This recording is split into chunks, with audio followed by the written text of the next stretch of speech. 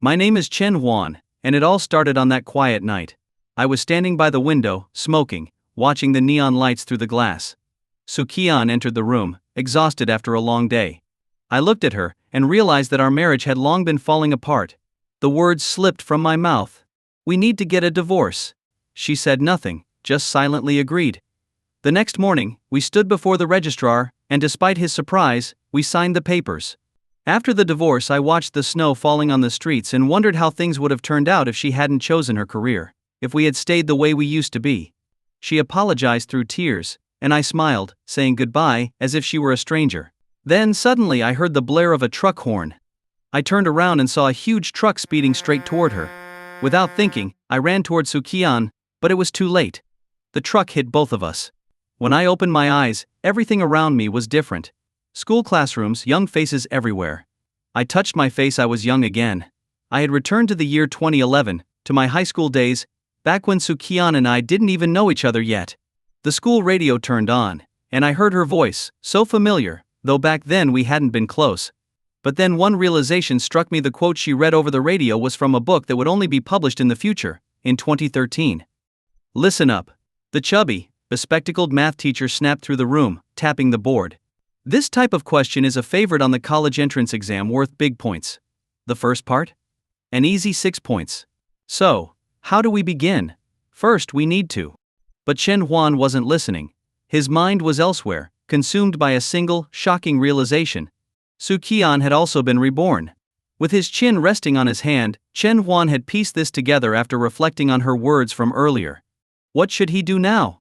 Memories of Qian from his previous life flashed through his mind, and finally, a smile spread across his face. Since he already knew how it would end, it was better to stop everything before it even began. The first thing he would do after being reborn? Avoid Qian altogether. If life could remain as beautiful as it was when they first met, let everything stay frozen in those memories, in the golden days of high school. "Old Chen, hey old Chen." His deskmate nudged his arm. Chen Huan turned around. It was Ho Jun, the same boy who had called him to lunch earlier. He knew his name, Ho Jun. Glancing around to check if the coast was clear, Ho Jun said, "If the teacher comes, wake me up. I'm gonna take a quick nap." Having spoken the words every student has heard or said at some point, Ho Jun expertly grabbed a few books from under the desk, added them to the already tall stacks, propped himself up, and dozed off. Hearing the familiar phrase, Chen Huan couldn't help but chuckle. He had said the same thing plenty of times in the past. From the front of the classroom, the math teacher glanced at Ho Jun sleeping in the back row, then at Chen Huan, who was clearly daydreaming. With a sigh, the teacher continued the lesson. Both Ho Jun and Chen Huan were at the bottom of the class rankings, first to last and second to last, respectively. They had long been written off by the teachers. The competition between the two was like a slow bicycle race. Whoever tried harder might lose the coveted spot of being the worst. As the class neared its end, the math teacher adjusted his glasses and said, "You're already in your second year now, so I won't say much more. I just hope you won't regret wasting your time when you should be working hard." With that, he cast a meaningful glance at Chen Huan and Ho Jun in the back row before leaving the room. Chen Huan caught the look, knowing full well it was aimed at him and Ho Jun.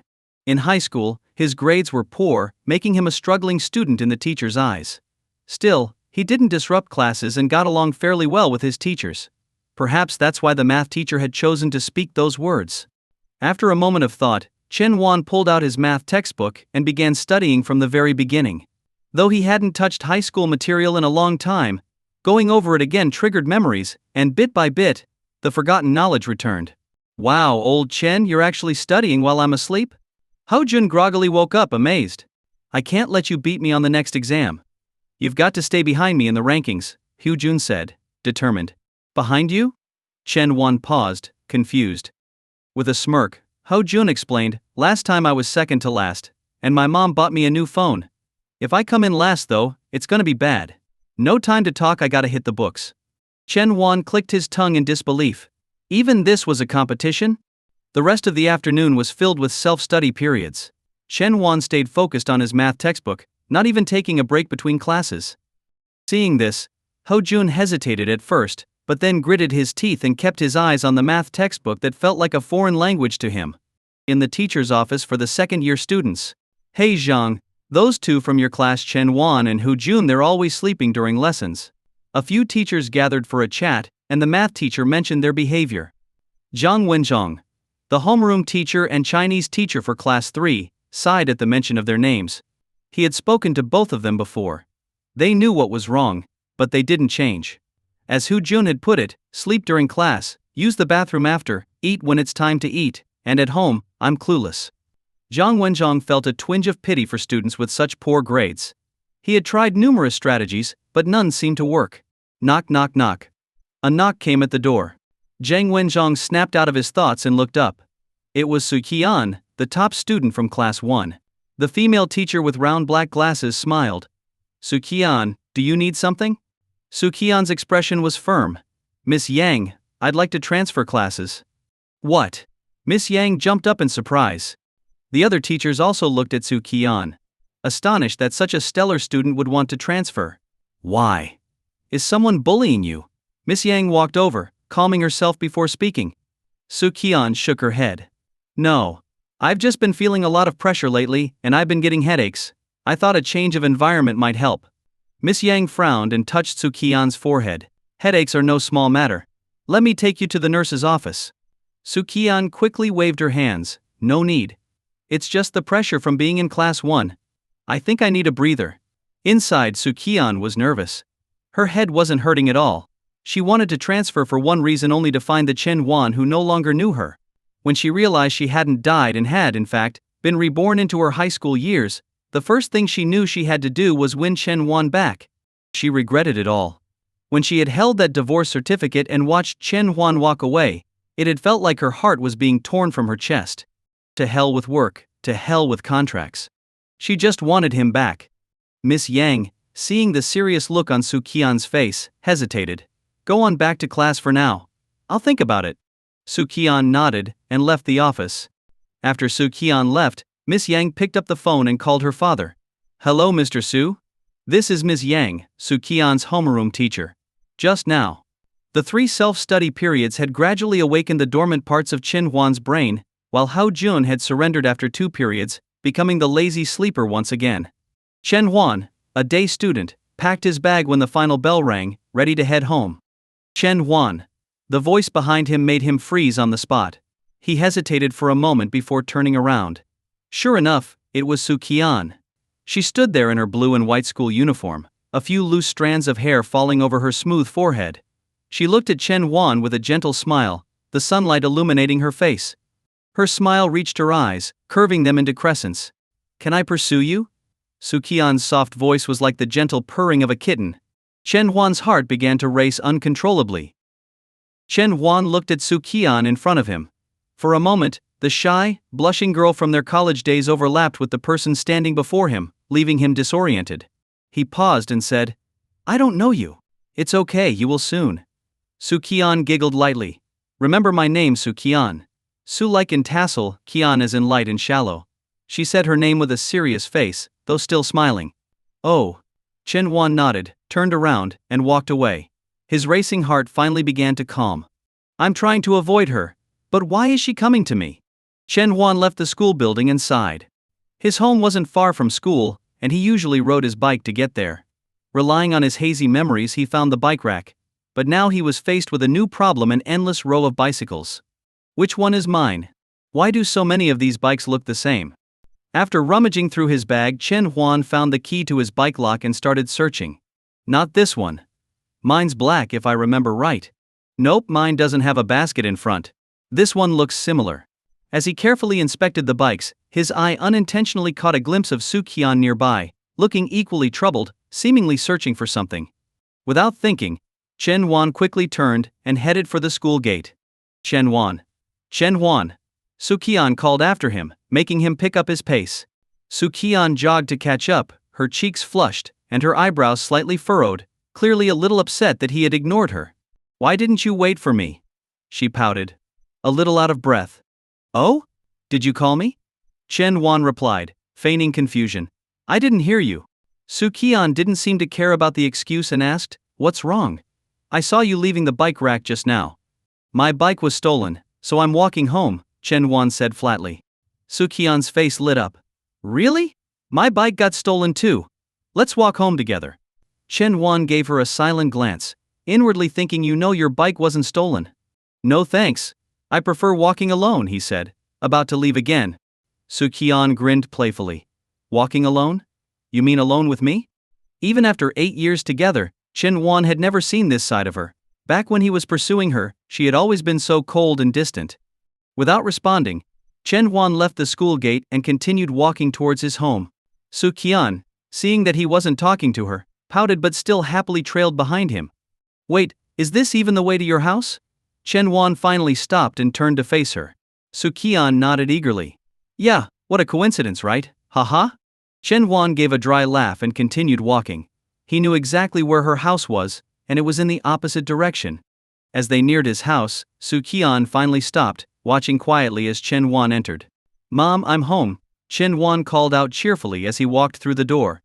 His mother, Liang Yulan, came out of the kitchen, wearing an apron and smiling warmly. Ah, Wan's home. Dinner will be ready soon. I've been craving your cooking, Mom, Chen Wan said with a grin. Liang Yulan chuckled. Silly boy, you eat my cooking every day. Chen Wan smiled, said nothing more, and put his school bag away in his room. When Liang Yulan went to close the front door that had been left slightly open, she noticed a pretty girl standing not far away, smiling at her. Puzzled, she closed the door. That night, Chen Wan ate with a rare appetite. Since his marriage, he hadn't had many chances to enjoy his mother's cooking. His father, Chen Guohua, had a bit of wine with dinner, his face flushed. Some people, when they drink, start saying the things they usually keep to themselves. Chen Guohua was one of those people. The midterm exams are coming up soon, right? He put down his chopsticks and asked. Liang Yulan shot him a glance. We're eating, why bring that up? But Chen Guohua seemed too tipsy to care, ignoring his wife's usual authority. Chen Huan nodded. Yeah, in 5 days. Your mother and I only have one son. We don't expect you to be a top student, but we do want you to be safe and sound. You've been mischievous since you were little. Chen Guohua rambled on, as much to himself as to Chen Huan. Chen Huan quietly listened. His father was usually a man of few words, but after a drink or two he became quite talkative. Back in high school, Chen Huan had hated moments like this, finding them annoying. Now though, they felt unexpectedly bittersweet. Dad, I'm going to improve my scores on this exam, Chen Huan said sincerely. Chen Guohua fell silent, his cloudy eyes suddenly showing a spark of hope. Even Liang Yulan seemed surprised by her son's words. Good. I believe you, Chen Guohua said, smiling, as he took another sip of his wine. Dad, let me toast to you. Chen Huan stood up, went to the kitchen, and came back with a glass, pouring himself a small amount of alcohol. Chen Guohua beamed. Good. Liang Yulan frowned. He's still young. Why is he drinking? Chen Guohua closed his eyes, swaying slightly as he smiled contentedly. Not that young anymore. He's almost grown. Early the next morning, Chen Wan headed straight to the bike rack by the school gate. He easily spotted his bicycle among the scattered bikes this time. Back in class, only a few of the top-performing students were already seated, quietly studying. Chen Wan sat down at his desk and began reviewing his math book. No way, Chen Wan, you've gone mad. Hao Jun exclaimed when he arrived at the classroom, surprised to see Chen Wan studying so early. Usually Chen Wan would only arrive a little after the morning study session had started, but today he was early. Hao Jun had come 10 minutes early himself, thinking he'd have extra time to study. Who knew Chen Wan would already be there?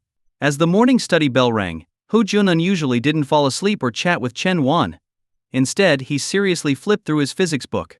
But this burst of dedication lasted only about 10 minutes. Hey old Chen, did you hear? Qian from class 1 is going to transfer classes, Hao Jun whispered conspiratorially. What? Chen Huan was dumbfounded. Don't listen to him. Another student chimed in from the back. I heard she has depression. It's really serious. You're the one talking nonsense. She's dropping out, someone else added. Exactly. Chen Huan was completely confused now. Where did you guys hear all this? We just heard it somewhere, they all said in unison. As Chen Huan looked at their bewildered expressions, he could almost imagine how it had gone down. Qian's transferring. Pass it on. Qian's under too much pressure and needs to change classes. Pass it on. Qian has depression and wants to transfer schools. Pass it on. Qian has severe depression and is dropping out. Qian wanted to transfer classes. Chen Huan figured that this was how the rumors likely started. As for the real reason behind her desire to transfer, he knew it all too well. She's doing this because of me. But transferring wouldn't be easy for her. Class 1 was the top performing class, and Qian had always been an excellent student. Her homeroom teacher would have no reason to let her go.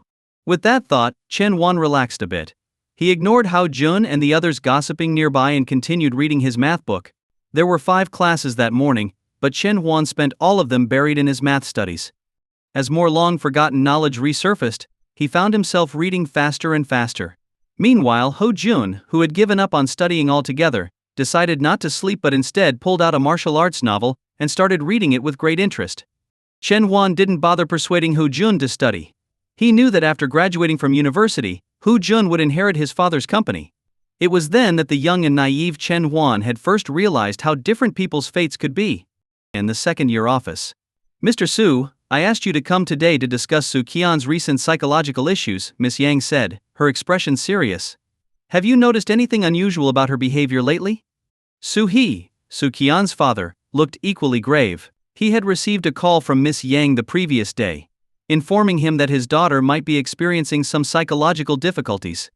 That night, he had come home early to observe her carefully. "Yes. I did notice some changes," so he nodded thoughtfully. "She usually doesn't talk much with me, but last night she talked a lot." "I see." Miss Yang exhaled.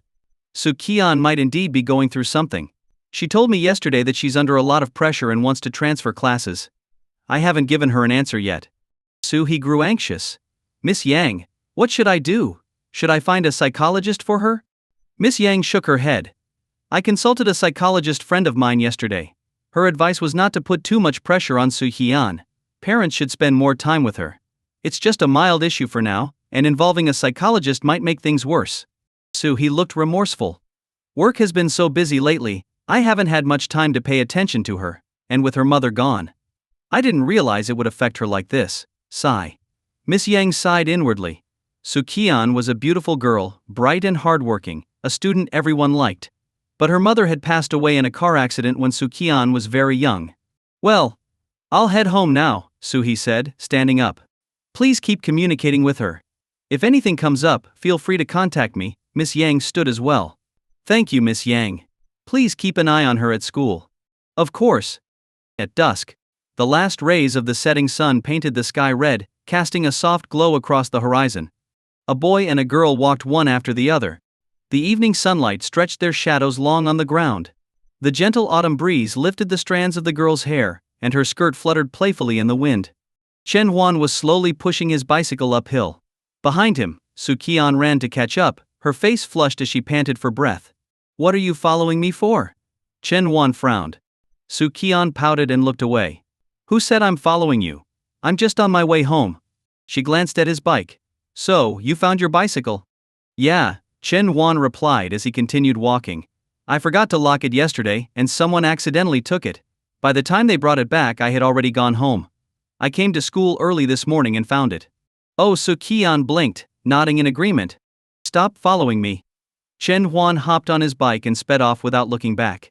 Su Qian watched him ride farther and farther away, biting her lip as she turned to head in the opposite direction, towards her own home. "Tomorrow I should come earlier," Su Qian thought to herself. In Class 3, Year 2. "You've all been through plenty of exams by now, so I won't repeat the rules. Make sure you've got everything ready for the exam," Zhang Wenzhong, the homeroom teacher with thick black-rimmed glasses, said gently. The desks in the classroom were arranged in 4 neat rows. Chen Huan sat in the very first seat of the first row, on the left. After all, he had come in last place during the last monthly exam. The first subject for the midterms was Chinese. Chinese had always been Chen Huan's best subject, well, relatively speaking, compared to his other subjects. Before his final year of high school, his scores in Chinese had always stood out a bit more from the rest. The exam began and lasted for 2.5 hours. Chen Huan carefully wrote his name and class on the answer sheet. He hadn't expected to find himself sitting in an exam room again, feeling that long-lost nervousness. Taking a deep breath, he picked up his pen and began the exam. The only sound in the room was the soft scratching of pens on paper. Chen Huan worked a little slower than usual, mostly because it had been so long since his last exam. He hesitated over some questions, unsure of certain details he had forgotten. By the time the last row was collecting papers, Chen Huan had just finished the final word of his essay. After Zhang Wenzhong and the other proctor left the classroom with the answer sheets, a few students immediately began comparing answers with each other. It didn't matter whether their grades were good or bad, comparing answers was something everyone enjoyed. The difference was just whether they'd guessed right or not. Haha. I guessed right on 4 multiple-choice questions. What about you, old Chen? How many did you get? Hao Jun grinned smugly as he asked Chen Wan. Chen Wan smiled. I don't bother comparing answers. Whatever happens, happens.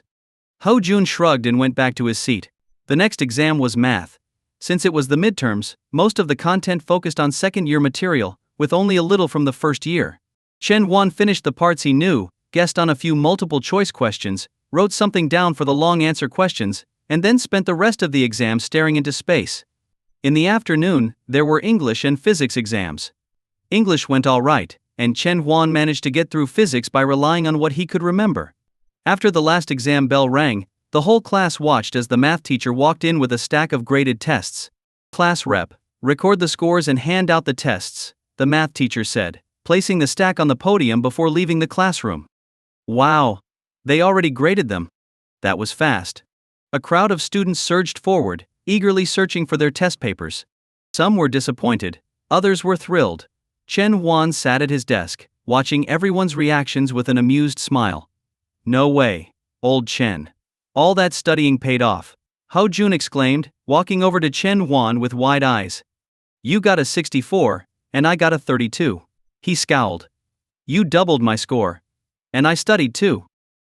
Chen Wan wasn't surprised by his score of 64, but he was amused by Hao Jun's shameless attitude. You seriously don't realize how little you studied? Chen Wan laughed. Hao Jun blinked, then understood what Chen Wan meant. His eyes lit up as he sidled over to Chen Wan. Hey old Chen, how'd your math improve so fast? You scored even lower than me in the last monthly exam. Are you cheating? Come on, tell me what's your secret? Hao Jun whispered eagerly. Chen Wan glanced at him and replied quietly, there is one. Hao Jun's face lit up with excitement. Really? Tell me. If my mom buys me a new computer, I'll lend you my phone to play games. Chen Wan narrowed his eyes and smiled. Call me Dad first. It's well known that, in moments like this, most guys would just laugh it off or tell their friends to buzz off. But then, there are always exceptions. Seriously? Hao Jun hesitated. Chen Wan's grin grew even wider. Think about it. I've only been studying seriously for a few days, and my score jumped this much. Hao Jun remained silent for a moment, glanced around, then finally muttered under his breath, Dad. Dad. Good, good. Chen Wan laughed heartily. Now tell me. Hao Jun grumbled, watching Chen Wan's gleeful expression with a mix of frustration and hope. Chen Wan leaned closer, putting on a serious face. Don't tell anyone else about this. Hao Jun nodded furiously, excitement practically oozing from him. Chen Wan brought his mouth close to Hao Jun's ear, and Hao Jun leaned in, holding his breath in anticipation. The secret to my success is persistence and hard work, Chen Wan said slowly. Damn you. Hao Jun burst out, unable to hold back a curse. Chen Wan just laughed harder, realizing how lovable his high school friends were. In the second-year office, several teachers were huddled together, occasionally pointing at papers and discussing something. Miss Yang, the homeroom teacher for Class 1, was among them, looking particularly worried. This question isn't difficult. Why didn't Qian answer it? We had a similar question on the last monthly exam, and she got it right then. This time she only wrote the first part. She only got 7 out of 12 multiple-choice questions right. What's going on? Sitting at her desk, Miss Yang held Qian's math exam in her hands, her concern deepening as she listened to the other teachers' comments. The glaring red score of 71 on the answer sheet made it hard for her to believe. Qian had never scored so low before. She must have been completely blocked during the exam, unable to even solve the easier problems. It seemed Qian's mental health issues were worsening. With this thought, Miss Yang stood up, walked out of the group, and dialed Suhee's number. Mr. Su, I think Qian really does need a change of environment. The next afternoon. By the time the final exam was over, all the tests were complete. Since it was an exam day, the afternoon classes were dedicated to self-study. Not long into the first period, their homeroom teacher, Zhang Wenzhong, walked in. Everyone stopped for a moment. I'd like to introduce a new student, Zhang Wenzhong said, smiling as he turned toward the classroom door. Hearing this, the entire class perked up, their curiosity piqued, and all eyes shifted toward the door. Standing there, smiling brightly, was a vibrant young girl. She was wearing the school's blue and white uniform, but somehow she made even that look elegant and stylish. Qian. Qian's the new student. No way. That's awesome. The class erupted into chatter. While the school didn't have official Most Beautiful or Class Beauty titles, most students had an idea of who the attractive girls were. Qian, with her combination of good looks and excellent grades, was already considered by many to be the school's unofficial beauty queen. The boys, especially, were the loudest. In this age of peak hormones, the appearance of a pretty girl was enough to stir up a lot of excitement. Old Chen, it's Qian. I can't believe she transferred to our class. Hao Jun exclaimed, grabbing Chen Huan's arm in excitement. Qian had actually transferred to Class 3. Miss Yang had really approved it. But what stunned Chen Huan even more was what their homeroom teacher, Zhang Wenzhong, said next. Hu Jun, you'll be moving to the seat near the podium. Qian, you'll sit with Chen Huan, Zhang Wenzhong said, adjusting his glasses. Chen Huan? Hu Jun? Qian? Qian hadn't requested to sit with Chen Huan, and though she noticed something odd in Miss Yang's gaze when she approved the transfer, she was happy with the outcome. Her transfer request had been granted. As for sitting next to Chen Huan? Well, that was just an unexpected bonus. Thank you, teacher, Qian said sincerely. Zhang Wenzhong nodded with a smile, pleasantly surprised by her gratitude and liking her even more. Meanwhile, Hou Jun's expression was one of tragic resignation. His prized seat, once a prime spot, now meant moving to a place right under the teacher's nose. Sleeping during class would be nearly impossible from now on. He was disappointed but didn't dare go against Zhang Wenzhong's decision. Teacher, I think Qian would be able to focus better if she sat near the front, Chen Huan said seriously. Now that's what I call a true friend, stepping up when needed, Hou Jun thought, feeling moved by Chen Huan's sudden support. The whole class turned to look at Chen Huan, especially the boys, their eyes wide with surprise and disbelief. Come on, man! You're missing an opportunity. Zhang Wenzhong hadn't expected Chen Huan to object to his arrangement, but he wasn't a strict teacher. He took Chen Huan's suggestion into consideration. Teacher, it's fine. I actually wanted someone to help me get to know my new classmates, Qian interjected just as Zhang Wenzhong was about to reconsider. Zhang Wenzhong nodded. All right, we'll stick with this arrangement then. Zhang Wenzhong had his reasons for seating Qian with Chen Huan. While the midterm results hadn't come out yet, he had already graded some papers and noticed that Chen Huan had made significant progress. His handwriting was much neater than before, and he had even scored 64 points in math, quite the improvement. This made Zhang Wenzhong feel reassured. Chen Huan had clearly been putting in real effort. Though Chen Huan's overall performance was still below average, his hard work was undeniable. On top of that, Class 3 had originally had 30 students, so with Qian joining, someone was bound to end up sitting alone. Zhang Wenzhong's plan was to pair Chen Huan with Qian, hoping that Qian's good habits would influence Chen Huan and keep him motivated. If he had kept Hu Jun next to him, Zhang Wenzhong worried that Chen Huan's newfound motivation might quickly vanish. As for Hao Jun, well, at least he wouldn't be able to nap in class anymore. Zhang Wenzhong spoke up, can a few of the boys help move Qian's desk and books over? Before he even finished speaking, over half the boys in the class jumped to their feet and rushed out the door, eager to help move things from Class 1 next door. Meanwhile, Qian walked over to Hao Jun and smiled. Thank you. Hao Jun, who had initially been reluctant, suddenly sped up his packing, blushing slightly as he waved his hand awkwardly. No need to thank me, really. He quickly grabbed his desk and left, leaving Chen Huan standing there, watching in disbelief. Qian's eyes curved into a smile as she said, Hello, Chen Huan. It suddenly doesn't feel so great, Chen Huan muttered. Chen Huan, come with me for a moment, Zhang Wenzhong called from the podium. Chen Huan stood up and followed him out of the classroom. Chen Huan, you made some progress in this midterm compared to the last one, Zhang Wenzhong said, patting him on the shoulder as they reached the staircase. Chen Huan nodded, but he sensed that Zhang Wenzhong had something more to say. Sure enough, Zhang's smile faded slightly. Do you know why Qian from the advanced class transferred to our class? Why? Chen Huan asked, puzzled. Qian has been struggling with some mental health issues. The pressure has been too much for her, and her grades have been slipping. That's why I need you to keep an eye on her, support her emotionally, and let me know if you notice any changes in her mood. At the same time, I hope you can learn from Qian and steadily improve your own grades, Zhang Wenzhong explained. Chen Huan was surprised, but then a small smile crept across his face. Mental health issues causing her grades to drop? More like she's forgotten all her high school knowledge, just like me. Thinking this, Chen Huan nodded along with Zhang Wenzhang's words, playing the part. Alright, you can head back now. Let me know if anything comes up, Zhang said. Got it. Chen Huan nodded and turned back to the classroom. When he returned, the boys had already placed Su Qian's desk and books next to his. As Chen Huan entered, many of the boys quickly shifted their gazes from Su Qian to him, and then glanced over his shoulder, as if expecting something more. Chen Huan sat down, casting a complex look at Su Qian, who seemed slightly uneasy under his gaze. I heard you're depressed? Chen Huan raised an eyebrow. Su Qian froze for a moment. I didn't know that. Chen Huan repeated what Zhang Wenzhang had told him. Only then did Su Qian understand why Miss Yang had so easily agreed to her transfer request. Suddenly, her eyes widened slightly, and she furrowed her brow. You know, now that I think about it, I'm feeling pretty down. Maybe I really am depressed.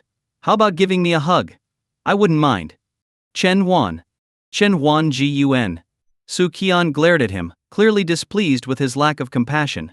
During the self-study period that afternoon, Su Qian didn't bother chatting with Chen Huan, but instead spent her time watching what he was doing during class. She had thought he might nap or read a novel, but to her surprise, he pulled out a math textbook and started studying. This was unexpected. She vaguely remembered Chen Huan telling her that he barely studied in high school, only improving his grades in his final year. What are you staring at? After being stared at for so long, Chen Huan felt uncomfortable, even if the person staring was his wife or rather, his ex-wife. What was your score on the last exam? Where did you rank? Su Qian passed him a note. Chen Huan glanced at the note and didn't bother writing back. Instead, he whispered, 278. Dead last in the class. As soon as he said it, he remembered that he had once told Su Qian a little about his high school days. After all, they had met because they went to the same high school. Had he told her when he started taking studying seriously? He casually glanced at Su Qian, noticing her slight frown, deep in thought. A bad feeling crept up on him. Thinking quickly, Chen Huan picked up his black pen and started drawing on a diagram in his math book. His hand moved swiftly, and within moments, he had sketched out an anime character that perfectly blended with the original drawing. Drawing was one of Chen Huan's hobbies. Whenever he got bored in class during middle or high school, he would doodle in his textbooks. Su Qian snapped out of her thoughts, scribbled something on a piece of paper and passed it to him. Stop doodling in your textbook. Focus on studying.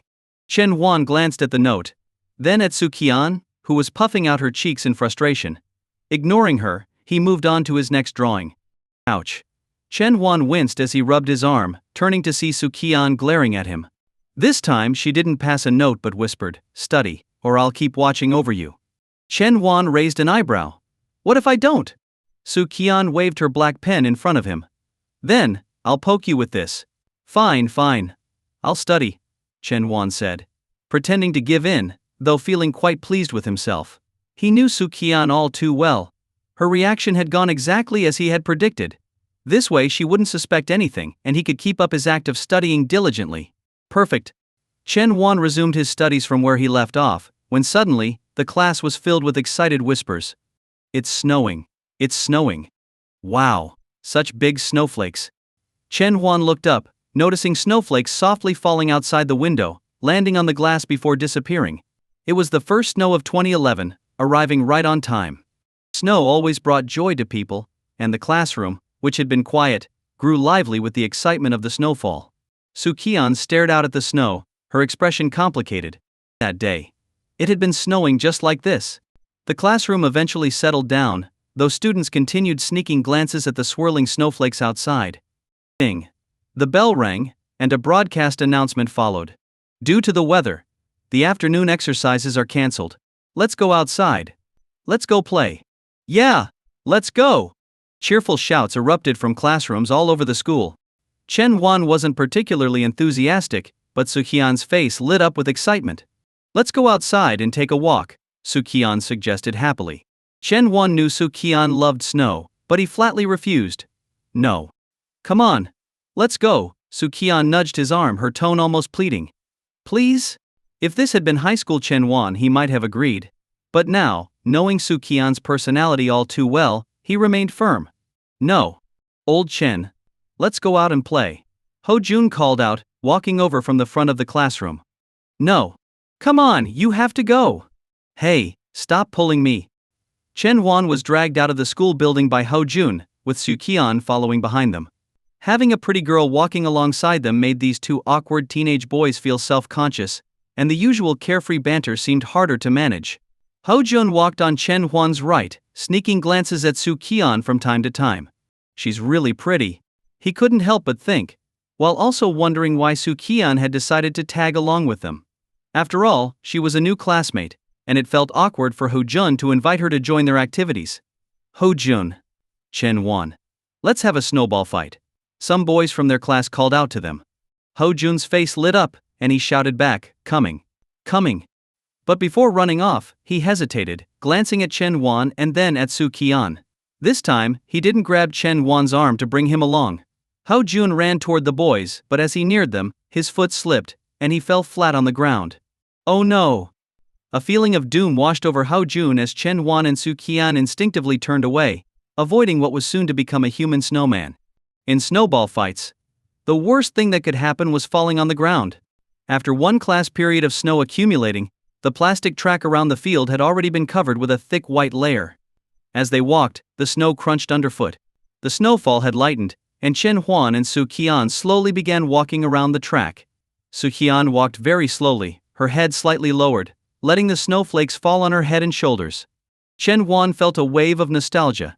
He didn't know when it had happened, but they had stopped having quiet moments like this, walking side by side in silence. He hadn't expected that they would have the chance to walk together again, here and now, in this place.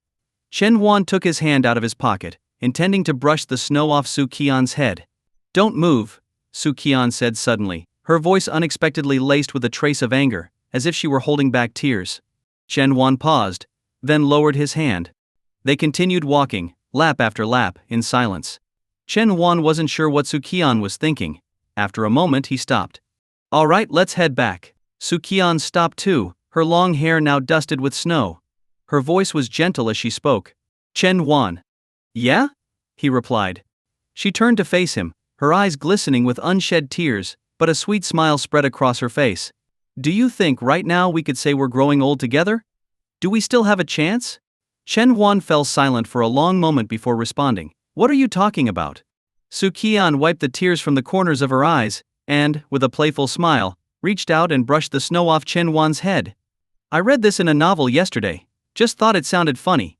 Chen Huan glanced at the snow piling up on her head and said, You're quite the actress. Let's go back to class. Okay, Su Qian replied with a smile. Suddenly the loudspeaker blared from the tall pole above them. The two students walking on the north side of the field, report to the office immediately. Chen Huan and Su Qian both recognized that voice instantly. Every student has encountered that one disciplinarian during their school years. The teacher who patrols the halls during classes and stands watch over the corridors during breaks, making students quake in their boots. At Huayang One High School, that person was He Jianguo, the school's head disciplinarian. Students feared him, and his catchphrase was, As long as I'm here, Huayang will always be the most disciplined school in the city. But of course, everyone just called him Director He. The couple on the north side of the field, come to the office now. The loudspeaker blared again. Chen Huan looked around, and it dawned on him that He Jianguo was referring to them. Most students were in the center of the field, but he and Su Qian were the only ones walking laps around the edge. Su Qian also seemed to realize the situation. They exchanged a quick glance before quietly slipping into the crowd of students in the middle of the field. Only an idiot would go to the office right now. Third floor, disciplinary office. He Jianguo adjusted his glasses, squinting as he scanned the sea of students, trying to find the pair he had spotted earlier. He had clearly seen them, a boy and a girl walking laps, with the girl sweetly brushing snow off the boy's head. If that wasn't early romance, what was? Huayang One High School absolutely would not tolerate students dating. This is outrageous. He Jianguo fumed, searching for the couple but finding no one. His face reddened with frustration. A nearby teacher noticed and asked, Director He, what's wrong? I just saw two students getting all lovey-dovey in public, completely inappropriate behavior for school. And now they've run off right under my nose. He Jianguo exclaimed, his round face jiggling slightly as he spoke in his usual authoritative tone, though this time there was something almost comical about it. The teacher bit back a smile, feeling it wasn't appropriate to laugh, and instead nodded politely. The matter, in the end, was left unresolved. Finding two students in identical school uniforms in a crowd on a snowy day, even with surveillance cameras, was no easy task. The next morning, Qian's house. Hee, still groggy from sleep, crawled out of bed and began his morning routine, preparing breakfast as usual. To his surprise, he heard an alarm go off from Qian's room. Hee glanced at the clock on the wall, confused. Why is she up so early today? I usually have to make breakfast before I wake her. A few minutes later, Qian's bedroom door opened, and she stepped out, wearing her bear-patterned pajamas, rubbing her eyes as she made her way to the bathroom. Hee watched his daughter's unusual behavior, wondering if her condition had worsened and was now causing insomnia. During breakfast, Hee casually asked, "Sweetie, have you been sleeping well lately?" Qian swallowed her food and replied, "I've been sleeping just fine." Hee nodded, though his mind raced with more thoughts.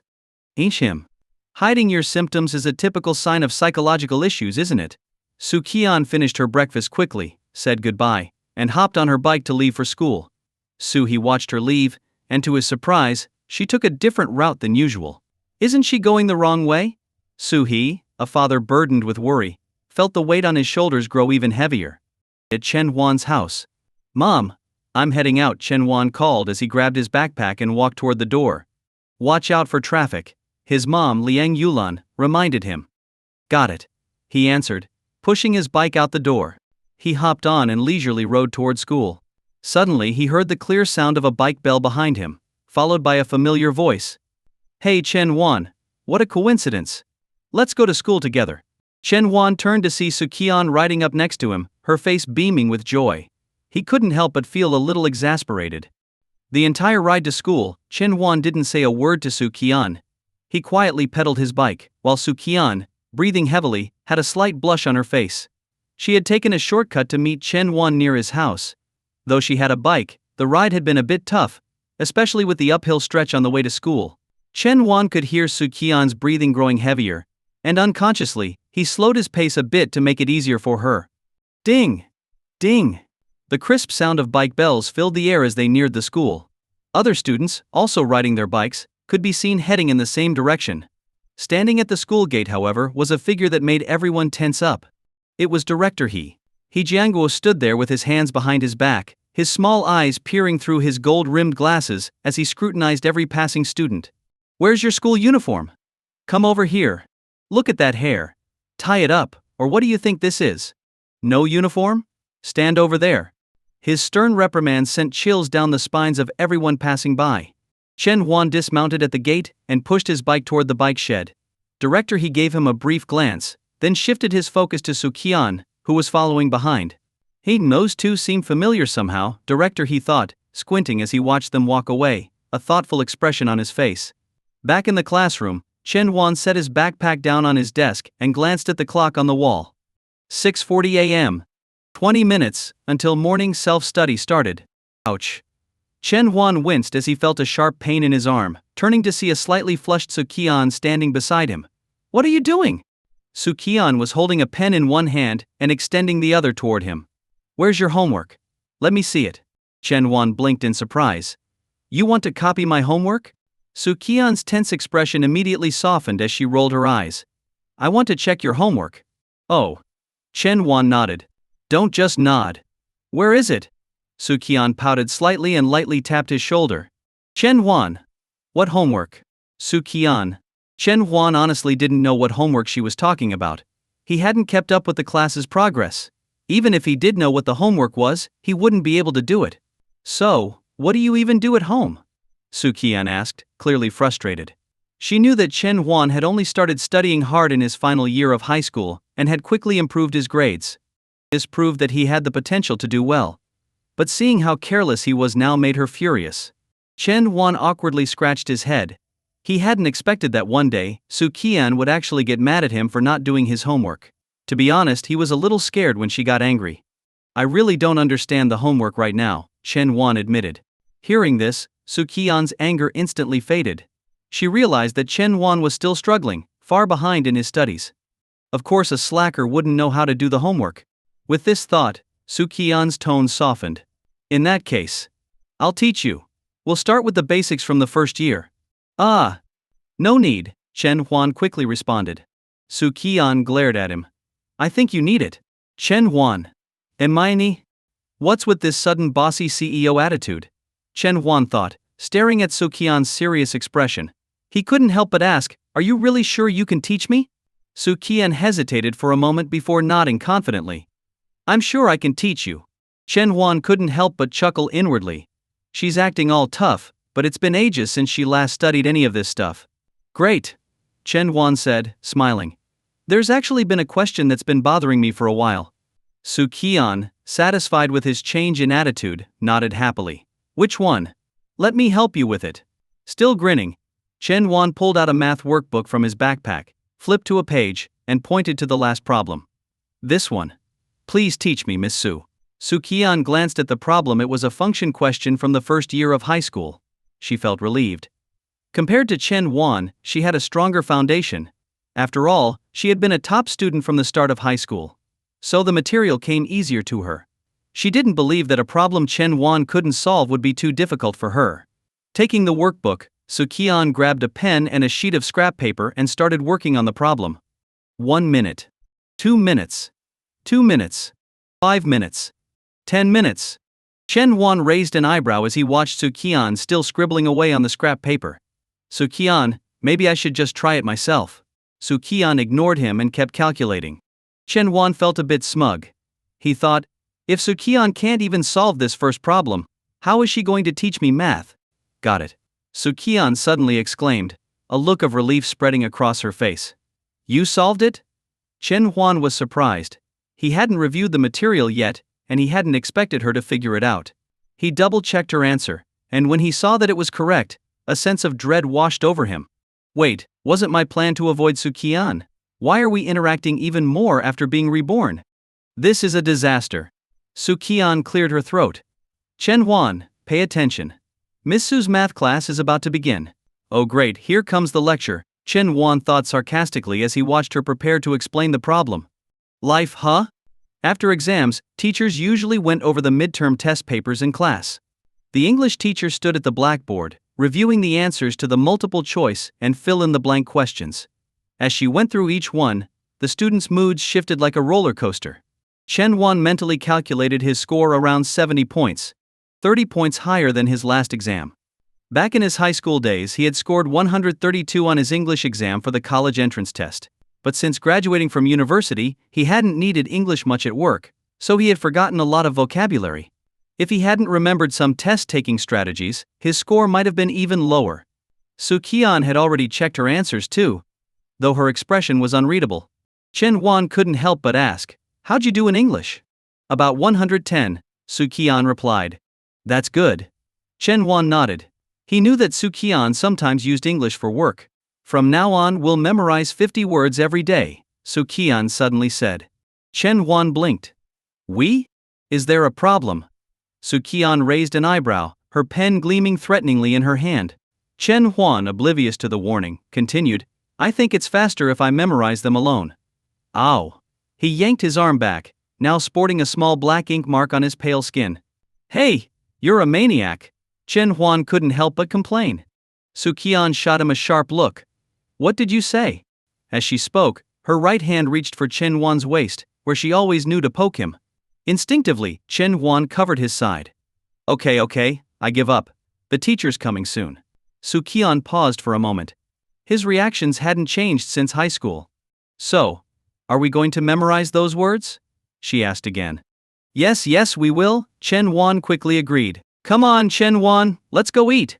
After the last class of the morning, Ho Jun came over, loudly calling out to him. All right, Chen Huan replied, standing up and heading to the cafeteria with him. On the way there, Ho Jun grinned mischievously and asked, So, how does it feel? How does what feel? Chen Huan asked. You know, sitting next to the prettiest girl in school. Must be exciting, huh?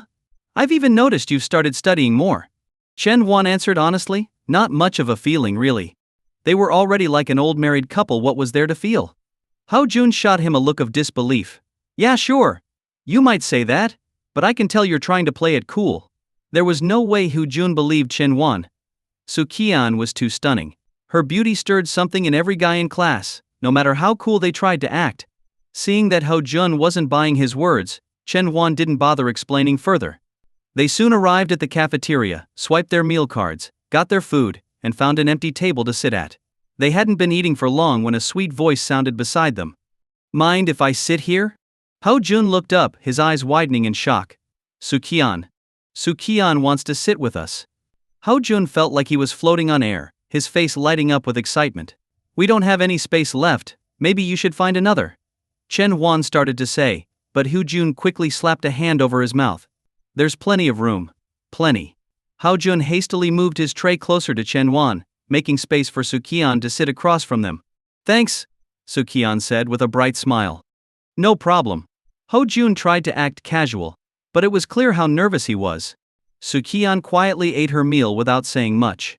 Meanwhile, Ho-jun took small bites, chewing slowly, trying to maintain a gentlemanly image. That was until he witnessed something that left him utterly dumbfounded. In Qian's bowl was a dish of stir-fried pork with green peppers. However, she wasn't eating the green peppers, only the pork. Without a second thought, she casually placed the green peppers into Chen Huan's bowl. Ho-jun blinked hard, then blinked again, making sure he wasn't seeing things. "Wait, what?" Ho-jun was stunned. But what shocked him even more was that Chen Huan didn't even look up. He just ate the peppers without a second thought, as if it was the most natural thing in the world. What's going on here? Ho-jun's jaw practically dropped to the floor. At this point, both Chen Huan and Qian seemed to realize what had happened. Qian's cheeks flushed red. She had completely forgotten that they were back in high school, which was why she instinctively handed Chen Huan the peppers, just like she used to. "I'm mortified." She wanted to apologize but then realized why didn't Chen Huan react? And he actually ate them? On the other side, Chen Huan was feeling a bit nervous himself. He had also momentarily forgotten they had gone back in time. The scene had been so familiar, just like when they ate together at home, that he had eaten the peppers without thinking. What should I do? Did we just blow our cover? Chen Huan's mind raced, but then he quickly came up with a plan. Feigning casualness, he looked up with a bewildered expression and exclaimed, "Hua! Qian? When did you sit down here?" His sudden outburst left both the suspicious Qian and the shocked Ho-jun completely speechless. Putting his hands together apologetically, Chen Huan quickly said, "Sorry, I thought you were Ho-jun for a second. But, why did you put the green peppers in my bowl?" This quick thinking tactic turned the tables, dispelling Qian's suspicions entirely. Her face turned an even deeper shade of red, like a ripe apple. I was going to put the peppers on the table, but I guess I put them in the wrong spot." "Oh." Chen Huan nodded as if he fully understood and continued eating. Qian, too embarrassed to say more, also lowered her head and quietly ate her food. Watching them, Ho-jun started wondering if maybe he had overthought things. Perhaps it really had just been a misunderstanding. "Wait, does Chen Huan know I like green peppers?" Ho-jun scratched his head, just about to say something, when Chen Huan suddenly stood up and placed a firm hand on his shoulder. "I'm done eating. Are you finished yet?" Chen Huan asked. Ho-jun looked down at his half-eaten meal and was about to shake his head when Chen Huan added, "If you're not done, I'll just leave you here to eat with Qian." "Finished. I'm finished." Ho-jun immediately stood up. He was the kind of guy who had bold ideas but no courage. Imagining eating alone with Qian was one thing, but actually doing it, his heart wouldn't be able to take it. Chen Huan nodded in satisfaction. "All right, let's go then." "Okay," Ho-jun agreed, nodding eagerly. Before leaving, he managed to say a quick goodbye to Qian. Once the two of them left, Qian finally looked up, still flushed with embarrassment. She let out a deep breath, gently patting her chest as it rose and fell. "Oh my god, that was so embarrassing. If it had just been Chen Huan, it wouldn't have been so bad. But with Ho-jun sitting there too, the whole situation felt even more awkward." At lunchtime, the classroom was quiet, with most students resting their heads on their desks, taking naps. It wasn't a comfortable position, and when they woke up, their arms and legs would feel numb, but it was a habit they had all grown used to. Chen Huan, however, couldn't fall asleep, even as he lay on his desk. The seat next to him was empty. He wasn't sure if Qian was at the campus broadcast station or off doing something else, but she hadn't returned for a long time. "Maybe I'll sleep for a bit, and wake up when she gets back." With that thought, Chen Huan pushed two chairs together, laid down, and stretched out. "That's better, much more comfortable." Before long, sleep overtook him, and he dozed off. In the haze of sleep, Chen Huan vaguely felt someone gently stroke his hair. Frowning slightly, he shifted his head and fell back into a deeper slumber. By now, most of the class was asleep, while the few who remained were either quietly studying or reading. Qian stood by the window, sunlight streaming in, casting a warm glow on her. She happened to block the sunlight that had been falling on Chen Huan's face. She gazed at him tenderly, watching him sleep on the chairs. Unable to resist, she crouched down and gently touched his hair again. Chen Huan. I can win you back, right? Chen Huan mumbled something in his sleep. A soft sound that resembled an hm. Qian smiled, her face lighting up with joy. Standing up, she once again blocked the harsh sunlight, leaning against the marble windowsill. She gazed out at the bright blue sky, the gentle wind, and the snow that had yet to melt. What does abandon mean? To give up. And ability? Ability. As they rode their bikes along the narrow path leading to Huayang High School, Chen Huan answered Qian's vocabulary questions while pedaling beside her. Not bad. Keep it up, Qian smiled, ready to ask the next word when suddenly her bike gave a jolt, and she felt something give way. She braked, got off the bike, and discovered the chain had snapped. What happened? Chen Huan asked, noticing she had stopped. Qian frowned and replied, the bike chain broke. Let me take a look. Chen Huan parked his bike, crouched down, and inspected Qian's bicycle. At first glance, Chen Huan knew he couldn't fix it. If the chain had just slipped off, he could have put it back, but it had completely snapped. He stood up and said, I can't fix it. You'll need a repairman. I remember there's a bike repair shop not too far from here. Pushing their bikes along the road, they soon reached the repair shop. Inside was a middle-aged man working on another bicycle. His face was weathered and darkened by grease stains. Uncle, my friend's bike chain broke.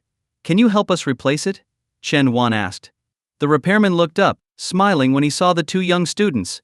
Heading to school, huh? Yeah, the chain broke on the way, Qian said, pushing her bike forward. The repairman nodded, set down his tools, and walked over to Qian's bike. Squatting down, he began examining the chain.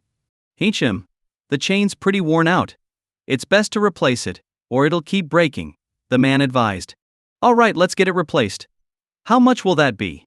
Chen Huan asked. The repairman looked up at their school uniforms and asked, Are you two from Huayang High School? Chen Huan and Qian both nodded. The man smiled warmly. My own kid just started there this year too. No charge for you this time. Qian quickly expressed her gratitude. Thank you so much, uncle. The repairman removed the broken chain from Qian's bike and turned to the rack behind him to search for a replacement. Strange. I could have sworn I had one in stock, he muttered to himself as he continued rummaging through the parts. After a while, the repairman sighed and turned to them. Sorry about this. I'm out of that particular chain. I should have more in tomorrow though. If you're not in a rush, you can pick up the bike then. With no other option, Chen Huan and Qian nodded and left the shop. As they walked away, Qian's lips curved into a small, almost mischievous smile. She cleared her throat and said, Well, you can go on ahead. I'll just walk the rest of the way to school. Unless, of course, you don't mind leaving me behind. If she hadn't added that last part, Chen Huan might have believed her. But seeing the hopeful look on her face, he sighed and relented. Hop on. We'll be late if we keep walking. Hey, I knew you were the best. Qian beamed as she quickly sat side saddle on the back of Chen Huan's bike, wrapping her arms tightly around his waist. You're holding on too tight. I'm afraid I'll fall off. I haven't even started riding yet. The sky was so blue, the breeze so gentle, and Chen Huan's abs felt so. Wait, what? No, scratch that. Breathing in the fresh, sweet air, Qian thought everything seemed wonderful. Even the usually stern and unapproachable director, he seemed a bit cute today. Wait, director, he. You two, stop right there. A furious shout yanked Qian out of her pleasant daydream. Director He Jianguo stormed toward them, completely ignoring the other students not wearing their uniforms. You! Get down! What do you think you're doing, clinging to each other like that? His scolding voice echoed across the school grounds. As he continued shouting, his voice faltered when he recognized Qian. She was one of the star students, and now that she had transferred to Class 3, he certainly knew who she was. Disappointment flashed in his eyes. Turning his gaze to Chen Huan, however, He Jianguo drew a blank. He didn't recognize him at all. Director He, you've got it wrong, Chen Huan explained calmly. Qian's bike broke on the way here, so I gave her a ride. Qian nodded to show that was the truth. She hadn't meant to cause any trouble. Director He adjusted his glasses, clearly feeling insulted by their explanation. They were practically glued together, and they expected him to believe nothing was going on. That was not normal behavior for classmates. He pulled out his phone and expertly dialed a number from his contact list. "Hello, Mr. Zhang, did you know there's a case of early dating in your class? Come to the office immediately."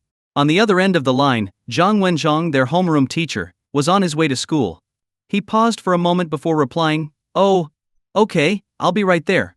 Hanging up the phone, Zhang Wenzhong tried to think of which two students could possibly be dating. With the situation escalating, it seemed morning study sessions were out of the question. Chen Wan shot a sharp look at Qian. His intense gaze made her shrink back a little.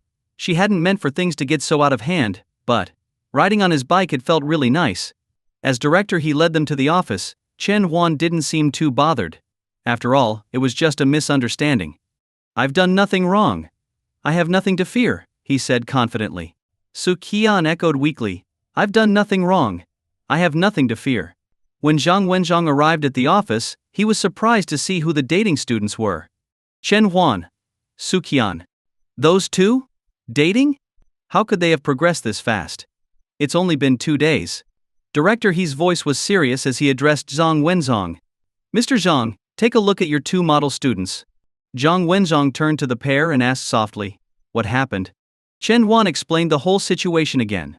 Zhang Wenzhong nodded, finally understanding what had really happened. That made sense. But was this really enough for Director He to get so worked up? With a smile, Zhang Wenzhong turned to Director He. "Director, this was just a classmate helping another classmate. I don't think this needed to be blown out of proportion." Director He scoffed, "Helping? They were practically holding each other. How is that normal?" Zhang Wenzhong looked back at the 2 students. Qian's face was still slightly red. "Chen Huan was riding too fast, and I was scared I might fall, so I held on." Chen Huan. "Ma shi nag Chen Huan." Zhang Wenzhong raised an eyebrow at Chen Huan, who could only nod helplessly. Zhang Wenzhong sighed and gestured at them. "I knew it. They've only known each other for 2 days. Qian only just transferred to our class. There's no way they're dating. You two should be more mindful next time. Now, apologize to Director He."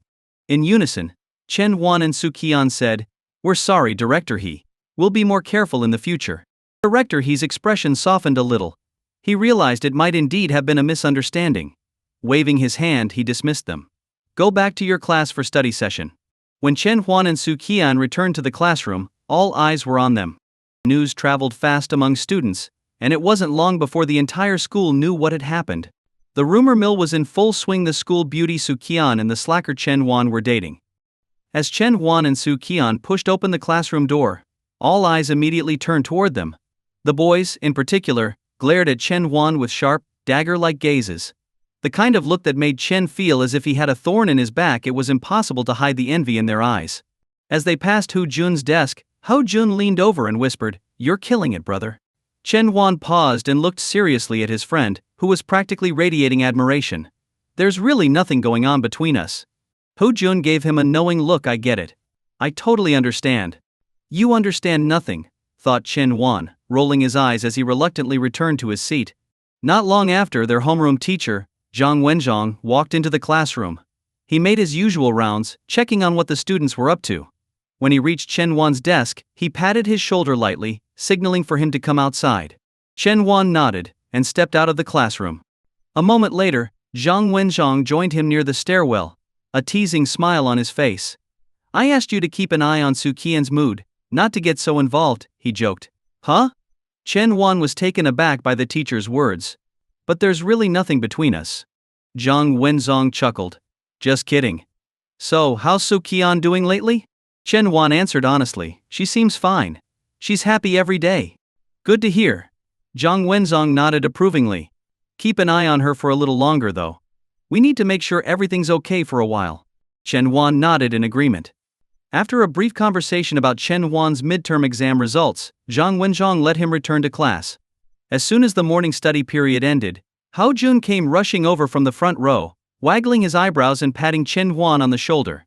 "Chen Huan, I didn't see this coming. You owe us lunch after this."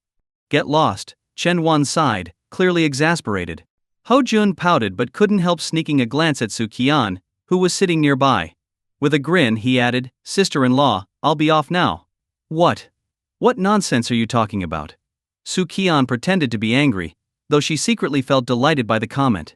He's good with words, he should say more, she thought. The rumor about Chen Huan and Su Qian dating became the hot gossip of the morning, though many students still found it hard to believe. After all, they'd only known each other for a short time. Still, being linked to the school's most beautiful girl in any way left the other boys green with envy. The first class of the day was Chinese. It had been 2 days since the midterms ended, and most subjects' results had already been announced except for Chinese, the slowest to grade. So, when their Chinese teacher, Ms. Yi Zilan, walked in carrying a stack of graded papers, excitement filled the room. The Chinese test results are in. The highest score was 121. The class rep can hand out the papers after class, she said. MSE was a short woman with a pair of black-rimmed glasses. As usual, let's go over some of the standout essays from the exam, she continued. This time, the essay topic was one I personally chose, a semi-open prompt. A love letter to. When I was grading, I came across several well-written essays. Let's take some time to analyze why these essays stood out so everyone can learn from them. The first one is by Zhang Mingyu, titled A Love Letter to the World. Zhang Mingyu, would you mind sharing it with us? Zilan asked, looking toward a student in the middle rows. Sure, teacher. Zhang Mingyu replied. Would you like to read it yourself, or should I? I'll leave it to you, teacher. Ms. Yishi nodded. She always asked for the writer's permission before sharing their work, knowing that some students were shy about having their writing read aloud. A love letter to the world. Even the most ordinary world holds extraordinary poetry. This is my love letter to the world. Her voice was clear and articulate, each word pronounced with precision. Many students enjoyed hearing her read aloud, finding it soothing, almost like listening to a story.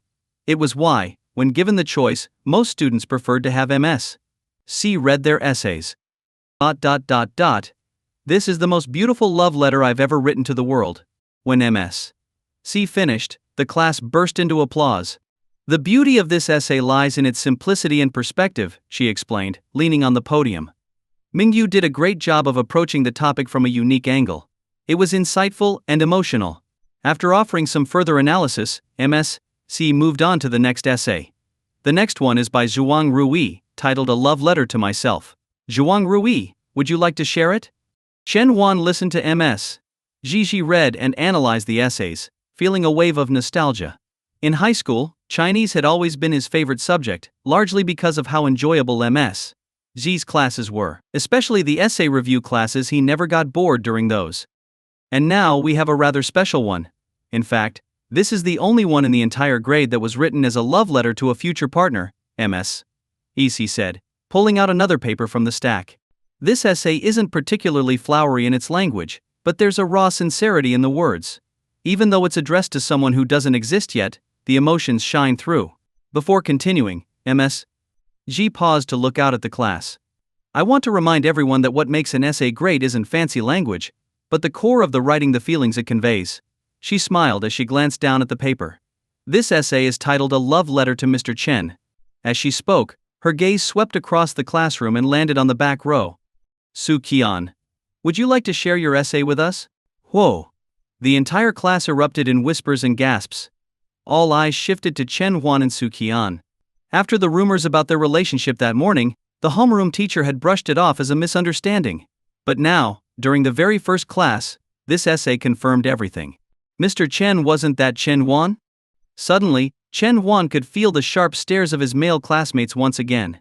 It seemed that the urge to stab him with their eyes wasn't something that would easily go away.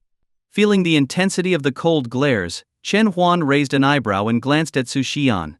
What's going on? M.S.Z., oblivious to the classroom's reaction, didn't dwell on it. She simply smiled as Su Qian stood up and said, Teacher, I'd like to read it myself. Of course, M.S.Z. replied with a nod. Su Qian walked to the front of the class, taking her essay in hand. Under the curious gaze of her classmates, she took a deep breath and began to read. A love letter to Mr. Chen. Mr. Chen isn't a real person, Su Qian explained. Chen Huan what? He's someone from my dreams, she continued. Mr. Chen will appear in my life one day, and become a significant part of it. Su Qian's voice was clear and melodic, making it easy for everyone in the class to understand every word. Chen Huan slightly tilted his head, staring blankly at Su Qian standing on the podium. I once asked Mr. Chen, when did you start liking me? He replied. That day you stood beneath the willow tree, your dress fluttering in the breeze, the air filled with the scent of flowers. You took my breath away. I laughed, and he laughed too. But he didn't know that the moment I first saw him, I thought to myself, wow, this guy is handsome. I've got to make him mine. The whole class burst into laughter. No one expected that the girl, who seemed as ethereal as a fairy, could have such thoughts just like the rest of them. A small smile tugged at the corner of Chen Huan's mouth, his eyes filled with nostalgia. I've always loved this one particular quote. I hope to meet someone like you, like a refreshing breeze in the mountains, like the warm light of an ancient city. From morning to night, from wilderness to study room, all the answers to life's questions become simple.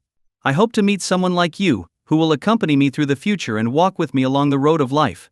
I read this quote to Mr. Chen, and he said, that person will definitely be me. But in the end, I lost him.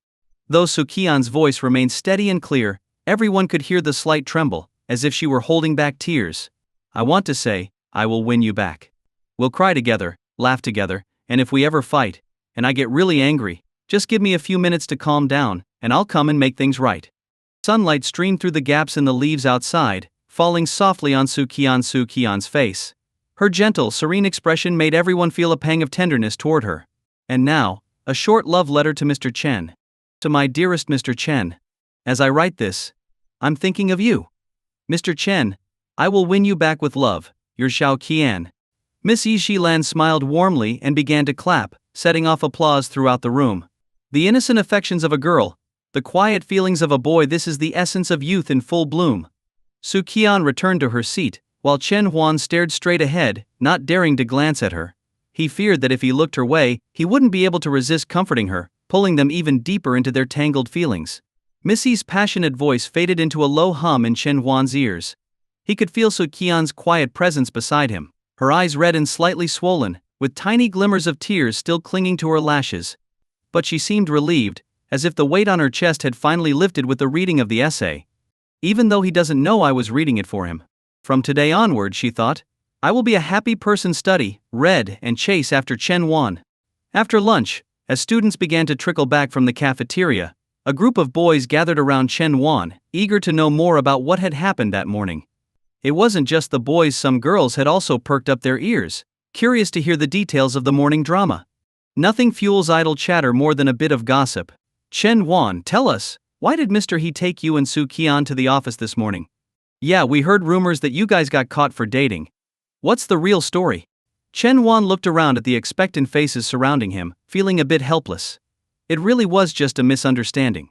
A few boys nodded, their expressions showing some understanding. But then, the school's PA system crackled to life. Hello everyone, I'm Su Qian from class 2 to 3. Today I'm going to sing a song for someone I like. The attention of the boys around Chen Huan instantly shifted toward the window, their eyes wide with surprise. Wait, was that Su Qian's voice? What did she just say? Su Qian likes someone. The entire class was thrown into a frenzy, not just class 3, but the whole school. Everyone who heard the broadcast was buzzing with excitement. Windows were thrown open, and students began leaning out, trying to catch a glimpse of what was happening. In a matter of moments, the entire building had its windows open, with heads sticking out in anticipation. The sight was quite a spectacle. The school's most beautiful girl had just admitted she liked someone. This was big news. They were all desperate to know who the lucky person was. And on top of that, there was something else they'd never heard Su Qian sing before. Some had speculated that although Su Qian was pretty, maybe she couldn't sing, which is why she had never performed at any school events. But that hadn't dampened the students' enthusiasm for her. Every year, many boys eagerly looked forward to seeing Su Qian's name on the performance list for events like the New Year's Gala. But every year, without fail, her name was absent. Meanwhile, in the office of the second-year teachers, they had also heard the broadcast. Hey Zhang, isn't that Su Qian from your class? One teacher called out. Zhang Wenzhang, of course, had heard it. He stood up and opened the window to hear more clearly. Across from him, Miss Yang was equally surprised. In her memory, Su Qian wasn't the type of student to do something like this. She walked over to stand behind Zhang Wenzhang, waiting to hear the song as well. In the administration office, Mr. He was busy reviewing some documents when the broadcast caught his attention. He frowned, putting down his pen and walking over to the window. Turning to one of the other teachers in the office, he said, Mr. Yu, go get her out of there. This is inappropriate. Everyone was waiting. Back at the broadcasting room, Su Qian sat on a chair, holding a guitar borrowed from the music classroom next door. Beside her was another girl, a bit plump with a few freckles dotting her face, but her voice was clear and pleasant. Xiao Qian, is the microphone in the right spot? Sing Huan asked softly. Su Qian nodded, smiling. Thank you, Xiao Huan. Sing Huan smiled back and took a seat beside her, looking at Su Qian with admiration. Su Qian's slender, pale fingers gently strummed the guitar, and a familiar melody flowed through the loudspeakers, filling the entire campus. Many recognized the song Courage by Liang Jingru, a love song that had swept across the country. The students in Class 3 couldn't help but glance at Chen Huan. Chen Huan hadn't expected Su Qian to pull off something like this. He shrugged helplessly, indicating that it really had nothing to do with him. As the short guitar intro faded, Su Qian's voice rang out. I've finally made this decision. No matter what others say, I don't care. As long as you feel the same way. The simple guitar accompaniment, the imperfect quality of the PA system, and the invisible stage, all these things didn't seem to matter. What came through was stunning. Whoa! This is amazing. Is this really Su Qian? She's almost as good as the original singer. After a brief moment of silence, the crowd erupted into cheers. Su Qian's singing was incredible. The boys at the windows started shouting excitedly, with some even whistling, as Su Qian's voice continued to flow through the speakers. I'm willing to follow you to the ends of the earth. I know it won't be easy. But my heart keeps reminding me. The hardest part would be if you suddenly said you wanted to give up. The noon sun was warm, casting a soft glow on Su Qian's serene face, making even the fine hairs on her skin visible.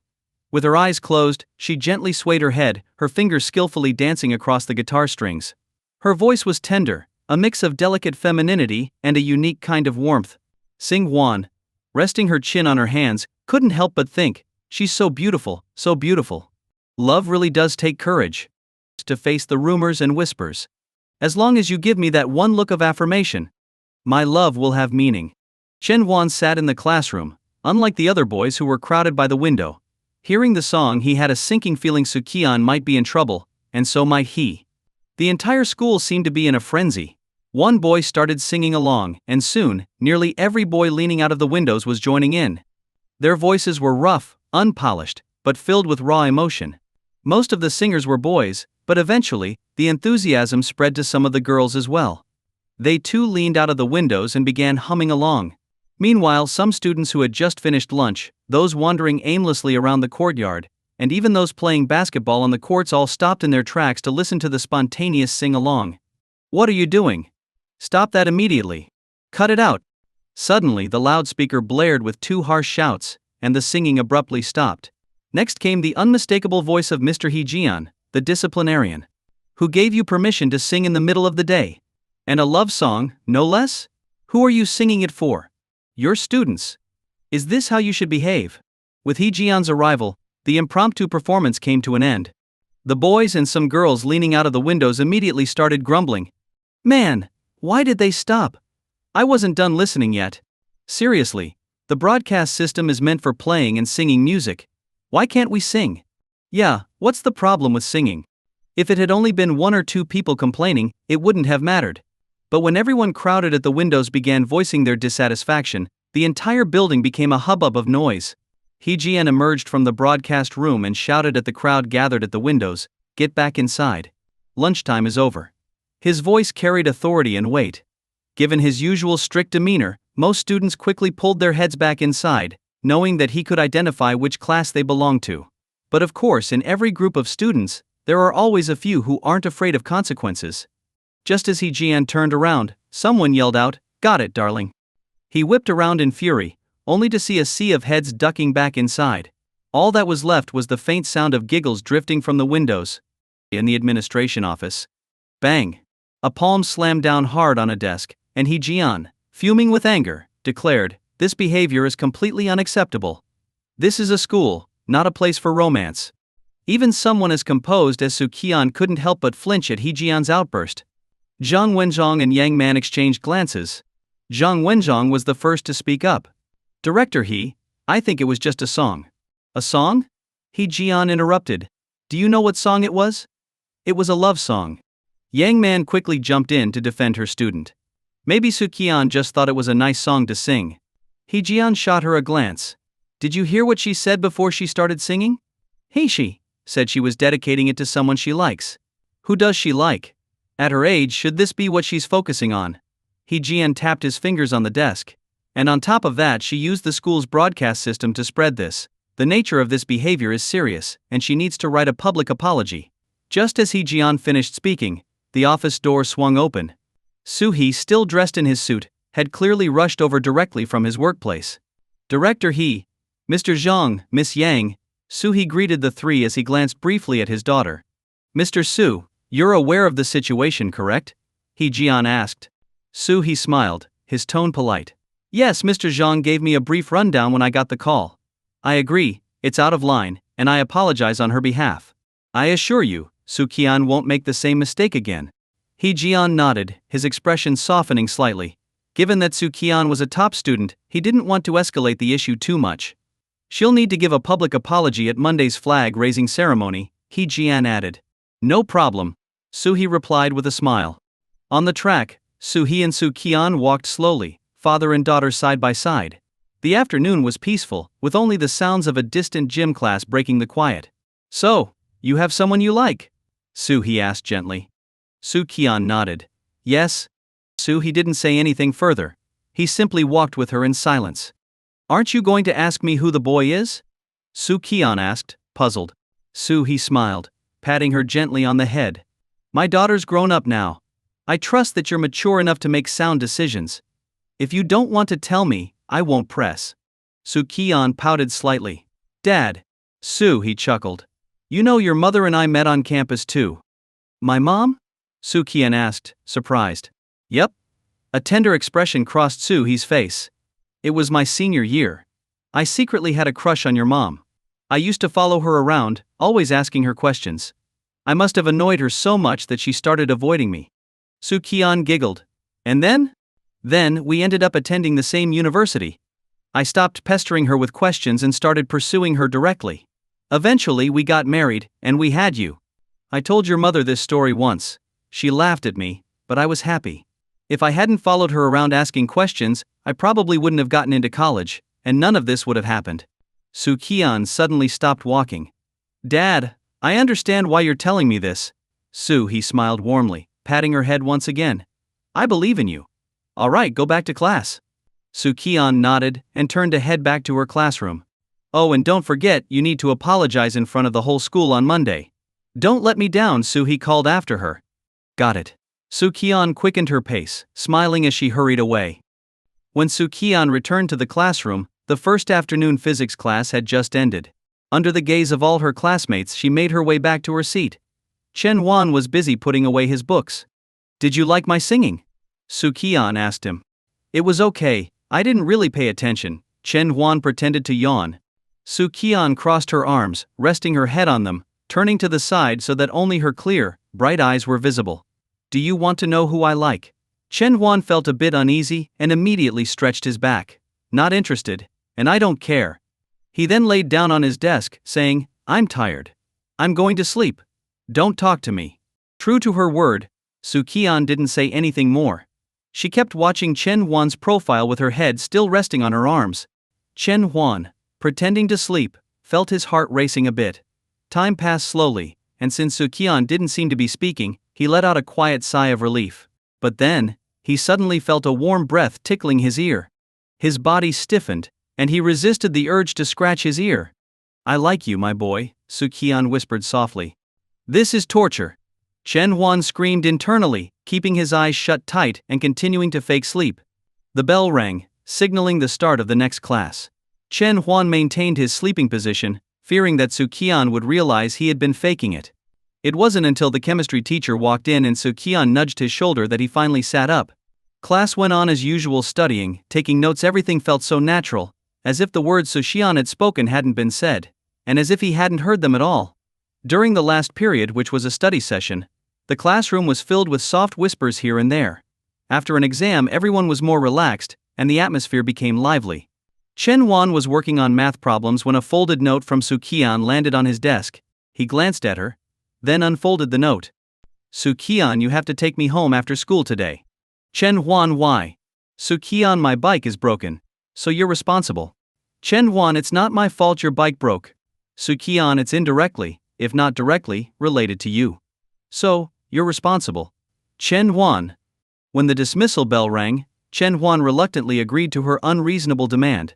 He realized that if he didn't, Su Qian might cling to him even more, which would inevitably attract the attention of their classmates.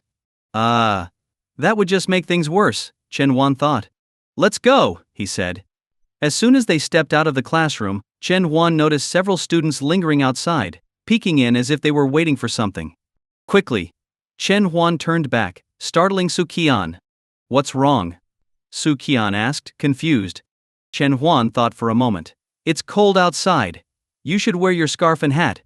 Su Qian blushed a little but obediently put on her knitted hat and scarf. Chen Huan examined her closely, then adjusted the scarf to cover more of her face and pulled the hat down further over her head. There, now you're all set, he said, satisfied, looking at Su Qian, whose face was almost completely hidden, except for her eyes.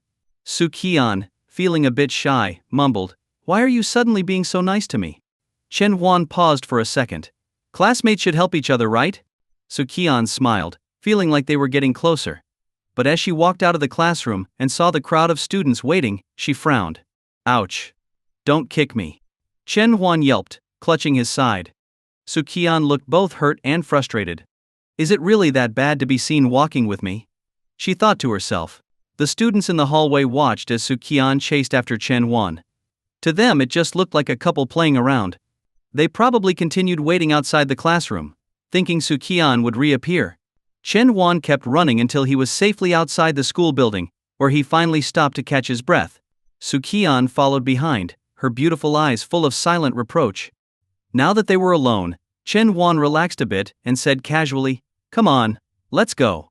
Su Qian snorted, still a bit annoyed, but followed him nonetheless. Chen Huan fetched his bike from the parking lot and patted the back seat, signaling for her to hop on. But Su Qian didn't move. Chen Huan frowned. Are you getting on or not? If not, I'm going home. Su Qian hesitated before saying, I don't want to go home today. I'm going to my uncle's house. Uncle? What uncle? Chen Huan was momentarily confused. After being married for years, he was pretty sure he would know if Su Qian had an uncle. Then it hit him, and his expression shifted as he looked at Su Qian with a knowing smile. Wow. Turning your dad into your uncle. You're a clever one. Fine, Chen Huan sighed. Hee, Su Qian giggled, hopping onto the back of the bike. This time, instead of hugging his waist, she gently held onto the edge of his coat. Off we go. Su Qian cheered. With a push of his leg, Chen Huan pedaled, and the two of them slowly rode in the direction of Su Qian's house. He sat on the couch, holding a family photo in his hand. It was a picture of the three of them together: He, his wife, and a young Su Qian, around 6 or 7 years old. Even at that age, she was already a little beauty. Gently rubbing the photo, He's expression softened. Our daughter's all grown up, Xiao Wan. Suddenly, the alarm he had set rang. Glancing at the time, he figured Su Qian would be home in about half an hour. Standing up, He decided to head to the nearby market to pick up some groceries before she got back.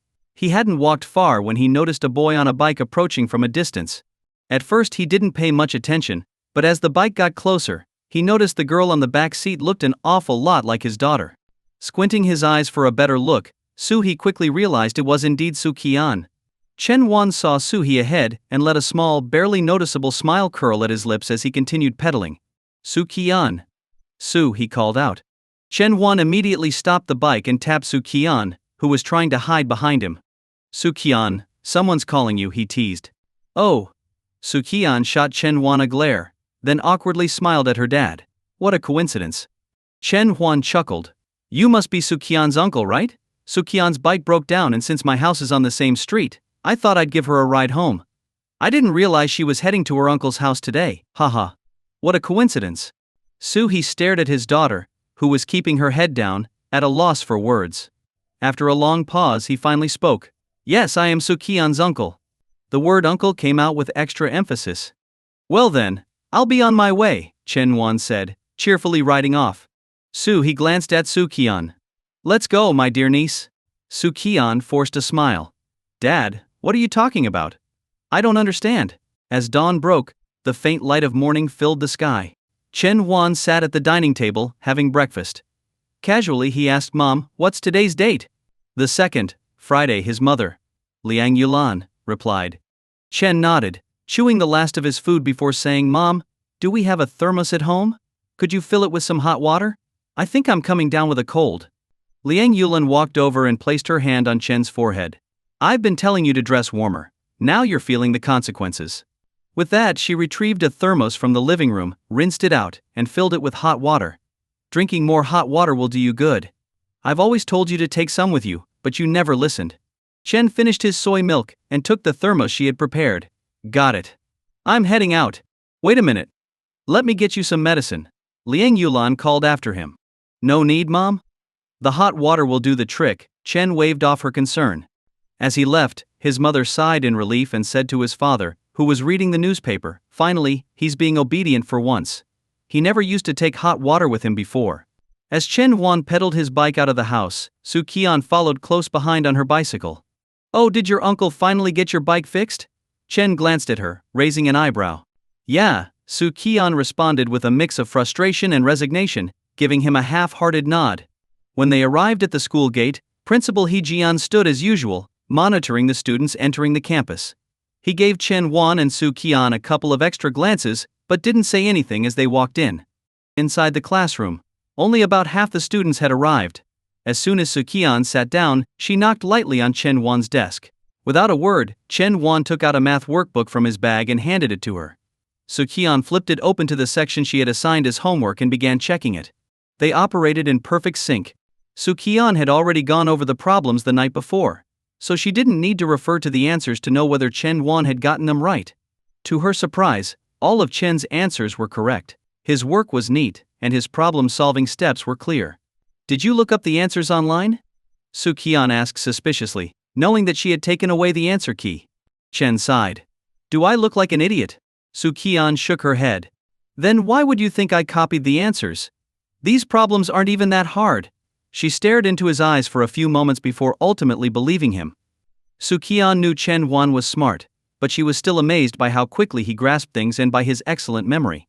When she first started quizzing him on English vocabulary, Chen had been completely clueless. But over the last 2 days, with 50 new words each day, he could now spell and write about 95% of them correctly. Su Qian handed his workbook back, giving a soft cough. "Not bad. Keep it up." Chen murmured, putting the workbook away. He glanced at the clock. There were still 10 minutes left before morning study time. He shifted in his seat and laid his head on the desk. "Don't fall asleep. Keep studying." Su Qian nudged his shoulder lightly. "I think I'm getting a cold. I just need a nap," Chen mumbled. Su Qian frowned, concerned. "Are you feeling bad? Do you have any medicine?" "It's fine.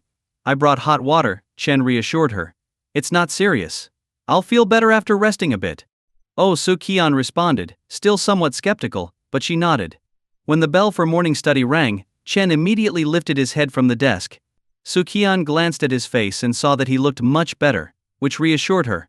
During the morning study period, Chen pulled out a small booklet of 3,500 English words and began memorizing vocabulary. He was almost done with the A words, and soon he could start on the B words. Meanwhile, Su Qian was reviewing a physics textbook for first-year students. Every so often she would glance over to check on Chen. As soon as study time ended, Ho Jun crept over from the front row. "Hey Chen, check out the school forum," Ho Jun whispered, looking around cautiously before pulling a phone from his pocket. Chen recognized it immediately: an iPhone 4. The hottest smartphone of 2011, part of one of the biggest trends of that year.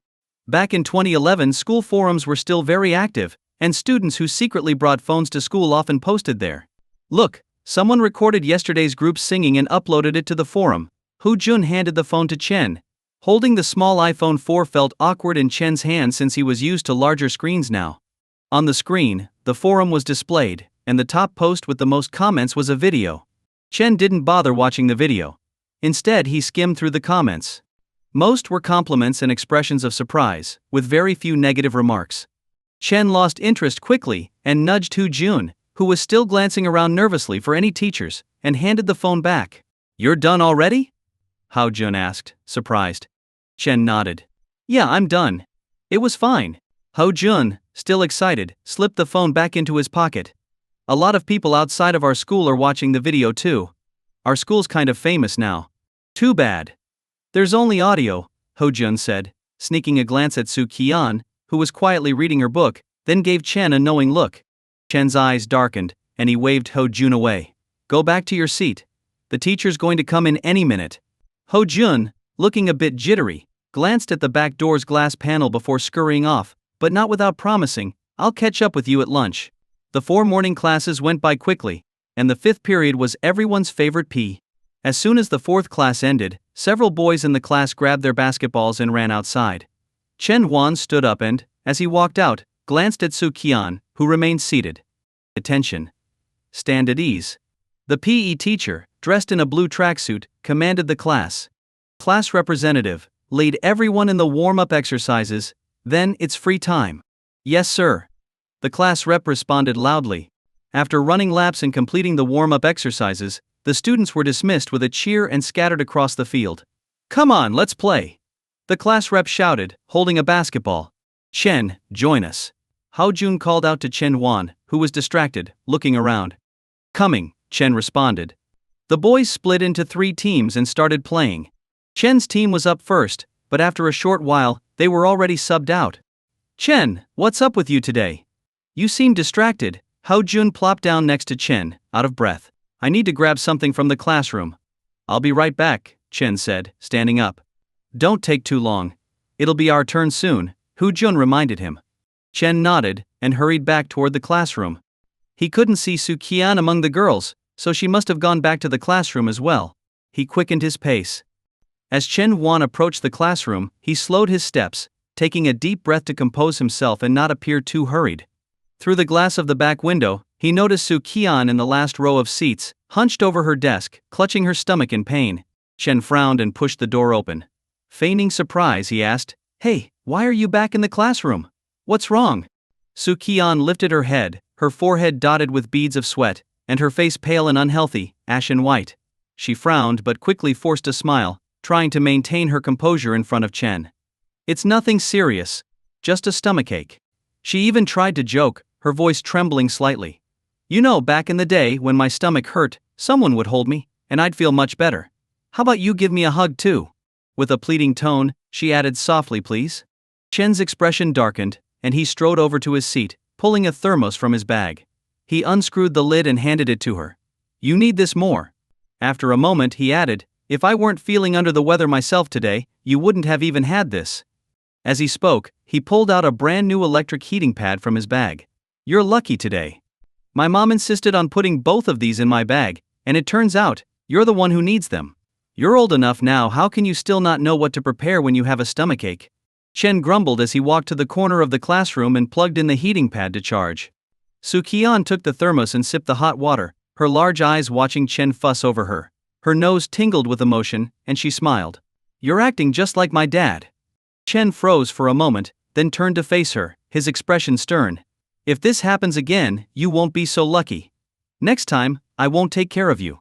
Su Qian paused, her hand holding the thermos. Her lips quivered, and tears welled up in her eyes. But you promised to take care of me forever. Caught off guard, Chen turned back to the heating pad, pretending to check its temperature. When did I ever say that? Silence fell between them. A moment later, Su Qian's voice came softly, I was just joking, haha. Chen responded with a simple as he unplugged the heating pad and brought it over to her. Here, put this on your stomach. Okay, she whispered, taking the heating pad and obediently following his instructions. Seeing that everything was settled, Chen announced, all right, I'm heading back. With that, he left without lingering. In the first couple of days of her cycle, Su Qian often experienced severe cramps. In their previous life, if she was at work, her assistant would prepare everything she needed.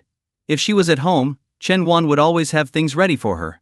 Over time, Chen knew that Su Qian's occasionally forgetful nature would lead her to overlook such things. And sure enough, he had predicted this right. Chen. Hurry up, what took you so long? Hao Jun called out as Chen finally returned to the basketball court. It took me a bit to find something. Let's go, Chen replied with a smile. Back in the classroom, the warm steam from Su Qian's thermos gently drifted upwards. She held the heating pad against her abdomen with one hand and the thermos in the other. The pain in her stomach had eased considerably.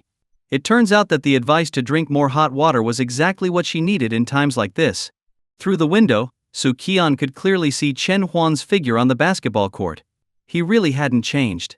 The high school version of Chen Wan looked just like the one she remembered from before. His expressions, even when he was angry, were exactly the same. He hadn't changed at all. When Chen had said earlier that he wouldn't take care of her again, it had scared her. She was terrified that she might lose him again. But then she realized that right now, Chen Wan was just a regular high school student. "I'll do what you said. I'll remember every word you've ever told me until I win you back," she whispered to herself. The fifth period being P had another advantage. It allowed the students to reach the cafeteria earlier than those in the teaching building, meaning they didn't have to wait in long lines. Because they didn't have to queue, Chen Wan and Hu Jun finished their lunch rather quickly. As they ate, Hu Jun excitedly talked about the viral video from the school's forum. He was thrilled that their school had gained some attention. Chen couldn't help but think that if short video apps existed at that time, the video would have gone viral even faster. His mind wandered. It was during her second year of university, after singing at an event, that Qian had been scouted by an agent due to her stunning looks and vocal talent. She had smoothly transitioned into becoming a singer. But in this life, things had changed. He had met Qian earlier in high school, and they had become deskmates. Qian had also gained a bit of fame for her singing performance. Some things had changed, yet others seemed inevitable. Some events were bound to happen, whether sooner or later.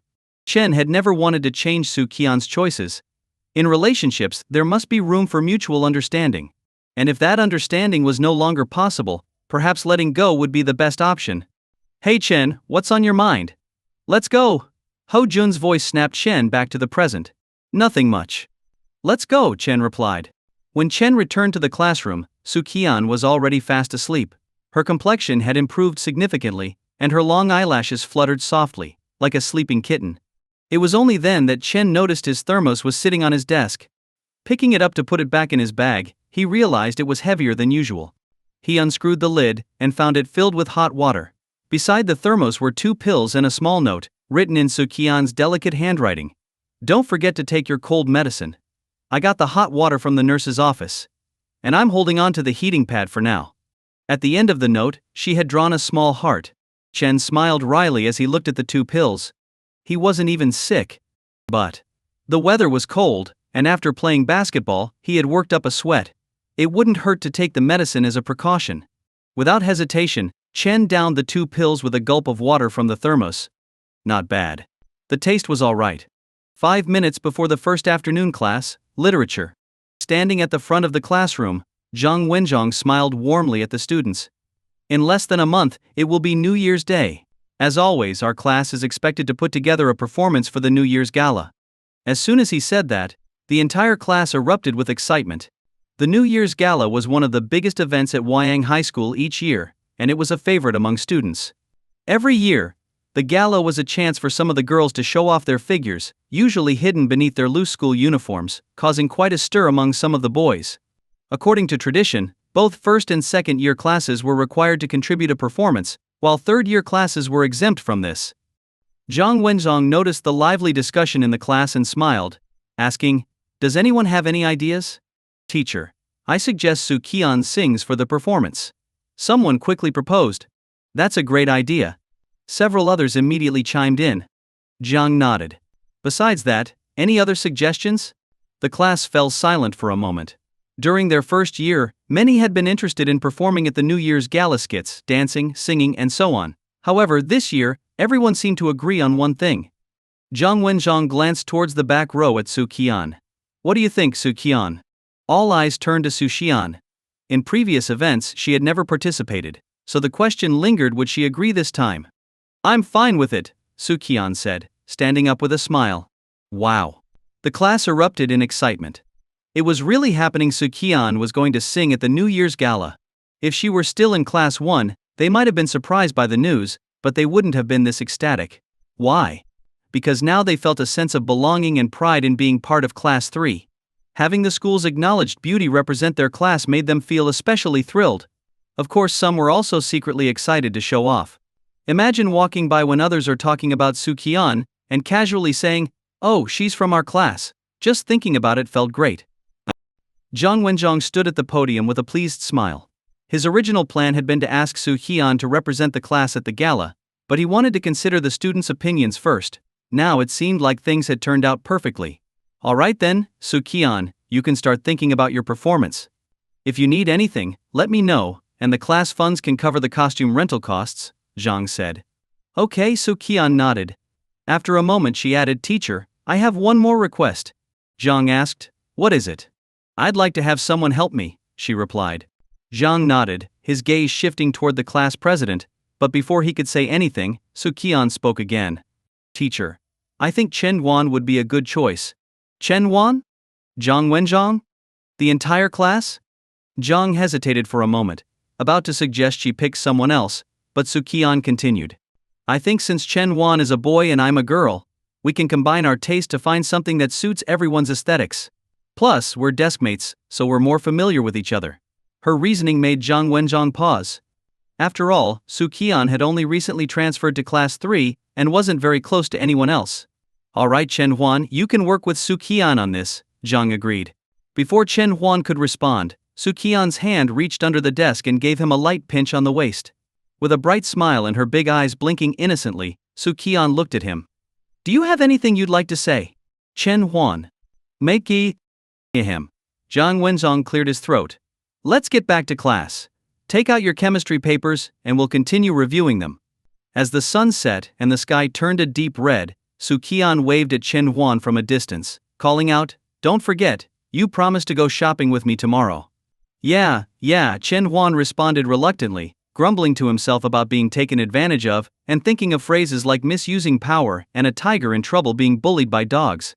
The sound of bicycle bells echoed, and Su Qian's figure gradually disappeared into the distance. Did you see her? That girl who's been walking home with our son lately? Chen Yuan's mother, Liang Yulan, whispered from behind the curtains, peeking out of the window. Yeah, I saw, replied Chen Guohua, standing beside her. Do you think they're dating? She asked hesitantly. Our son's just like I was in high school. Back then. Chen Guohua began, reminiscing with a smile. Liang Yulan suddenly turned to glare at him. Why don't I know about this? How come you never told me? Chen Guohua, weren't we talking about our son? I think he is dating. We should have a good talk with him. Chen Guohua quickly changed the subject. Actually, I just remembered I have some work to finish in my study. As he turned to leave, Liang Yulan's voice trailed behind him. Honey, didn't you tell me when we got married that I was your first love? Chen Guohua froze in his tracks. When Chen Yuan stepped inside the house, he heard the faint sound of an argument coming from his parents' room. He didn't think much of it, they had been arguing for years. But their relationship remained strong. I'd better sleep early today, tomorrow's going to be a long day, he thought. On a bustling commercial street. It was a Saturday, so the street was packed with people. As Chen Yuan scanned the crowd, Su Qian spotted him first. Chen Yuan, over here. Su Qian waved energetically and made her way over to him. When she reached him, she instinctively tried to link arms with him, but Chen Yuan subtly dodged. Let's go, Chen said, stuffing his hands into his pockets and walking ahead. Su Qian pouted, huffing a bit before following behind him. The weather was nice, sunny and bright. Su Qian walked with Chen for quite some time without entering any stores. Shouldn't we be looking for a place to rent costumes? Chen Yuan finally asked, stopping and turning to look at her. Su Qian lowered her head slightly and muttered, I just wanted to spend more time walking with you. It's been a while since we went shopping together. Chen Yuan continued walking ahead, mumbling, You say the weirdest things. Come on, keep up. Su Qian quickly caught up to him, walking side by side again. They wandered around for a while longer, still not entering any stores, looking more like a couple leisurely strolling than people out to shop for clothes. Suddenly, Su Qian stopped in her tracks. Chen Yuan paused and turned to her. What's wrong? Come with me, Su Qian said, grabbing his hand and pulling him in a specific direction. She led Chen Yuan to the front of a store. He looked up to see the name of the shop. Bridal Boutique. Su Qian's eyes sparkled as she gazed up at the elegant wedding dresses displayed in the window. Her fingers lightly traced the glass, brushing over each dress inside. Chen Yuan, can we go in and take a look? She asked, her face full of anticipation. This has nothing to do with our task, he wanted to say, but instead, only one word came out of his mouth. Sure. Perhaps it was the regret Chen Yuan felt from his previous life, where he and Su Qian never had a wedding, or maybe it was his disappointment at never seeing her in a wedding dress. Whatever the reason, he somehow found himself agreeing to Su Qian's request. From school uniforms to wedding dresses, something they had both longed for, but never had the chance to experience. Would you two like to try on some of our wedding dresses? A female shop assistant approached them with a smile. Qian nodded, glancing around at the dresses. Are these all available for trying on? The assistant smiled. Yes, and we also offer a photography service. Since our prices are reasonable, almost every couple who comes here takes a few photos as a keepsake. The assistant naturally assumed Chen Wan and Qian were a couple, which wasn't surprising. Most of their customers were young couples in their 20s. Qian smiled brightly at the comment, while Chen Wan pretended not to hear it, remaining silent. Let's take a look around first, Qian said. Of course. Let me know if you need anything, the assistant replied, stepping back to give them some space. There were many wedding dresses to choose from, ranging from simple to intricate, leaving Qian dazzled. She lingered in front of each one, seemingly imagining how she would look in it. Chen Huan stood quietly beside her, not rushing her, just watching as Qian drifted from one dress to the next. Chen Huan, what do you think of this one? Qian finally asked, pointing to a particular dress and turning to him. Chen Huan looked at the dress. It was predominantly white, with gold embroidery on the edges and a golden belt around the waist, giving it an air of elegance. It's nice, he nodded. Qian smiled and called over the shop assistant. Can I try this one on? Of course, the assistant said, then turned to Chen Huan. Sir, would you like to pick out something as well? Qian's eyes lit up, looking at Chen Huan with anticipation. He hesitated before shaking his head. No, I'll pass. All right, the assistant replied with a smile, though she found it a bit odd. The shop also offered men's formalwear, and most couples would pick outfits together and take photos as a keepsake. Qian's face showed a hint of disappointment. Although she had expected this response, a small part of her had hoped otherwise. After all, they had never taken wedding photos together. Miss, please follow me. The assistant gestured for Qian to follow. Once Qian was in the changing room, Chen Huan slowly walked over to the dress she had chosen, studying it carefully. Next to the wedding dress was a matching men's suit, clearly meant to be worn as a pair. Chen Huan stared at the two outfits, imagining what they would look like wearing them for wedding photos. Qian would likely have the brightest smile, he thought. About 30 minutes later, Qian finally emerged from the changing room. Her clear, bright eyes, delicately arched brows, and long eyelashes fluttered gently. Her radiant complexion glowed with a hint of pink. In the elegant white wedding dress, her graceful beauty captured the attention of everyone in the shop. Only then did Chen Huan realize that she had also applied light makeup, which had taken up the extra time. Some boys in the store were so mesmerized that they received painful pinches from the girls standing beside them. Feeling a bit shy, Qian lifted the hem of her dress and twirled in front of Chen Huan. Do I look nice? She asked with a smile. Chen Huan gave her a once-over and smiled back. You look beautiful. Qian beamed, her cheeks flushing with a girlish blush as she giggled softly. The shop assistant, watching the scene, couldn't help but feel a bit envious. Would you like to take some photos to remember this moment? Our photographer is quite well known, she offered. Qian's smile faded slightly as she thought for a moment, then smiled again. We'll wait until the right time to come back and take photos. Her words carried a subtle hint of hope, and the shop assistant understood immediately. Chen Huan understood too, though he didn't say anything. Qian was wearing a wedding dress, and he decided to let her enjoy the moment. Both Chen Huan and Qian seemed to forget the original purpose of their outing that day. They didn't go to the clothing rental shop but instead spent the day wandering around like an ordinary couple, laughing and joking together. Though Qian occasionally reached out for physical affection, most of her requests were small, and Chen Huan obliged. He knew he was falling deeper into something he shouldn't, but today, just for today, he decided to be Qian's boyfriend. Yes, only for today. By dusk, Chen Huan and Qian were walking down a quiet path together. They both enjoyed the silence, walking side by side without feeling the need to talk. The evening wind was brisk, unlike the gentle warmth of the afternoon. As they walked, Chen Huan suddenly felt a pair of cold hands slip into his coat pocket, touching his warm palm. He turned to Qian. What are you doing?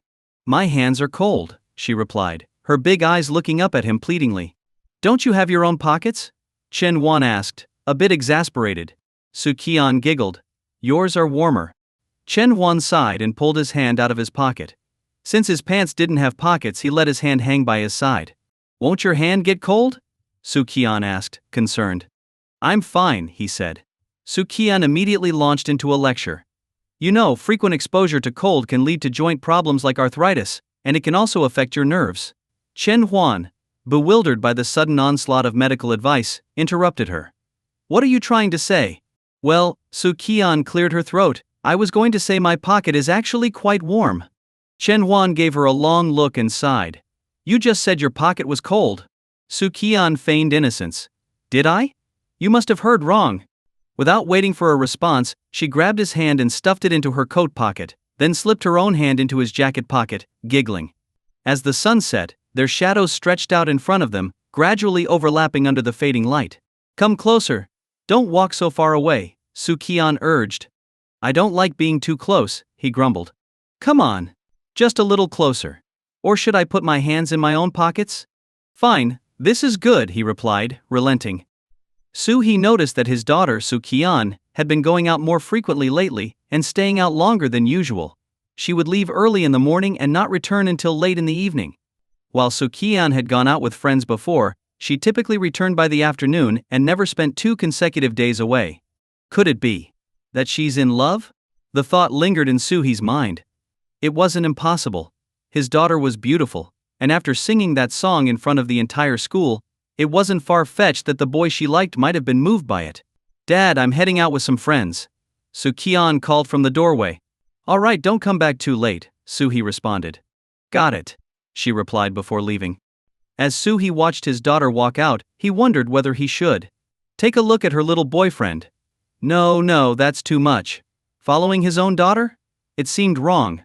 But what if she got involved with the wrong kind of boy or, worse, got deceived? As a concerned father, Suhi found himself caught in a whirlwind of worry. In the end, he decided against following her. It would have to wait. Meanwhile, Qian and Chen Huan were waiting for the bus to take them to the city center. Yesterday, although they hadn't made much progress, they had walked most of the commercial street. However, they hadn't found any shops that rented performance costumes, so they decided to check out another shopping area today. Before long, the bus arrived. As they boarded, Qian suddenly grabbed Chen Huan's hand, locking her fingers tightly with his. With a serious expression, she said, "Don't lose me." Chen Huan looked down at their intertwined hands and felt a little speechless. Is she afraid I'll run away? He thought. Come on, let's go, Qian said, pulling him onto the bus. Since it was the weekend, the bus was crowded. After some effort, they managed to find a spot with a little more space. As the bus moved along, more people got on, further reducing the available space. The driver repeatedly called for passengers to move further back, and soon Chen Huan and Qian found themselves standing closer than ever. With one hand gripping the overhead handle and the other still held by Qian, Chen Huan braced himself against the crowd. When the bus came to a sudden stop, Qian lost her balance, swaying backward. Fortunately, her other hand grabbed onto a rail, preventing her from falling. You know, if you don't let go of my hand and you fall, it'll be pretty embarrassing, Chen Huan teased, raising their joined hands. Qian only tightened her grip, determined not to let him pull away. Sighing, Chen Huan shifted his hand from the overhead handle to a nearby pole, positioning himself so that if Qian lost her balance again, she would fall into him instead of the ground. Qian turned her head to gaze out the window, but a small smile crept onto her face. At the next stop, Qian stumbled again, this time falling into Chen Huan's arms. At first he thought it was just an accident, but after the bus started moving and she leaned into him again, he realized what was happening. Is she doing this on purpose? As the bus continued to stop and go, Qian seemed to be having fun, repeatedly leaning into Chen Huan. She was clearly enjoying herself, and Chen Huan could only shake his head in resignation. By the time they arrived at the city center, Chen Huan quickly withdrew his hand from Qian's grasp as they stepped off the bus, stuffing it into his pocket. All right, let's try to get something done today, Chen Huan said. Qian, still a little miffed that he let go of her hand so quickly, gave a soft reply before following him toward the shopping district. There was still plenty of time before the New Year's performance, so there wasn't any real rush. However, Chen Huan knew that if they spent too much time together, Qian might start noticing things he didn't want her to figure out. That was a risk he wasn't willing to take. Initially, Chen Huan had planned to take Qian to a photography studio to look for suitable outfits, figuring that the clothes there would be better than those at a rental store. But Qian insisted that she wanted to buy a costume instead. Chen Huan agreed, though their search turned up nothing after hours of shopping. This time, it wasn't because Qian was dragging things out. Both of them just found it hard to settle on anything, as the clothes they saw didn't meet their expectations. Although Su Qian didn't find an outfit, she did buy some makeup, saying it would be useful for the New Year's performance. On the way back, Su Qian chatted softly with Chen Wan, her warm breath tickling the side of his face. "What do you think I should sing for the performance?" she asked. "Doesn't matter. I don't really listen to much music," Chen Wan replied nonchalantly. His casual response irritated Su Qian. "No, you have to suggest something." "Fine. How about the hero's song? That's a pretty powerful one," Chen Wan said with a grin. Su Qian just stared at him, speechless. By the time they reached Su Qian's father's house, she still hadn't decided on what song to sing. "Here's your stuff," Chen Wan said, handing her the shopping bags. Su Qian took them but then suddenly turned back toward him. She leaned in close and whispered, "You did well today. As a reward, I'll give you some candy." Chen Wan blinked in surprise, instinctively glancing at her lips. Then, she placed 2 pieces of candy into his hand. "Enjoy them on your way home," she said with a smile before running into the house, leaving Chen Wan standing there, bewildered. Did she just tease me? When Su Qian cheerfully opened the door and stepped inside, Su He heard the noise and came out of the kitchen. He immediately noticed the bags in her hands. "What did you buy?" he asked casually. "Just some makeup," Su Qian replied, heading toward her room. "Makeup?" Su He was taken aback. His daughter had never used makeup before. Could it really be happening? December 5, 2011 Monday. At Wyang No. 1 High School, Su Qian stood gracefully in front of the entire school, holding a piece of paper, ready to deliver her public apology. This was the first time in her life that Su Qian, who had always been a top student since elementary school, had to apologize in front of the whole school. Strangely, she wasn't nervous at all, but rather found it a bit novel. The flag-raising ceremony had just finished, and He Jianguo was on stage summarizing the previous week's disciplinary issues. However, most of the students' attention was focused on Su Qian, who stood below, waiting her turn. Wow, this is rare. A top student like her making a public apology. Well, that incident last week really blew up. By the way, does anyone know who Su Qian likes? No idea. But can He Jianguo hurry up and finish? I want to hear Su Qian already. Whispers and murmurs spread across the crowd, growing louder and louder, making He Jianguo frown from the stage. Quiet down, everyone. Now for the final matter. Last week, an incident occurred at our school that had a very negative impact, He Jianguo announced. Fortunately, Su Qian has shown a good attitude by accepting her mistake and is willing to apologize in front of the entire school. Let's now invite Su Qian to come up and speak. As He Jianguo stepped down, Su Qian walked onto the stage, and the crowd erupted into cheers. The apology she held in her hand was written earlier that morning during self-study. There was nothing fancy about it, it was a straightforward, formal apology. Respected teachers and fellow students, good morning. I'm Su Qian from Class 3, Year 2. Last week? Even though it was just routine formalities, Su Qian's voice sounded so pleasant. It was a relief compared to He Jianguo's rough tone. On stage, Su Qian quickly wrapped up her speech.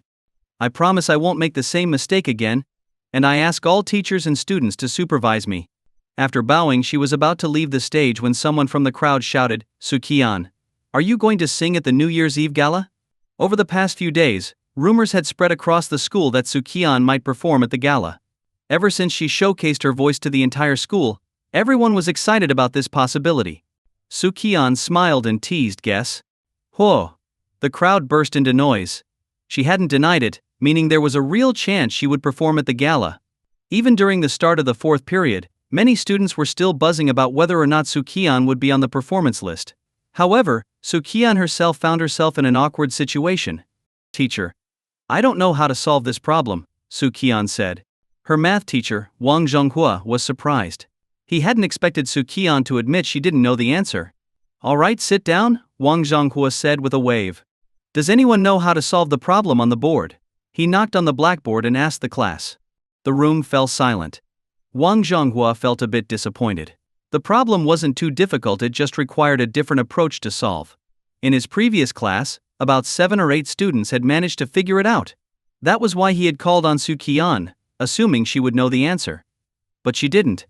I'll give you all 5 minutes to think it over. This problem requires a change in perspective, Wang Zhonghua said, dusting the chalk off his hands. The classroom quickly filled with chatter. Some students discussed the problem, while others took the opportunity to chat about unrelated topics. Su Qian fiddled with her pen, one hand resting on her chin as she stared at the problem on her notebook. Out of the corner of her eye, she noticed Chen Wan doodling on his scratch paper, surprisingly well. She nudged his arm. "Why aren't you working on the problem?" Chen Wan replied. "I've already solved it." Su Qian was surprised. "So fast? Wait, you already knew how to do it from the start, didn't you?" Chen Wan nodded. He remembered this problem from a practice book he had bought for himself. Back in the second semester of his third year, he had come across a similar question during a study session. The reason he remembered it so well was because, in college, his cousin had asked him a similar problem, and it had taken him an hour to figure it out just to save face. That embarrassment had stuck with him. "Then why didn't you say anything earlier?" Su Qian asked, confused. "I didn't feel like it," Chen Wan replied. Su Qian. Could you explain it to me then?" she asked. Chen Wan glanced at her. "What did I just say? Repeat it back to me." Su Qian blinked, confused for a moment. "You said? You didn't feel like it?"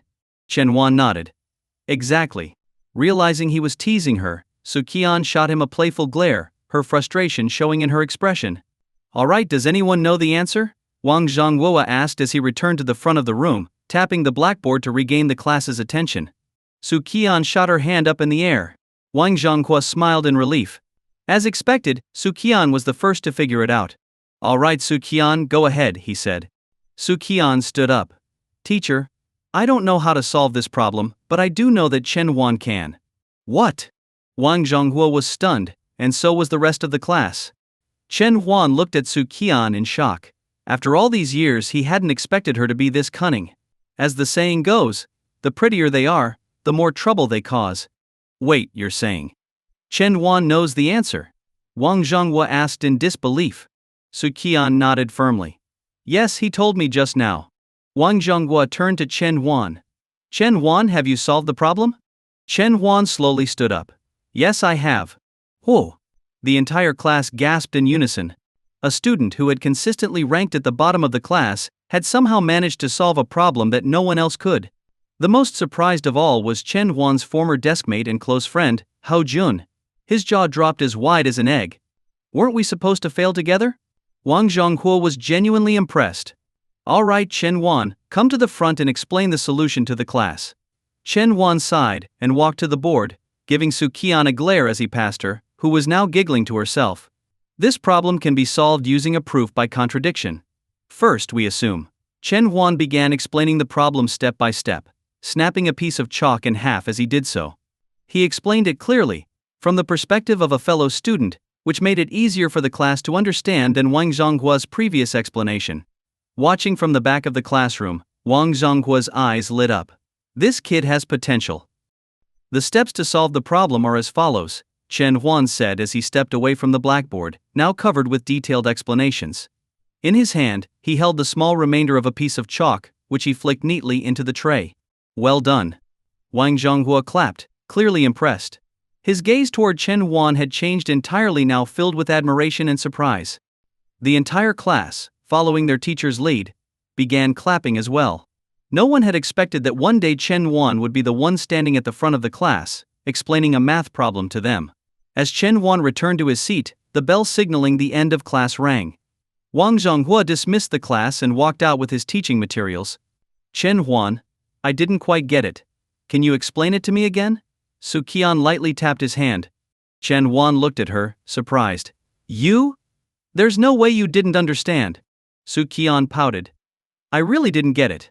"Alright, I'll explain it again," Chen Huan sighed, grabbing a few pieces of scratch paper.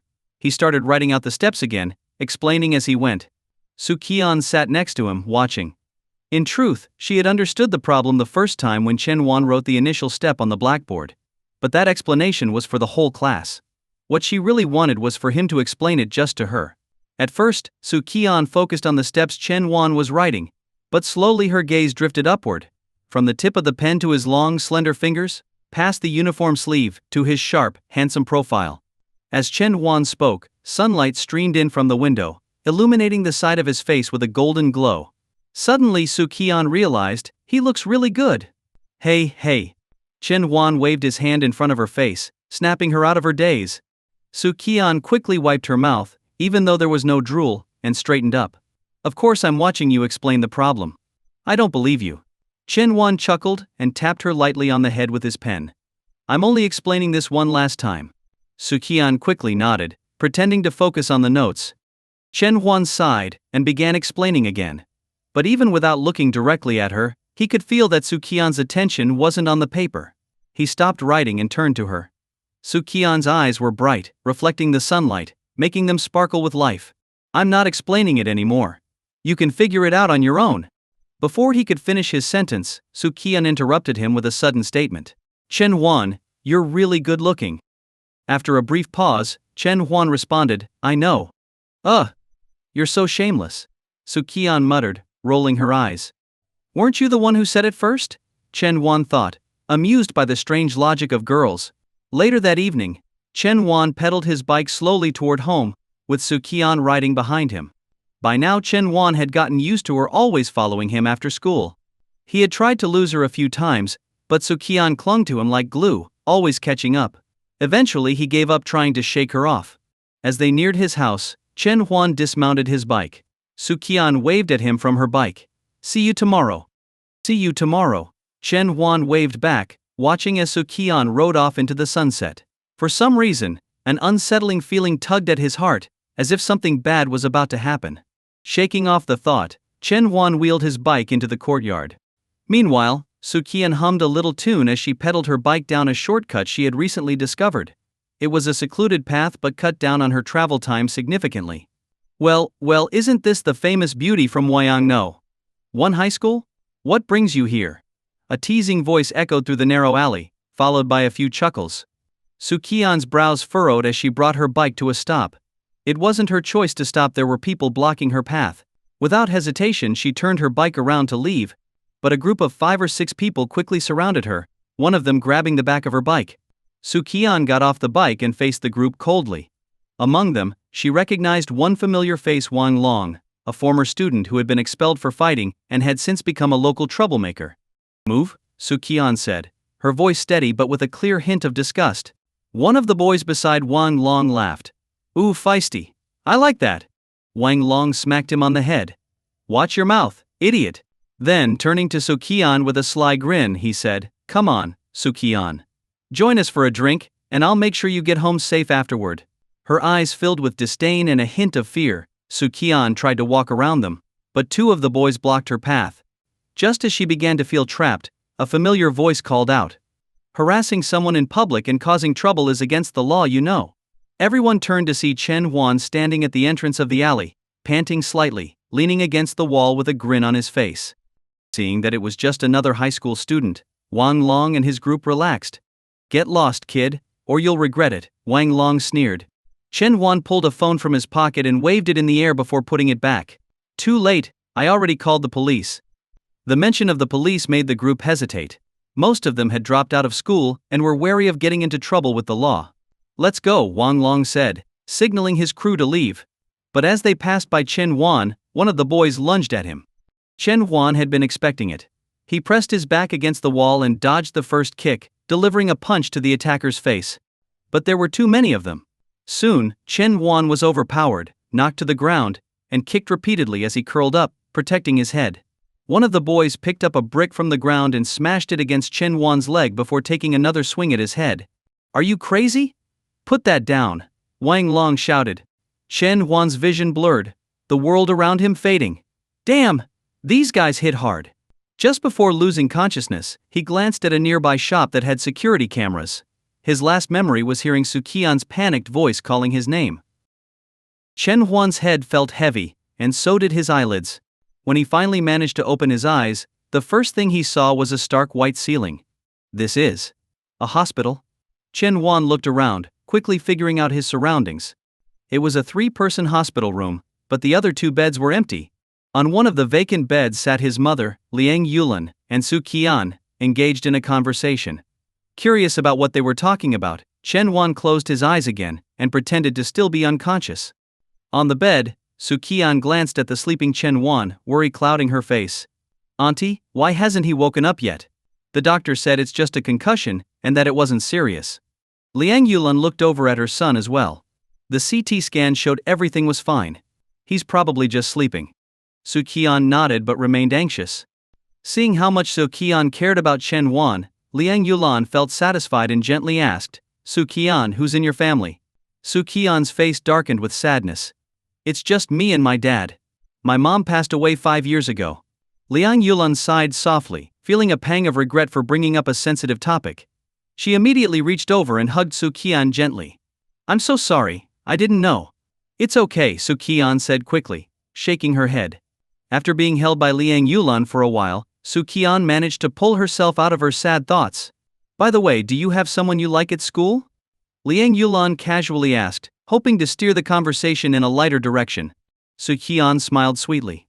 No, not yet. Liang Yulan smiled. But as she remembered that Su Qian was Chen Huan's desk partner, her smile faded slightly. Still, there was hope. That's good. High school isn't the right time for dating anyway. My son never takes his studies seriously, so I hope you can help keep an eye on him. Su Qian squinted playfully, her smile never fading. Don't worry, auntie. I will. After a moment of silence, Liang Yulan glanced over at Chen Wan's bed and asked, So, what do you think of our Chen Wan? Su Qian giggled. Chen Wan always teases me. You should really talk to him about it, auntie. Surprised, Liang Yulan exclaimed, Really? Wait until he wakes up. I'll definitely have a word with him. At that moment, Chen Wan, who had been pretending to sleep, suddenly coughed twice and slowly opened his eyes. The sound of his coughing immediately caught the attention of both women, who rushed over to him. How are you feeling, dear? Liang Yulan, who had been talking about scolding him just a moment ago, now looked at him with nothing but concern. Chen Huan shook his head slightly. I'm okay. Is there any water? My mouth feels dry. Su Qian quickly grabbed a cup of warm water from the nearby table and handed it to him. Chen Huan drank it all in one gulp, feeling much better afterward. Where's Dad? He asked. Liang Yulan's face showed a flash of anger. Your father is handling everything with Su Qian's dad. We already reported the incident to the police, and the street cameras caught the faces of those punks. The police will make sure they pay for what they did, so you don't need to worry. Chen Huan nodded. I'm going to step out and give your father a call, Liang Yulan said before walking out. As she left, she shot Chen Huan a look of encouragement. Sitting on the hospital bed, Chen Huan found his mom's gesture a bit exasperating. He glanced at Su Qian and noticed a slight swelling on her forehead. A faint red mark stood out on her otherwise pale skin. What happened to your forehead? Chen Huan asked, concerned. Su Qian blushed and hesitated. Well, remember how you got hit with a brick that day? I, found a brick too. Chen Huan raised an eyebrow. You went to get revenge for me? Embarrassed? Su Qian admitted. No. I hit myself with it. Chen Huan almost laughed. Su Qian's lips twitched into a smile, but her voice trembled as she said, I just wanted to know how much it hurt for you. Looking up at him, her eyes glistened with tears. It hurt a lot. Suddenly Chen Huan couldn't bring himself to laugh anymore. You're really something else, he said softly. I know, Su Qian replied with a tearful yet radiant smile, as a single tear slid down her cheek. Hey, what's going on here? Liang Yulan said as she walked back into the room, catching sight of Su Qian's red, swollen eyes. She immediately shot Chen Huan a sharp look. She didn't know what had happened, but it was clear he had something to do with it. Feeling helpless, Chen Huan decided to get up and go to the bathroom. Don't move. Both Su Qian and Liang Yulan shouted in unison, startling Chen Huan. What? What's wrong? He asked, confused. You hurt your leg too, Liang Yulan explained.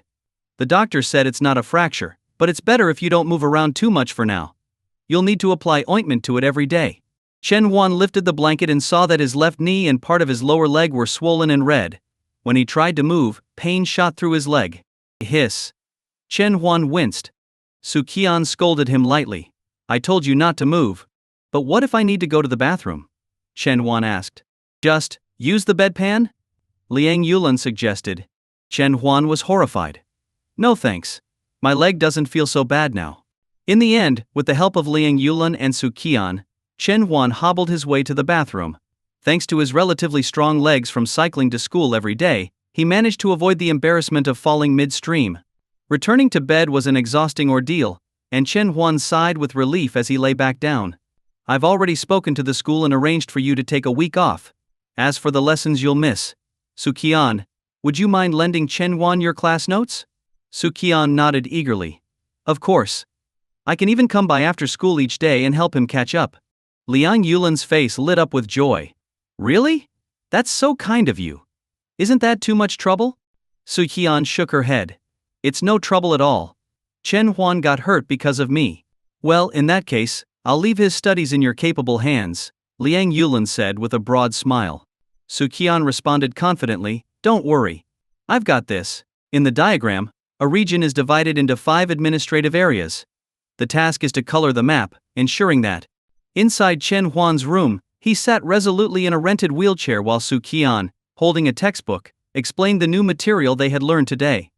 It was Chen Huan's first day home after being discharged from the hospital. The day before, after regaining consciousness, he spent another night under observation before finally returning home at noon. And right after school, Su Qian came straight to his house to help him catch up on the lessons he had missed. In the kitchen, Liang Yulan and Chen Guohua were busy making dumplings.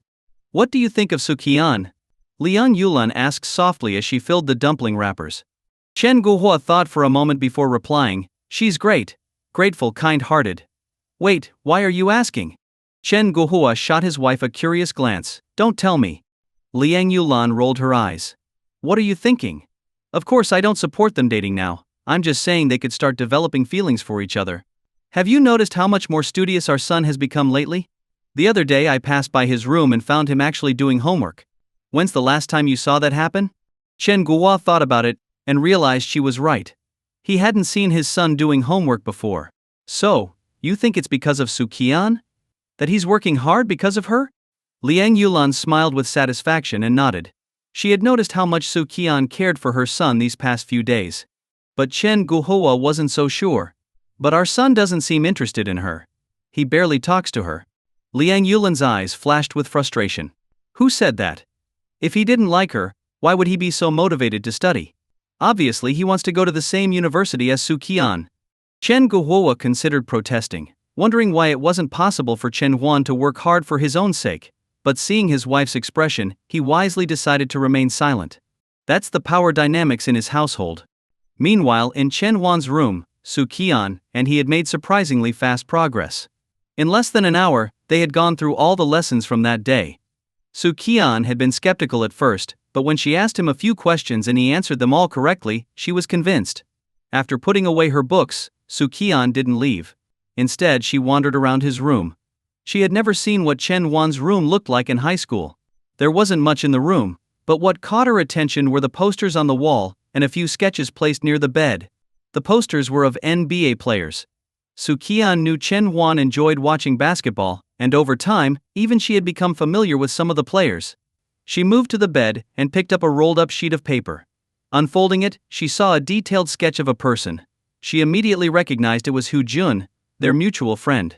Chen Huan's sketches were quite good. Su Qian remembered receiving a beautiful portrait for her birthday during university, but she hadn't realized that even in high school, he was already so skilled. You know, you could become a famous artist one day, Su Qian commented while admiring the drawing. Chen Huan shook his head. A hobby is just a hobby. If I turn it into a career, I might stop enjoying it. Su Qian was taken aback. His words sounded far more mature than what she would expect from a high school student. Was Chen Huan always this wise back then? She shook her head, put the sketch down and opened another one. This time it was a drawing of their entire class, seen from the back row. Every student was depicted, with those closer to the front drawn in more detail and those further away sketched more loosely. But the more Su Yian looked at the drawing, the more her brows furrowed. She carried it over to Chen Huan, holding it out with a serious expression. Do you realize something's missing? She asked. Chen Huan glanced at her, puzzled. Did I draw something wrong? Su Qian nodded gravely and pointed to the drawing and then to herself. You forgot someone important me. Chen Huan couldn't help but laugh. I drew this before you transferred to our class. Well, I'm here now, Su Qian said, walking around the room with her hands behind her back. You should add me in. But there's no space left, Chen Huan pointed out, gesturing to the limited blank areas in the drawing. Su Qian nodded thoughtfully. Then, how about you draw a portrait of just me? Chen Huan realized her true intention. She had been aiming for this all along. I'll do it when I have time, he mumbled. Su Qian pouted, about to protest when Liang Yulan knocked on the door. Dinner's ready, kids. Coming. Chen Huan called back. Su Qian walked over and pushed Chen Huan's wheelchair out of the room, but not before reminding him, Don't forget about my portrait. I won't, he replied with a smile. As they entered the dining room, Liang Yulan, who was setting the table, couldn't hide her happiness seeing Su Qian push Chen Wan in his wheelchair. During dinner, Liang Yulan was especially attentive to Su Qian. Sit down, Su Qian. You don't need to help with anything. Chen Wan, just because your leg is hurt doesn't mean your hands are. Help out a little, she said, half jokingly. Chen Wan just smiled quietly. As they began eating, Liang Yulan noticed Su Qian didn't have any soy sauce for dipping her dumplings. The bottle was right next to Chen Wan, and Liang figured Su Qian was too polite to ask. She gave her son a pointed look. How could he not notice? Would he ever manage to find a wife with this lack of awareness? She nudged his foot under the table and said, Chen Wan, pass Su Qian the soy sauce. Without looking up, Chen Wan replied, she doesn't dip her dumplings in soy sauce. Su Qian nodded. That's right. Oh! Liang Yulan was about to let it go when it hit her. How did her son know Su Qian's preferences so well? Most people in the north preferred dipping dumplings in soy sauce or vinegar. How could he be so attentive? As Chen Wan was about to take another bite of his dumplings, he noticed something was off. Glancing up, he saw that Su Qian, his mom, and his dad were all staring at him. Crap. He cursed himself inwardly for speaking too much. Quickly, he tried to cover it up. I overheard some girls in class talking about it. They said Su Qian doesn't like strong flavors, so I guess she wouldn't use soy sauce. Oh hey! Everyone nodded, accepting the explanation, and returned to their meal. Even though Liang Yulan had requested a week off for Chen Wan, he returned to school on the third day after being discharged from the hospital. When Chen Guohua drove his son to school that morning, he felt a deep sense of pride. He hadn't expected his son to suddenly become so diligent and motivated. It reminded him of his own high school days. Chen Wan sat in the passenger seat, holding a pair of crutches. His left leg could now bear a little weight, but walking was still painful, so he needed the crutches for support. In reality, Chen Wan wasn't suddenly enthusiastic about studying. Though he had mostly caught up with his math lessons, he was still struggling in other subjects. The main reason he wanted to return to school was that he was simply bored at home. He didn't have a phone, as day students like him weren't supposed to have one. On the day he rescued Su Qian, he had only pretended to have a phone by grabbing an empty phone box from the garbage near the alley and tearing off a side with a picture of a phone to fool the thugs. That's why he quickly stashed it away, fearing they would realize he was bluffing. Although the TV and computer at home were available, he grew tired of using them. After a while he felt a sense of emptiness, as if nothing could really hold his interest. That's when he decided he wanted to return to school. When the car stopped at the school gates, Chen Guohua got out to help his son, but Chen Huan waved him off. His classroom was on the first floor, so he didn't need to climb any stairs and insisted he could manage on his own. Chen Guohua nodded but didn't leave right away. He stood there, watching his son hobble toward the school entrance. As usual, the head of discipline, He Jianguo, was stationed at the gate, hands behind his back, eyes sharp and commanding. Suddenly he noticed Chen Huan limping into the school. Chen Huan? Didn't he get a week off? He Jianguo was puzzled. Being the head of discipline, he was well aware of the situation. In fact, he had gained some respect for Chen Huan after what had happened. Although the boy wasn't academically strong, his actions during the incident were commendable. He Jianguo called out to him, Chen Huan. Chen Huan turned around. His first thought was to check himself. School uniform? Check. Zipper? Done. Hair? Not too long. Nothing wrong here. Then He Jianguo's second question put him at ease. Why are you back at school so soon? How's your leg? Relaxing a little, Chen Huan answered. Walking is still a bit tough, but I'll be fine in a few days. I was bored at home and thought I'd rather come to school. He Jianguo patted him on the shoulder. That's good. Keep up the good work. Chen Huan was not used to receiving such kindness from the head of discipline and awkwardly replied. Thank you, sir. As he continued walking toward the teaching building, Chen Huan glanced back at the gate and saw He Jianguo still watching him, giving him a wave before resuming his duties. This small gesture warmed Chen Huan's heart, and he hurried off to his classroom. When he entered the building, the clack of his crutches caught everyone's attention. They all recognized him immediately. Isn't that Chen Huan? The guy who fought off 7 people the other day? Yeah, that's him. He's a legend. He saved Su Qian. What a hero. Several students whispered as they passed by, and a few even came out of their classrooms just to get a glimpse of him. Chen Huan hadn't expected to become a school celebrity, and to be honest, he felt a bit embarrassed. Fighting off 7 people sounded great, but in reality he had just been beaten up.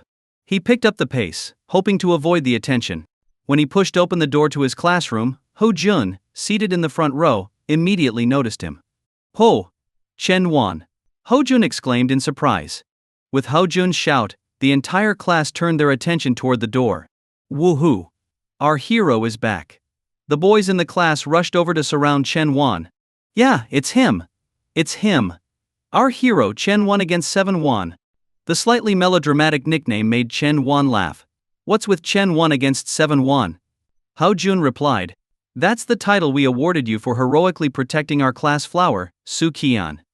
Exactly. Another boy chimed in. Alright, let's get him a seat and let him rest. The class president's voice cut through the excitement, and the boys quickly made space for him. Let's give a round of applause to welcome our hero back, Ho Jun shouted, and the whole class burst into applause. Despite having thick skin, Chen Wan felt a little embarrassed under all the attention. Alright everyone, back to your seats, a familiar voice called from the doorway. It was Mr. Zhang, their teacher. He had known Chen Huan would be returning to school today, and had come by to check on him, only to witness the scene. The class quieted down and returned to their seats. Zhang Wenzhang walked up to the podium and said, I know you're all aware of what happened to Chen Huan. So from now on, I don't want to see any of you troublemakers messing with him. If any of you cause him to get hurt again, the whole class will be upset with you. Understood. A few lively boys shouted in response. Zhang Wenzhang nodded, then fell silent for a moment, a look of pride crossing his face. When I first heard what happened, I was both worried and relieved. After visiting Chen Wan in the hospital, that relief grew stronger. I've always believed that a teacher's role isn't just to teach knowledge, but to cultivate character as well. I'm proud of Chen Wan for having the courage to step up when Su Qian was in danger. His words and the emotion in his eyes brought a solemn stillness to the class. Alright, that's all I wanted to say. Let's get back to study hall. Mr. Zhang walked around the classroom once before stopping by Chen Wan's desk to check on his leg, then left the room. The rest of the morning passed quickly. Each teacher who came into the class couldn't help but make a joke about Chen Wan's new status as a school hero, and each time the class erupted into laughter.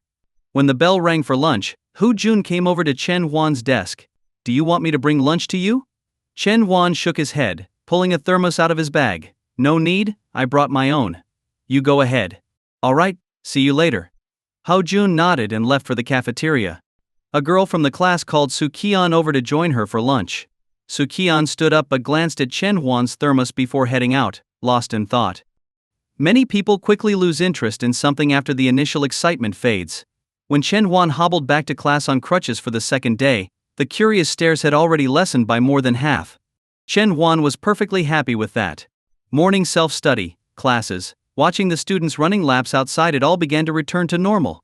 That is, until just before the 5th period's P class. Because of his leg injury, Chen Huan was excused from PE. Meanwhile, Su Qian, sitting next to him, was rummaging through her backpack for something. Su Qian, come on. It's time for class, Class President Jiang Qian called from the doorway. Su Qian looked up and replied, You go ahead. I'll be there in a minute, just need to find something. Okay, but hurry, class is starting soon, Jiang Qian said, as she left. With Jiang Qian gone, only Chen Huan and Su Qian remained in the classroom. After a quick glance around to ensure no one was watching, Su Qian pulled out a pink thermos box from her bag and placed it on Chen Huan's desk. Ahem! This is for you, Su Qian said, her expression somewhat anxious. For me? You brought lunch? I already brought my own, Chen Huan replied. Su Qian nodded, her voice quiet. I made it. Wait! What? Chen Huan widened his eyes in surprise. You made it? Since when do you know how to cook? Blushing, Su Qian responded. I just learned recently. Chen Huan, still puzzled, asked, Why the sudden interest in cooking? With a slightly shy look, Su Qian said, Because someone once told me that I should learn to cook for myself. So, I started learning. That's pretty good, Chen Huan nodded approvingly. Alright then, I'm heading to class, Su Qian said as she left the room. After she was gone, Chen Huan reached for the pink thermos on his desk and opened it. A wave of warmth greeted him. Inside were cola chicken wings, one of the favorite dishes shared by both Su Qian and Chen Huan. The wings looked decent and smelled appetizing. Chen Huan hadn't expected Su Qian's first attempt at cooking to turn out so well. Beneath the container of chicken wings were 2 plastic disposable gloves. Chen Huan thought for a moment and decided to also take out the food he had brought from home, combining it with the wings for his meal. The chicken wings were a little dry, cooked just a bit too long, but still within an acceptable range. The thermos was small, and there weren't many wings, so he finished them quickly with his rice. After washing the thermos and utensils, Chen Huan stood by the window, looking out toward the basketball court. It was the time of day when the boys would be playing basketball, while the girls would usually sit around the court, chatting and watching. What surprised Chen Huan, however, was seeing the entire class gathered in a circle, with Su Qian and Jiang Qian at the center, seemingly leading some kind of discussion or activity. Are they playing a game today? Sometimes the PE teacher organized small games for the class, but most of the time, it was free activity. After watching for a while, Chen Huan laid his head down on the desk for a nap. When the classroom gradually began to fill with students returning from PE, the increasing noise roused Chen Huan from his sleep. Chen Huan, who knew you had such a girly side, Hu Jun teased as he passed by, throwing away some trash. Huh? What are you talking about? Chen Huan, still groggy, hadn't fully woken up. Ho Jun smirked and pointed at the pink thermos box on Chen Huan's desk. Chen Huan opened his mouth to explain but stopped. That's mine. Got a problem with it? A voice cut in. Ho Jun turned around to see Su Qian standing behind him, hands on her hips. Oh, it's yours. Ho Jun scratched his head, then paused as something dawned on him. Wait, did you bring lunch for Chen Huan? Ho Jun's voice, naturally loud, immediately drew attention from the surrounding students. Yes, I brought it, Su Qian confirmed. Wow, a chorus of voices rang out from the girls nearby, making Su Qian blush a little. At that moment, Ho Jun, still full of drama, exclaimed, Man, I wish the class beauty would bring me lunch too. Someone nearby laughed. Ho Jun, if I break your legs, maybe Su Qian will bring you lunch. Get lost. Ho Jun glared, and the classroom erupted in laughter.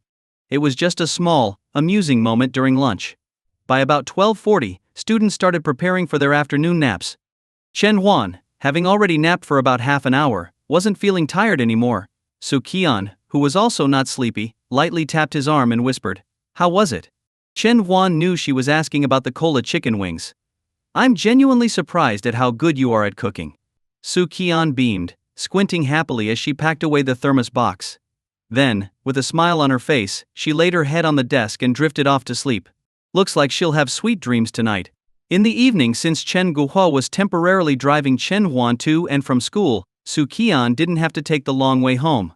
When Su Qian walked into her house, she didn't hear the usual sounds of cooking coming from the kitchen. She assumed her father Su He was busy with work and hadn't come home yet. He often worked late, especially when she wasn't struggling with her mental health. But today was different. As she entered the living room, she saw Su He sitting on the sofa, playing with his phone. Dad, I'm home, Su Qian called out. Su He put down his phone and headed toward the kitchen. You're back. Wash your hands and get ready for dinner. Su Qian placed her backpack in the living room, puzzled. Dinner this early? Su He smiled as he uncovered 2 dishes on the dining table. How could we let the food my daughter worked so hard to make this morning go to waste? That morning Su He had woken up to the sounds of cooking in the kitchen. When he went to check, he was surprised to find Su Qian cooking. At first he thought she was just hungry, but to his surprise, she was preparing actual dishes. Su Qian's cheeks flushed as she glanced at the 2 large plates of cola chicken wings on the table, chuckling awkwardly. One plate was so burnt that most of the wings were unrecognizable, just a blackened mess. The other plate looked much better, though the taste was probably off. The batch she had brought to school was from her 3rd attempt that morning. Su He brought over a pot of freshly steamed rice from the kitchen and teased, Sweetheart, if you want to cook for Chen Huan, just tell me. I'll supervise next time so we don't waste any more ingredients. You know that old saying, every grain of rice comes with hard work. Su Qian stomped her foot playfully. Dad. All right, let's eat, Su He laughed.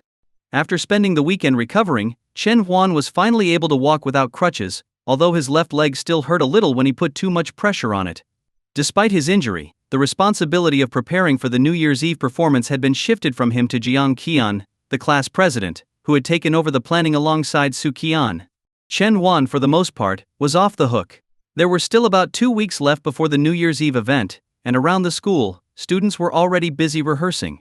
Wherever there were groups of girls practicing their dance routines, there would inevitably be a crowd of onlookers, mostly boys, which caused a noticeable drop in the number of students taking midday naps. This prompted their homeroom teacher, Zhang Wenzhong, to give them a word of caution before the afternoon class. Remember, even though the New Year's Eve event is coming up soon, it's important to stay focused. The end of term exams are just around the corner. If you mess up the exams, don't expect to have a happy holiday. This reminder quickly doused the excitement of many students. After all, poor exam results would be directly sent to their parents, and that could mean a long winter break filled with extra tutoring. During the break, as the rhythmic sound of the school's running exercises played in the background, Chen Wan stood by the window, watching the students jogging around the track. He felt a sense of relief for not having to join them. Bang! The classroom door flew open as Hu Jun and 3 other boys from their class carried in 2 large cardboard boxes. "What's all this?" Chen Wan asked, confused. Ho Jun replied, "These are the supplies for the New Year's Eve show." "So much stuff?" Chen Wan stepped closer, curious to see what was inside. But Ho Jun quickly shifted his body to block Chen Huan's hand. "Hey, don't touch! These are all sealed.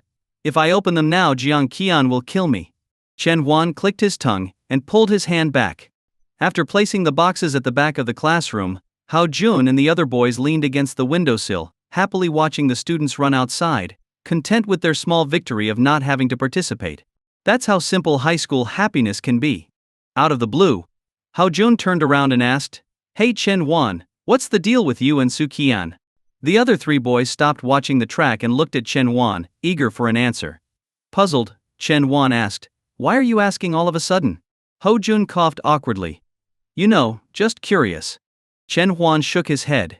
"There's really nothing going on." Ho Jun didn't seem convinced. "Come on, as your former deskmate and good friend, don't lie to me. She seems to care about you a lot. Don't worry, it's just the 5 of us here. No one's going to spread any rumors." The other boys nodded in agreement. Chen Huan, looking serious, glanced around, signaling them to come closer.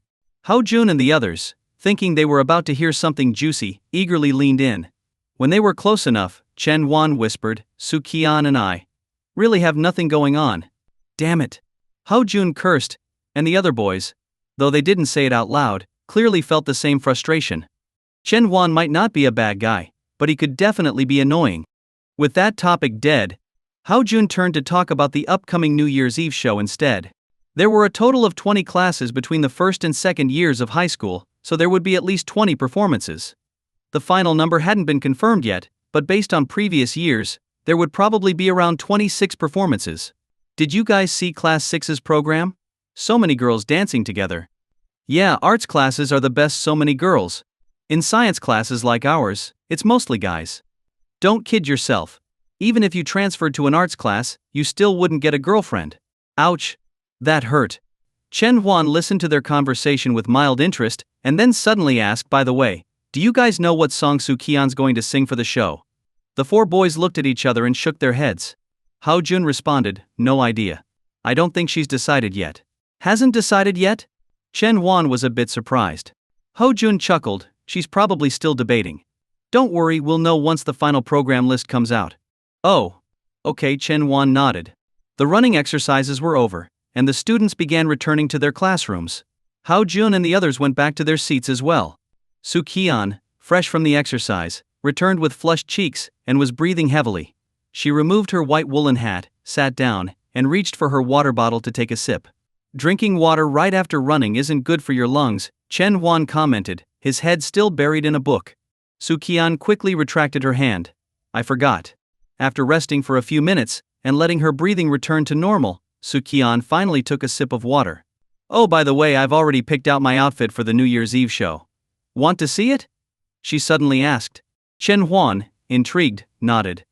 Su Qian had a sharp sense of style, so whatever she picked was bound to be impressive.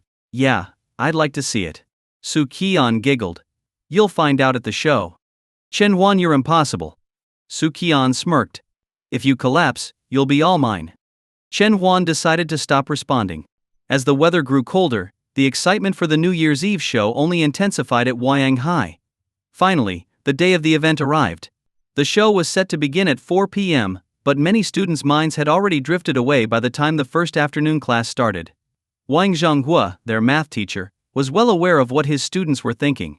Instead of giving a lecture, he started telling them funny stories from previous New Year's Eve events. For the second period, Zhang Wenzong, their homeroom teacher, announced that they'd have a free study session, which was met with loud cheers. By this time, students from other classes who were involved in performances had already started getting their makeup done and changing into costumes. Since only Qian was performing from class 3, there wasn't much of a rush. Qian's performance was the second to last, making it one of the highlights of the evening. This gave her plenty of time to prepare, especially since it was cold outside. As students in makeup and costumes strolled down the hallways, the boys in the class became even more excited. Ring. The bell signaling the end of class rang out, and cheers erupted from all the classrooms. At 3 p.m., the students were allowed to head to the gymnasium. Zhang Wenxiang stood at the front of the class and waved his hand. "Let's go to the gym. Don't forget to bring your seat cushions and dress warmly. Jiang Qian, lead the class to our section. Su Qian, you should start getting ready too." Su Qian nodded. "Got it." She reached under her desk, pulled out 2 black plastic bags, and placed them on Chen Huan's desk. With a slightly pleading look, she said, "Come with me and help me out, okay?" Everywhere he looked, there were crowds of people, endless streams of students all heading toward the gym, laughing and chatting along the way. Chen Huan, carrying 2 black plastic bags in his hands, walked at the back of the class lineup. Beside him, Su Qian was brimming with excitement. "What's in this other bag?" Chen Huan asked curiously. One bag clearly held clothes, but the contents of the other were a mystery to him. "Makeup," Su Qian replied. "It's the stuff we bought over the weekend." "Oh," Chen Huan nodded, finally understanding. The class soon arrived at the gym, and they lined up to enter. Jiang Qian, the class president, stood at the front, leading them to the designated seating area for class 3. "Chen Huan, over here." Ho Jun, who was already seated at the front, waved at him and pointed to a seat left open. Chen Huan was just about to head over when he paused, handing the 2 bags to Su Qian. "Here, take these." Su Qian blinked but didn't take them. "Just hold on to them for now." "All right," Chen Huan sighed and took the bags with him as he walked over to sit next to Ho Jun. Ho Jun, barely able to contain his excitement, started speaking quickly. "Chen Huan, there are 27 performances in total this year. I looked at the program carefully, and 12 of them are dances. Plus," he was clearly thrilled. Even Chen Huan, who hadn't been all that interested, began to feel a bit more intrigued by Ho Jun's enthusiasm. Skits, stand-up comedy, singing, and dancing, it all sounded like fun. After waiting for about half an hour, almost all the students were seated, and the stage setup was complete. To cheers and applause from the crowd, the New Year's Eve event officially began. As expected, it started with speeches from various school leaders. The principal gave a brief speech, followed by nearly an hour of formalities, after which the hosts returned to the stage and announced the first performance. Up next we have Xiao Luo from Class 2, Grade 1, performing a song Nunchucks. The host stepped down, and from the side of the stage, a boy dressed in Bruce Lee's iconic yellow jumpsuit appeared. His mature features and the creases at the corners of his eyes when he smiled made him seem older than most, but he still received loud applause as the first performer. Chen Huan, sitting in the stands, found it amusing to watch Xiao Luo singing and dancing on stage. Although Xiao Luo accidentally kicked over a prop with the label "Sick Man of East Asia," the audience cheered anyway, as the sign was clearly a reference to a certain island nation doing well these days. Nunchucks was a rap-rock fusion, and as the first performance, it ignited the crowd's excitement right away. When Xiao Luo finished, the gym was filled with applause. And now we welcome Lai Jingxing from Class 5, Grade 2, to perform "I Dedicate My Oil to the Motherland." With 27 performances in total, the show had gone through 12 by the time they reached the midway point. Chen Huan enjoyed the songs and skits, but the dances left much to be desired. He finally understood why teachers often had that particular look when watching students' attempts at what they thought were stylish dance routines. As the 13th act was about to begin, Chen Huan felt a tap on his shoulder. He turned and saw Su Qian standing there. Thinking she had come to collect the 2 bags, he bent down to retrieve them and handed them to her. But Su Qian didn't take them. Instead, she grabbed his wrist and pulled him out of the Class 3 seating area. "What's up?" Chen Huan asked, confused. "There are too many people backstage. I need you to watch over my stuff," Su Qian explained as she led him away. Chen Huan thought about it for a moment and nodded. After all, it wasn't like he cared much about the next performances anyway. They walked to the area near the restroom, where Su Qian took the bag with her clothes from Chen Huan and went inside to change. Chen Huan waited outside. Before long, Su Qian stepped out, dressed in her new outfit. "Chen Huan," she called, and when he turned around he was stunned. Su Qian had impeccable taste. She was wearing a blue tulle dress adorned with tiny star-like embellishments. A light blue sash cinched her waist perfectly, showing off her graceful figure. Chen Huan also noticed that she had swapped her regular shoes for glittering heels, completing the look of a princess straight out of a fairy tale. "We should do my makeup now," Qian said with a smug smile, clearly pleased with Chen Huan's reaction. She and Qian had scoured numerous shops before finally settling on this dress. Even after finding it, they had made some alterations to suit Qian's vision perfectly. "All right," Chen Huan agreed. He glanced around and realized there were no mirrors in the gym restrooms, just empty frames hanging above the sinks. Qian frowned in confusion. "I'm sure there were mirrors here during the rehearsal. How about we go back to the classroom building to do your makeup?" Chen Huan suggested. Qian shook her head. "No, it's too far. And I can't walk fast in these heels and this dress." She suddenly looked at Chen Huan with a mischievous glint in her eyes. "Why don't you do my makeup?" "Me?" Chen Huan was taken aback. Qian didn't seem concerned and laughed lightly. "It's fine. I trust you."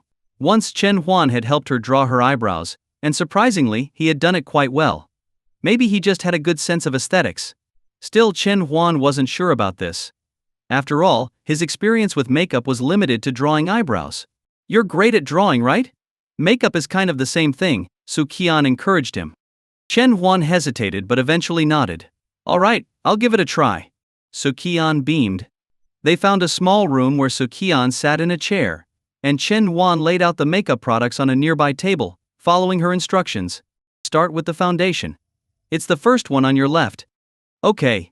Chen Huan followed her directions and began applying the makeup.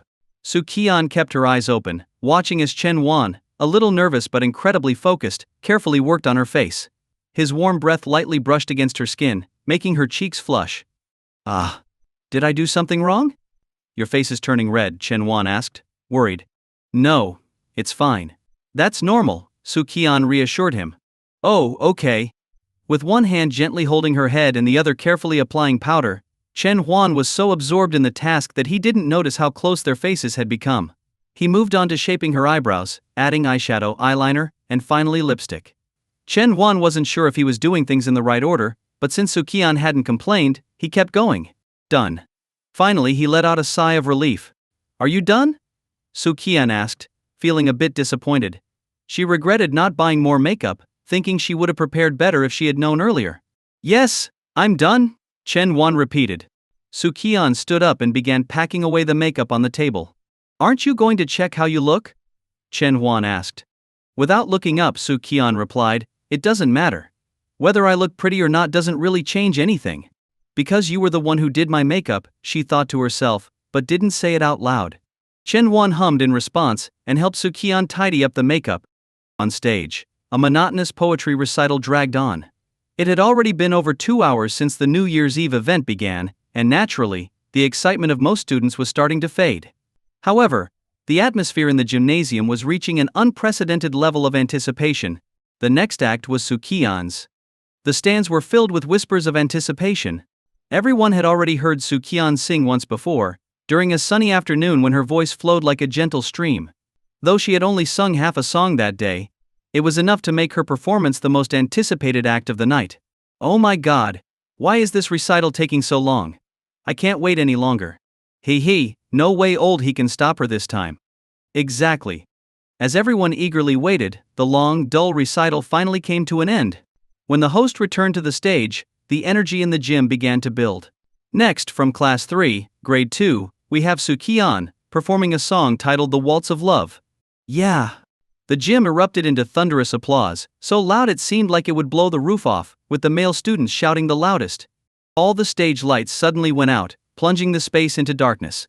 From the stands, the students could only make out a faint figure walking to the center of the stage. The music began to play the cheerful strumming of a guitar, and the lively melody soon eased the tension from the previous performance. The gym fell silent as everyone waited, just like that sunny afternoon before. The stage remained dark. Up on tiptoe, I lift my skirt. As my hand gently rests on your shoulder. As Qian's voice began, a single spotlight beamed down on her, illuminating her figure in the center of the stage. While the entire student body gasped in amazement. Her blue tulle gown sparkled under the light, reflecting tiny star-like specks.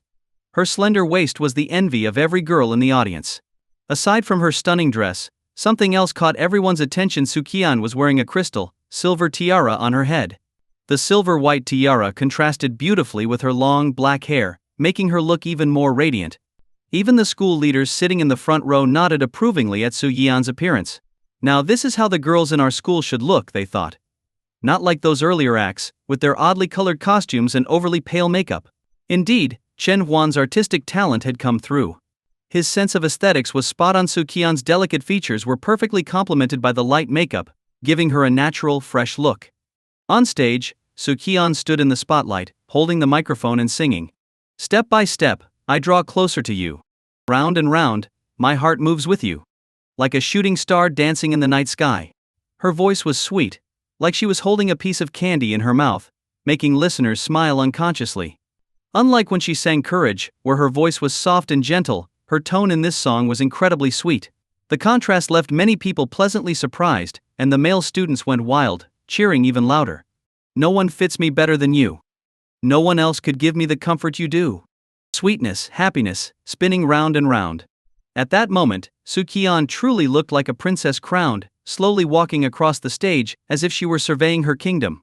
The spotlight followed her every move, and each time she turned toward a different section of the crowd, cheers erupted from that area.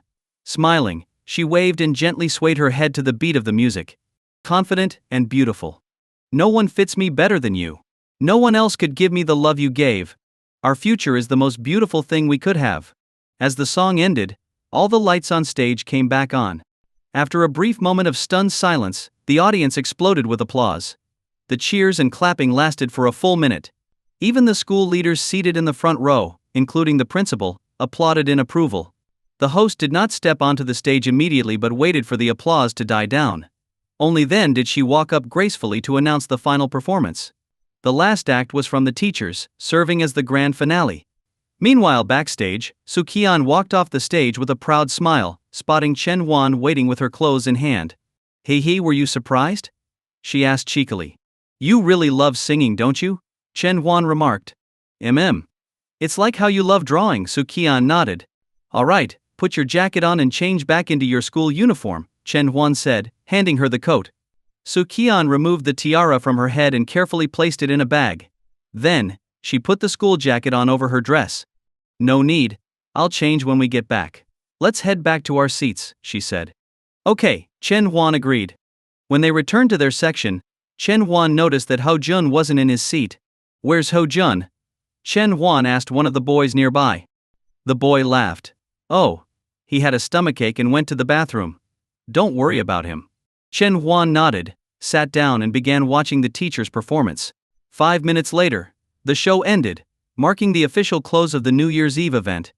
As the host took the stage to deliver the closing remarks, some students started slipping out early.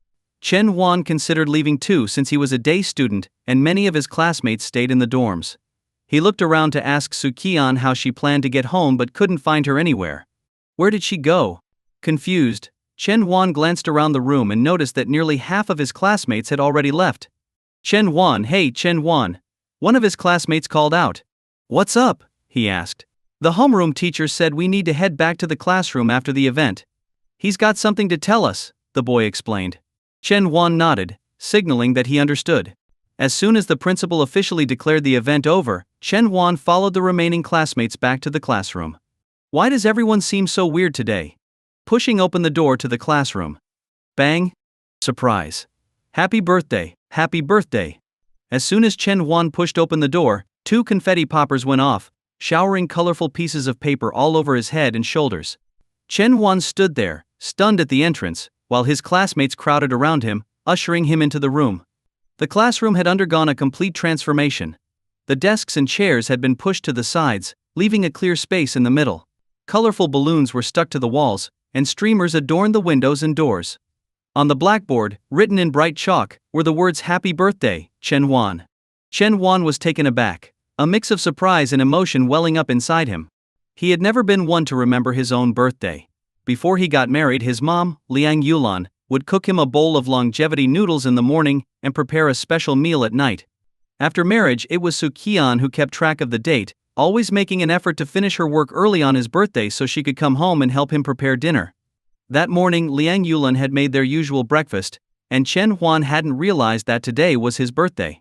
Looking around the classroom, he saw Zhang Wenzhong and a few other classmates, probably the ones who had prepared everything. With a smile and eyes tinged with emotion, Chen Huan asked, "How did you guys know today was my birthday?" Zhang Wenzong stepped forward.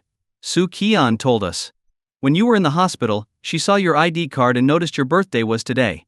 She suggested we celebrate it for you." Hao Jun chimed in from the side. "Yeah, we planned it during gym class on Friday." Suddenly, everything made sense to Chen Huan. It turned out that they weren't just playing games during gym class, and those boxes they wouldn't let him touch had been filled with balloons and decorations. Looking around again, Chen Huan asked, "But where's Su Qian?" Zhang Wenzhong grinned and pointed behind him.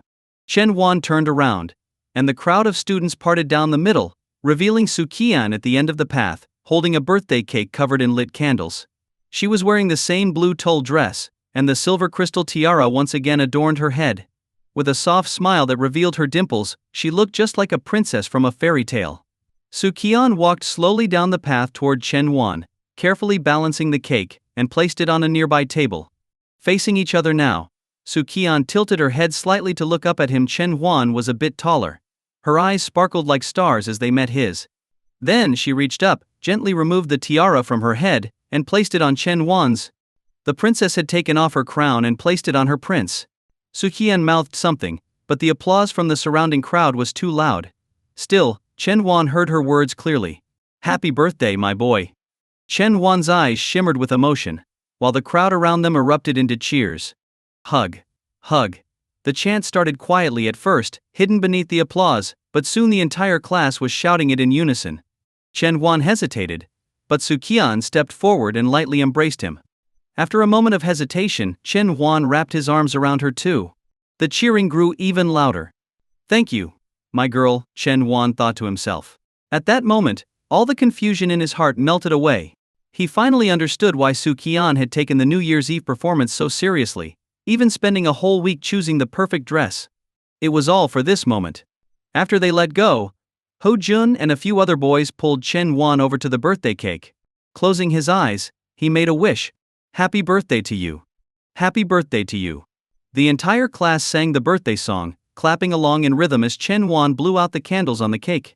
In the midst of wild cheers and playful shouts, someone smeared frosting across Chen Huan's face. Following the unspoken rule that the birthday boy must be thoroughly embarrassed, it didn't take long for Chen Huan to become a frosting-faced prince. By the time Class 3 had wrapped up the celebration, it was close to 8 p.m. Su He, knowing Su Qian would be out late, had driven over to pick her up. Chen Huan, however, declined Su He's offer for a ride home, opting instead to ride his bike back alone. When he got home, he was greeted by the delicious smell of food. Liang Yulan was in the kitchen, finishing the last dish of the evening, while Chen Guohua was setting the table with the prepared dishes. "Mom, I'm home," Chen Huan called out. Liang Yulan turned off the stove, dished up the food, and came out of the kitchen with a smile. "Son, did you have a good time today?" Chen Huan smiled. "Yeah, it was great." Liang Yulan chuckled. "A few days ago, Su Qian told me your class was going to throw you a birthday party tonight. She even made me promise not to remind you that today was your birthday." She added teasingly, "How did Su Qian know you never remember your own birthday?" Chen Huan casually replied, "Maybe she just guessed." Liang Yulan hummed in acknowledgement, uncovering a bowl on the table to reveal steaming hot longevity noodles. "Come on, since you missed out on your noodles this morning, you'll have them tonight," she said, waving him over. Chen Huan tossed his school bag onto the sofa, smiling as he made his way to the table. "I've been craving this." Now that the New Year's event is over, it's time for everyone to buckle down.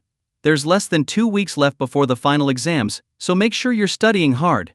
During the morning study session, Zhang Wenzhong stood at the front of the classroom, addressing the class. It was something he always said after a big event, and the students of Class 3 had heard it so many times they were practically numb to it. "Chen Huan, come with me for a moment." Zhang Wenzhong looked around the room, satisfied that most of the students were studying diligently, then walked over to Chen Huan's desk. Chen Huan followed him to the office. Zhang Wenzhong gestured for Chen Huan to sit down. "You've been studying really hard lately, and all your subject teachers have mentioned it to me. That's why I'm hoping to see some improvement in your final exam scores this time." Last time you got 311 points. Think you can reach 350 this time? Chen Wan felt slightly underestimated. No problem, he replied confidently. Zhang Wenzhong smiled. Good. I'll be waiting to see your results. Watching Chen Wan leave the office, Zhang Wenzhong couldn't help but feel a sense of pride. This boy was finally motivated. But why had Chen Wan suddenly gotten serious about his studies? For the first time, a thought crossed Zhang Wenzhong's mind that had never occurred to him before. Could it be that something really was going on between Chen Wan and Su Qian? When the final school event of the semester ended, the campus seemed to fall into a quiet lull. There were no more whispered conversations during self-study periods, and at lunchtime, there were hardly any students outside the teaching buildings. Everyone knew that the final exams were just around the corner. Class 3's self-study sessions were also exceptionally quiet, so much so that the only sounds were the soft scratching of pen on paper, and the occasional rustle of pages being turned. Chen Wan sat in the back row, holding a small booklet titled Summary of Key Concepts in High School Biology. Modes of cell division: mitosis, amitosis, and meiosis. Cell division is the basis for an organism's growth, development, reproduction, and inheritance. Biology was one of the easiest subjects to score well in within the science section, so Chen Wan made a habit of dedicating at least one self-study period each day to reviewing biology concepts. When the bell rang for the end of class, the room didn't erupt into noise as it usually did. Some students opted to rest their heads on their desks for a nap, while others quietly continued reading or headed to the bathroom. Chen Wan set his booklet down and rubbed his eyes. How many points do you think you'll get on this final? Su Qian, sitting next to him, put down her pen and asked softly. Chen Wan thought for a moment. Scoring 700 might be tough. Maybe over 300. Su Qian gave him a disapproving look. How about this: if you score between 350 and 400, I'll give you a reward. Chen Wan raised an eyebrow, intrigued. What kind of reward? Su Qian grinned mischievously. I'm not telling you yet. EFFT. Boring. Chen Wan turned away, laid his head on the desk, and promptly pretended to sleep. Su Qian huffed and pretended to ignore him out of spite, but after a short while she gently tapped his shoulder again. So, do you have any plans for the break? She asked. Chen Wan continued pretending to be asleep, stubbornly refusing to respond no matter how much Su Qian nudged him.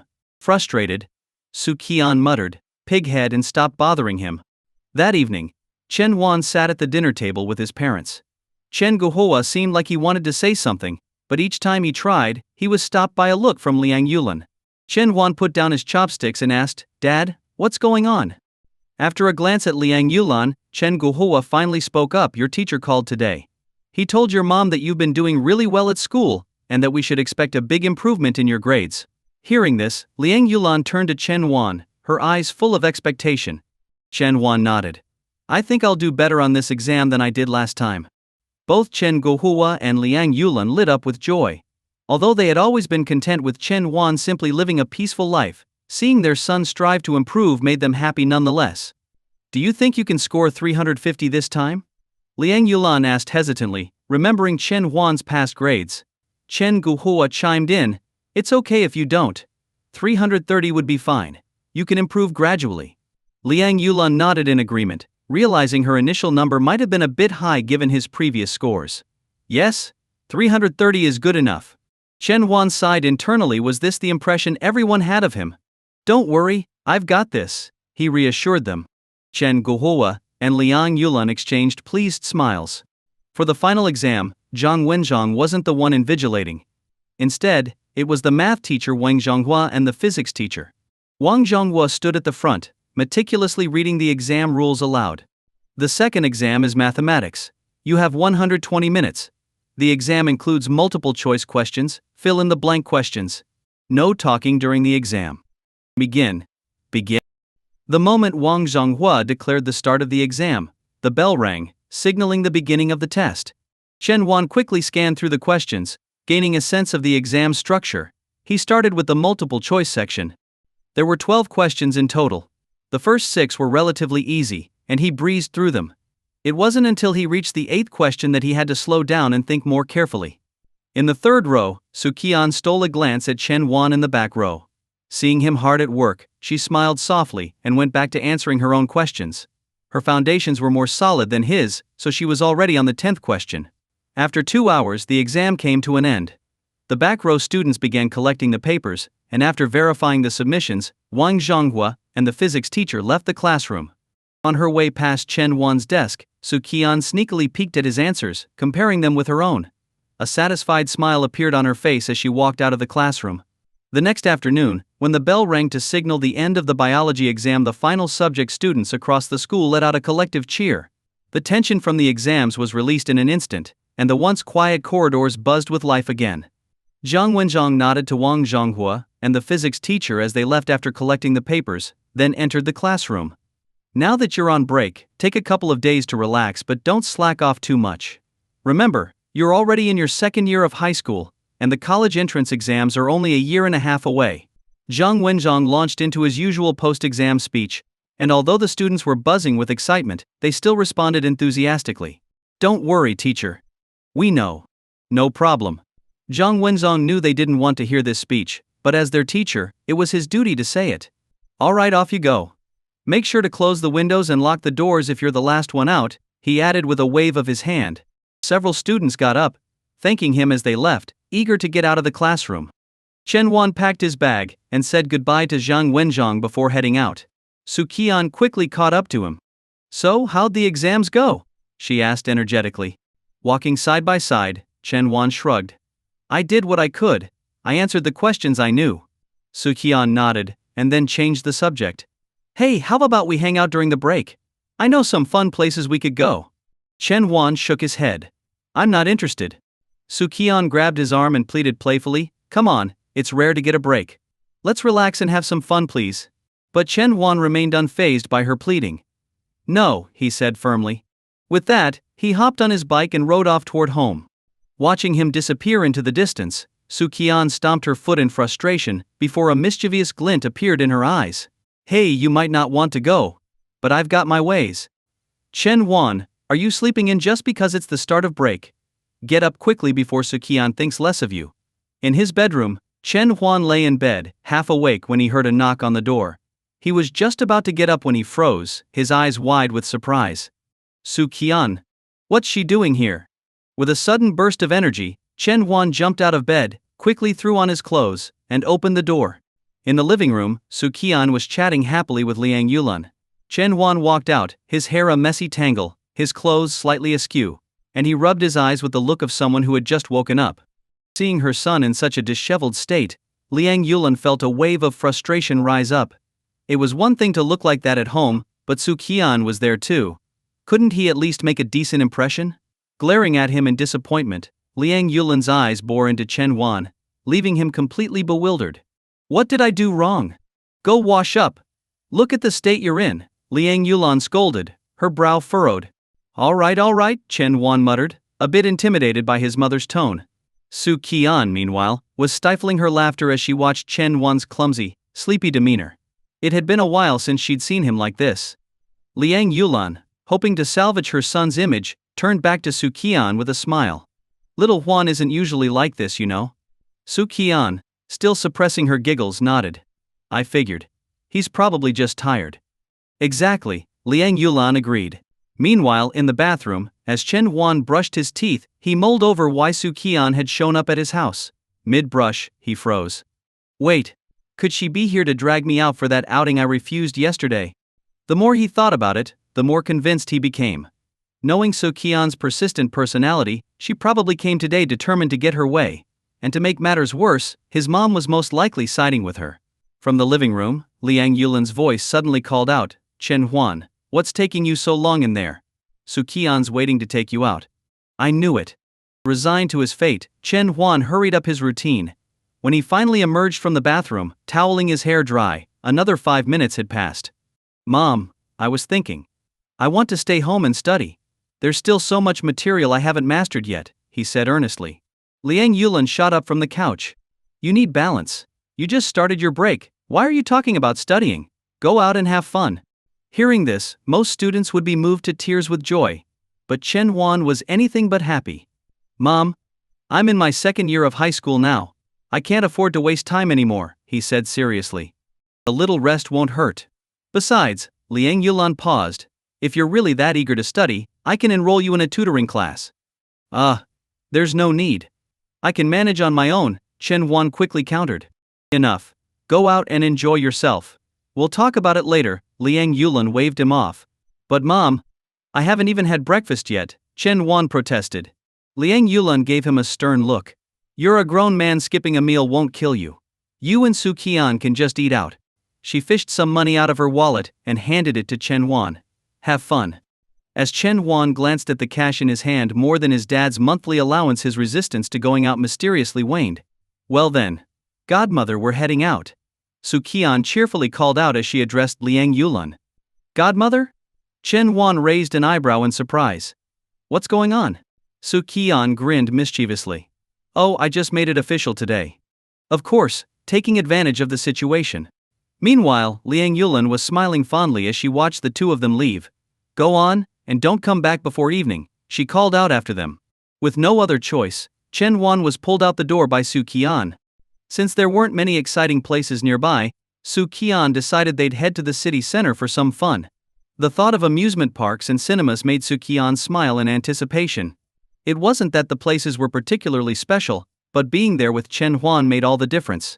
As they sat on the bus, Su Qian couldn't stop smiling to herself, while Chen Wan, feeling a bit embarrassed, turned his head away, pretending not to know her. Suddenly, the bus jerked to a stop. Caught off guard, Su Qian stumbled forward and fell straight into Chen Wan's arms. This time she really hadn't been prepared at all. Her body lurched forward, and she let out a small yelp as she tumbled. When she finally straightened up, she realized that half the passengers were staring at her. Her face flushed red, and she quickly grabbed onto the handrail to avoid zoning out again. Chen Wan glanced at her chest area, his expression unreadable. This time, it didn't hurt as much as last time. The rest of the journey passed without incident, and soon enough, they arrived at the city square. Once they stepped off the bus, Su Qian eagerly grabbed Chen Wan's hand and led him toward the nearby amusement arcade. The square was bustling with people, especially with many students on break. Unsurprisingly, the arcade was even more crowded. Let's go play that, Su Qian pointed to a claw machine not too far away. Though not particularly interested, Chen Wan shrugged. Sure. But halfway there, Su Qian suddenly stopped. Chen Wan turned around to see her staring at one of the shared children's ride-on cars displayed in a glass case. I want to ride that, she said, turning her head away in embarrassment. If Chen Wan hadn't seen her lips move, he wouldn't have believed it was her speaking. That's for kids, Chen Wan pointed out. Su Qian blinked innocently. Well, I'm your little kid. No, you're not. Yes, I am. And so, after a few rounds of playful back and forth, Chen Wan finally gave in. He glanced at the sign on the case, noting the 40 kg weight limit, and then eyed Su Qian. Do you have your phone? He asked. Su Qian handed it over. Here. Chen Wan dialed the number listed on the case. Hi, I've got a big kid here who wants to ride your children's electric car. Is that allowed? How big? The staff member on the other end asked. She's about 90 pounds, Chen Wan replied. That's fine. Thanks. Hanging up, Chen Wan turned to Su Qian with mock seriousness. All right, little one, you can go play now. Su Qian giggled and opened the glass case, letting Chen Wan help her take the ride-on car down. Though Su Qian wasn't overweight, the toy car was clearly designed for much smaller children. When she sat down, half her body stuck out of it. With a laugh, Su Qian started the car, and it actually moved forward. She drove around, laughing gleefully, until a real child, probably around 7 or 8 years old, came into view, also driving a toy car. The boy's expression was one of sheer confusion, clearly wondering why this kid was so much bigger. Su Qian felt a bit awkward, while Chen Wan was already laughing so hard he could barely stand straight. Let's go, Su Qian said softly to Chen Wan, who had just finished returning the toy car. Her face was flushed, with a slight pink hue spreading to her ears, giving her a look that made you want to pinch her cheeks. Clearly, she was still recovering from the embarrassment of earlier. After playing a few more games, Su Qian suggested they grab some lunch. Chen Wan, who hadn't eaten breakfast, felt his stomach growling. What should we eat? He asked. How about hot pot? Su Qian suggested. Hot pot on a winter day sounded perfect, though it would have been even better with some snow. Sure, Chen Wan agreed. As they headed out, Chen Wan suddenly remembered their first date. It was also in winter, and they had eaten hot pot too. Hurry up. Su Qian's voice snapped him out of his thoughts. I'm coming, he replied, quickening his pace. The area around the amusement center was packed with restaurants, many of them hot pot places. In winter, these places were especially popular. When Chen Huan and Su Qian entered one, the place was almost full, with steam rising from the bubbling hot pots at each table. The spicy aroma of chili oil filled the air, making the restaurant feel warm and lively. A waitress greeted them with a smile. "Are you here for lunch? We have one table available." "Yes." Su Qian quickly nodded. "Great, please follow me," the waitress said, leading them to a table and handing them menus. Chen Huan took the menu but didn't bother looking at it. He noticed Su Qian was browsing through the options with concentration. "Aren't you going to order?" Su Qian asked curiously. "Whatever you want is fine. I can eat anything," Chen Huan replied casually. Su Qian thought for a moment, then nodded and started ordering. "Let's get beef slices, some tripe." She ordered a mix of dishes, some were her favorites, and others were Chen Huan's. For the hot pot base, she chose a yin-yang pot, one side mild, the other spicy, perfectly accommodating their different tastes. "I know a great dipping sauce recipe. I'll show you," Su Qian said, pulling Chen Huan toward the condiment station before the food arrived. Chen Huan was surprised. He didn't remember her being particularly skilled with sauces. Holding a small bowl, Su Qian began to explain as she mixed. A little sesame oil, a spoonful of garlic paste, some oyster sauce. Listening to her, Chen Huan realized with a start that this was the very recipe he had taught her. He hadn't expected her to remember it so well. Su Qian beamed with pride after finishing her creation. "You're going to love it." Chen Huan nodded, amused. Of course he'd like it, it was his own recipe, after all. Su Qian also made herself a sauce, though she left out the chili oil. Back at their table, the food began to arrive, and soon the pot was bubbling away. Steam rose from the broth, tinting their faces a soft red. Chen Huan picked up a slice of tripe from the mildly spicy broth, dipped it into the sauce, and took a bite. "Hold still," Su Qian suddenly said. Chen Huan froze mid-bite as Su Qian grabbed a napkin from the table, leaned in, and gently wiped away a splash of oil from his cheek. For a moment, Chen Huan's eyes widened. As the steam swirled around them, he couldn't tell if the face in front of him belonged to Su Qian or to the Su Qian from their past. That's when it hit him. Su Qian was pursuing him just like he had once pursued her. The same winter day, the same hot pot restaurant, even the same gestures. It felt like the universe had come full circle. Suddenly, Su Qian's phone pinged with a notification. She took it out and gasped, "The final exam results are out." Chen Huan blinked in surprise. "Already?" He stood up and joined Su Qian as she looked at the group chat for their class's results. First place Jiang Qian, 561 points. 7th place Su Qian, 501 points. 15th place Chen Huan, 425 points. 31st place Hu Jun. Chen Huan wasn't too surprised by his own score, but what shocked him was how far ahead Su Qian was. How had she managed to score so much higher, even though they both had the advantage of being reborn? Then he looked closer and realized the difference. Su Qian had scored 131 in English, while he had only managed 94. That, along with small differences in other subjects, had led to the gap in their scores. While Chen Huan was pondering Su Qian's impressive performance, Su Qian herself was marveling at his progress. 425 points. That was a huge improvement. In the midterms, Chen Huan had barely scored over 300, but now he had improved by a whole 100 points in such a short time. After checking the results, Chen Huan returned to his seat and continued eating. Sure, grades were important, but food came first. Su Qian put her phone away, sneaking a glance at Chen Huan. "So, how about we go see a movie after lunch?" Chen Huan nodded absent-mindedly as he dipped a piece of beef into his sauce. This was the exact same pattern he had followed back then: hot pot first, then a movie. A classic routine. After they finished eating, Su Qian pulled 2 movie tickets from her bag and waved them at him. Chen Huan glanced at the title "You Are the Apple of My Eye," a classic love story. The theater was packed. Romance films like this rarely attracted solo viewers. Most of the audience were couples, holding hands as they passed by Chen Huan and Su Qian. Su Qian glanced enviously at the couples, then shot a glance at Chen Huan.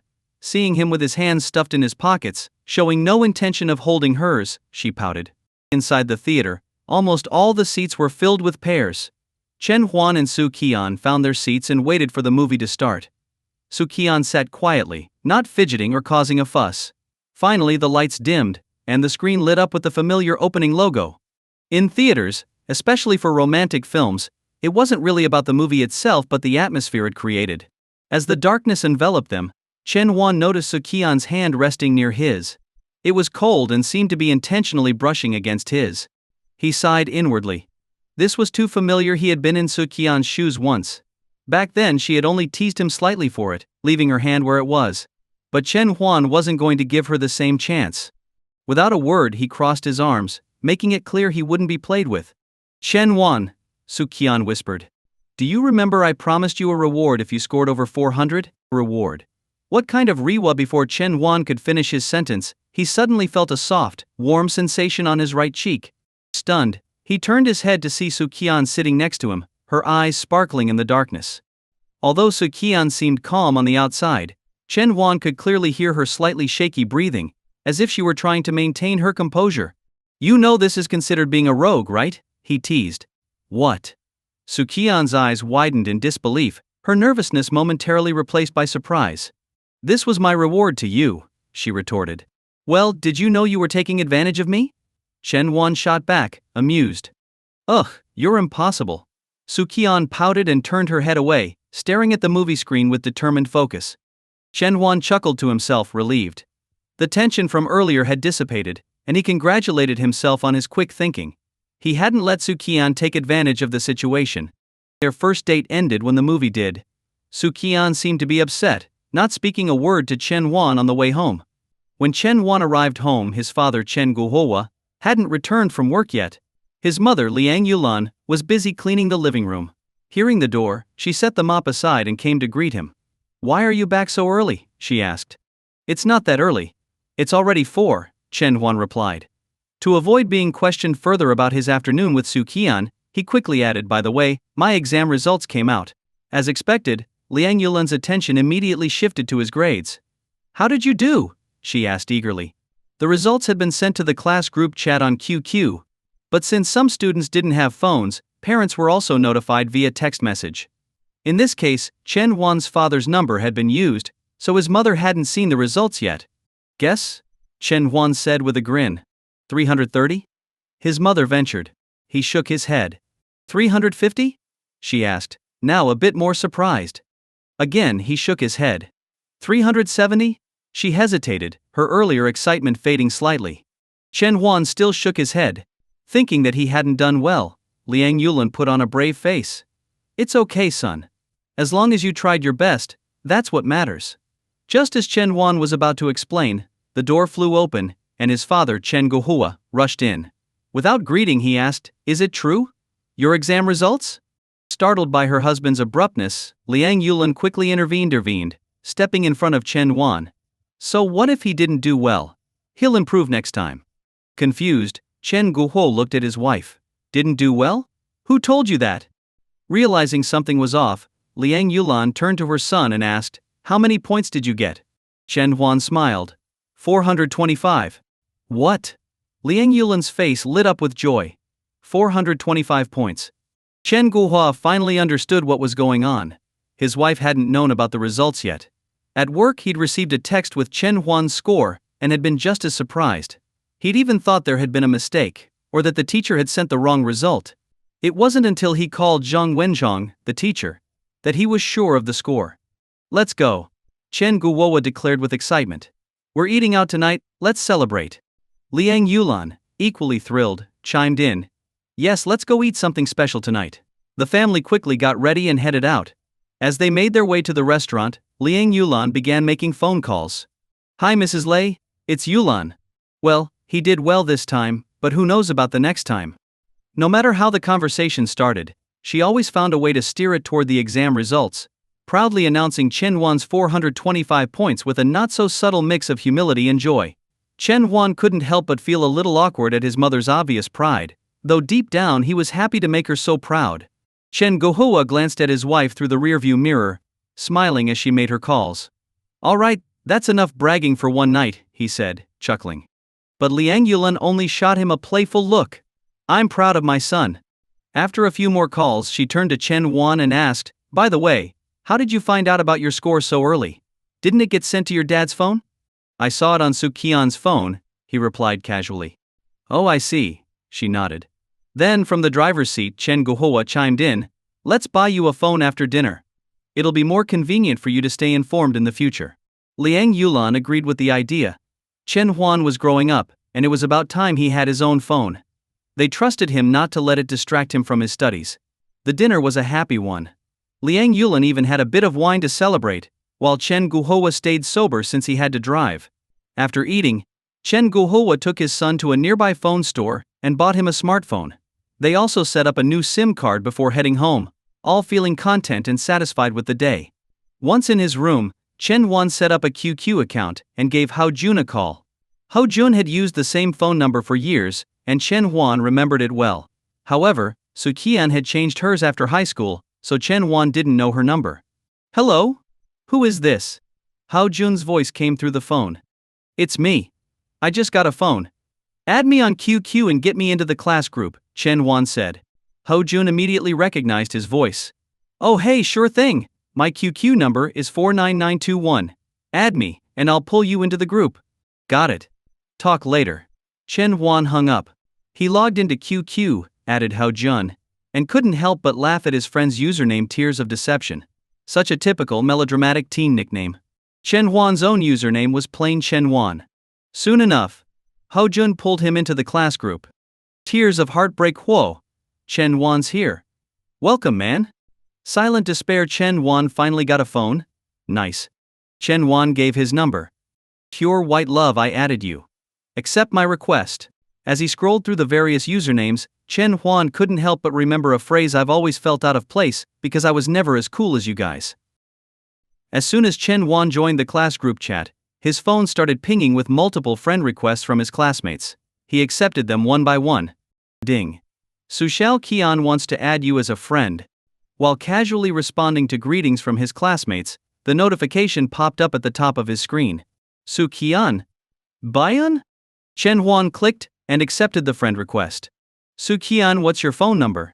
Chen Huan 1512352. Lying barefoot on her bed, Su Qian playfully kicked her feet in the air, her face showing a trace of worry as she typed on her phone. Su Qian, I'm going to my grandma's place in the countryside tomorrow, and I won't be back until after the new year. Chen Huan delighted really. Su Qian pouting, why do you sound so happy about it? Chen Huan, you're imagining things. Have fun in the countryside. Su Qian, I don't believe you. JPG. New Year's Eve. Today marked the 12th day since Su Qian had gone to visit her grandmother, and Chen Huan was in a great mood. Even though she frequently sent him updates about life in the countryside via QQ, Chen Huan made sure their conversations stayed within the bounds of polite, casual exchanges between classmates, sometimes even coming across as a bit dismissive. Chen Huan, come help put up the Spring Festival couplets. His mother Liang Yulan called from the living room. Putting down his pen, Chen Huan stretched and called back, coming.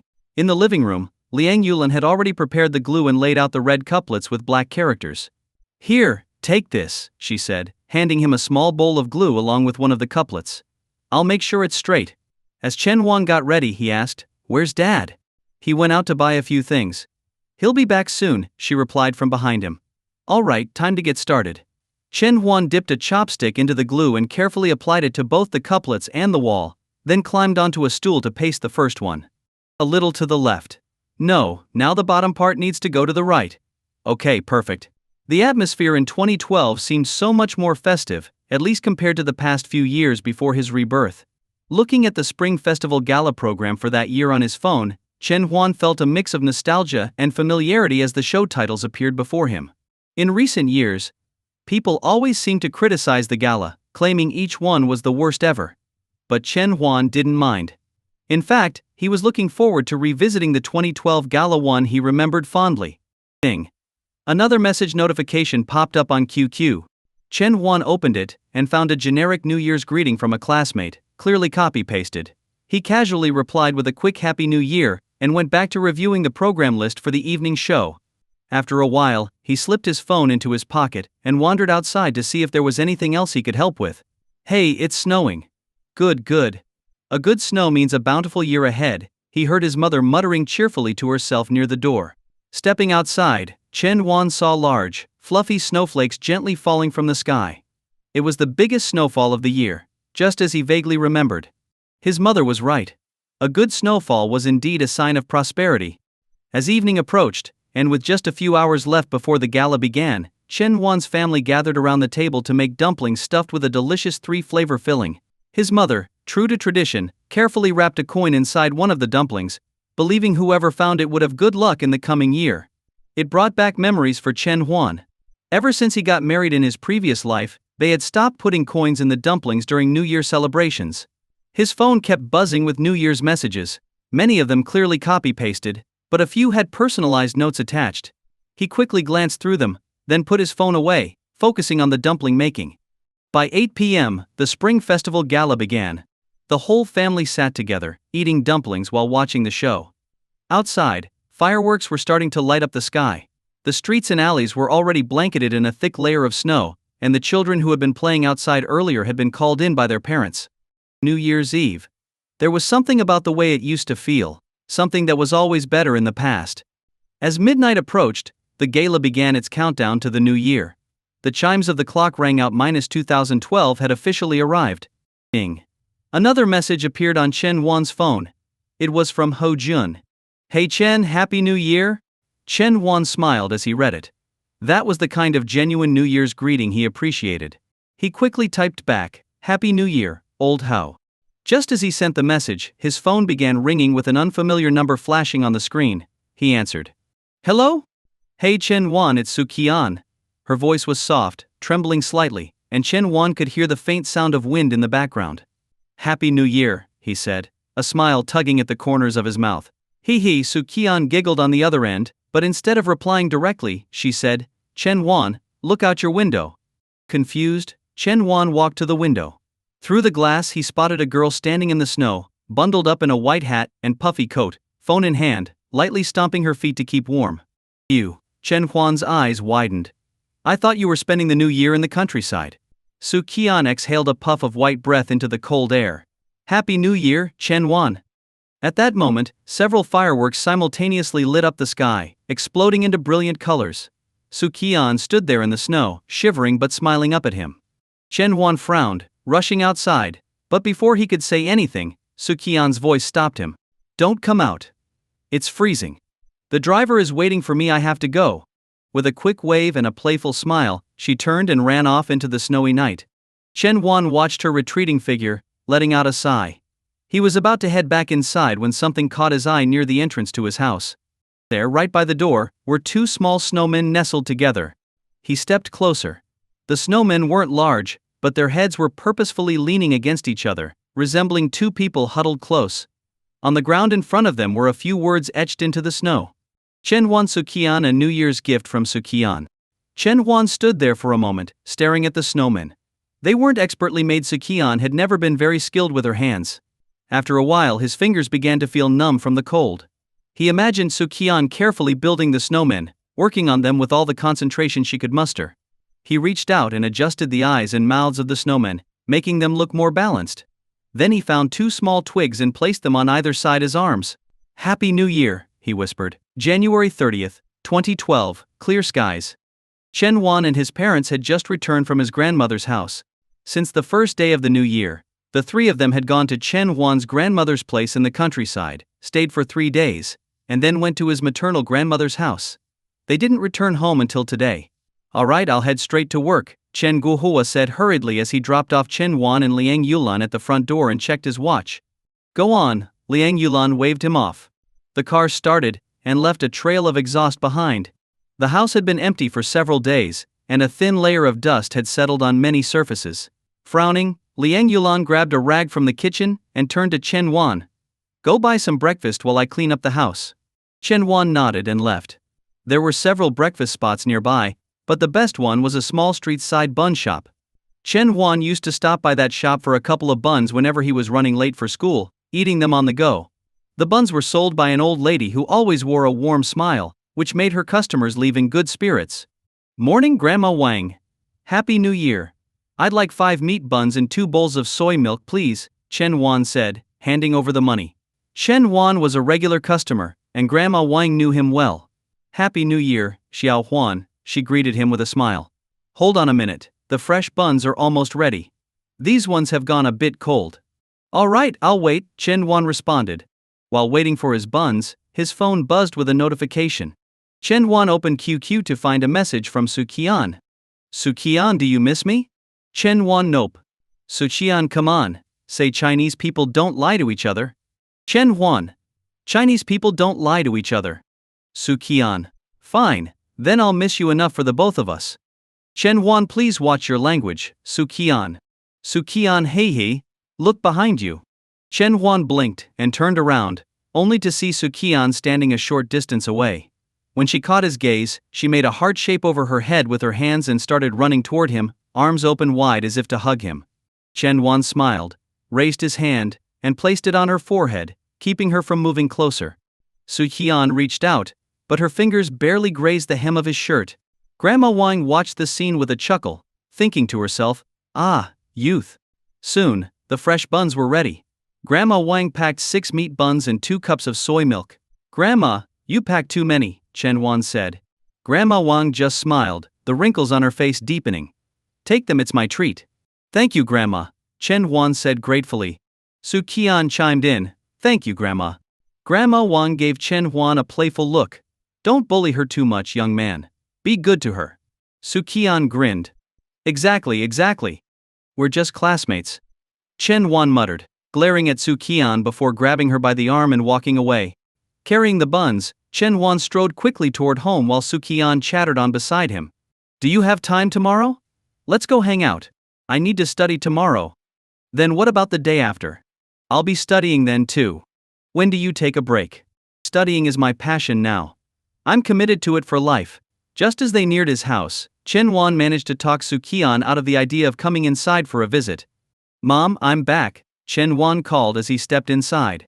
Liang Yulan put down what she was doing and said, eat first, then help me tidy up. Okay, Chen Huan nodded. The two of them sat at the already clean table to eat breakfast. Halfway through, Chen Huan's phone rang. It was a call from Hu Jun. He walked aside and answered, hello? Hu Jun? Hey Chen Huan, wanna hang out?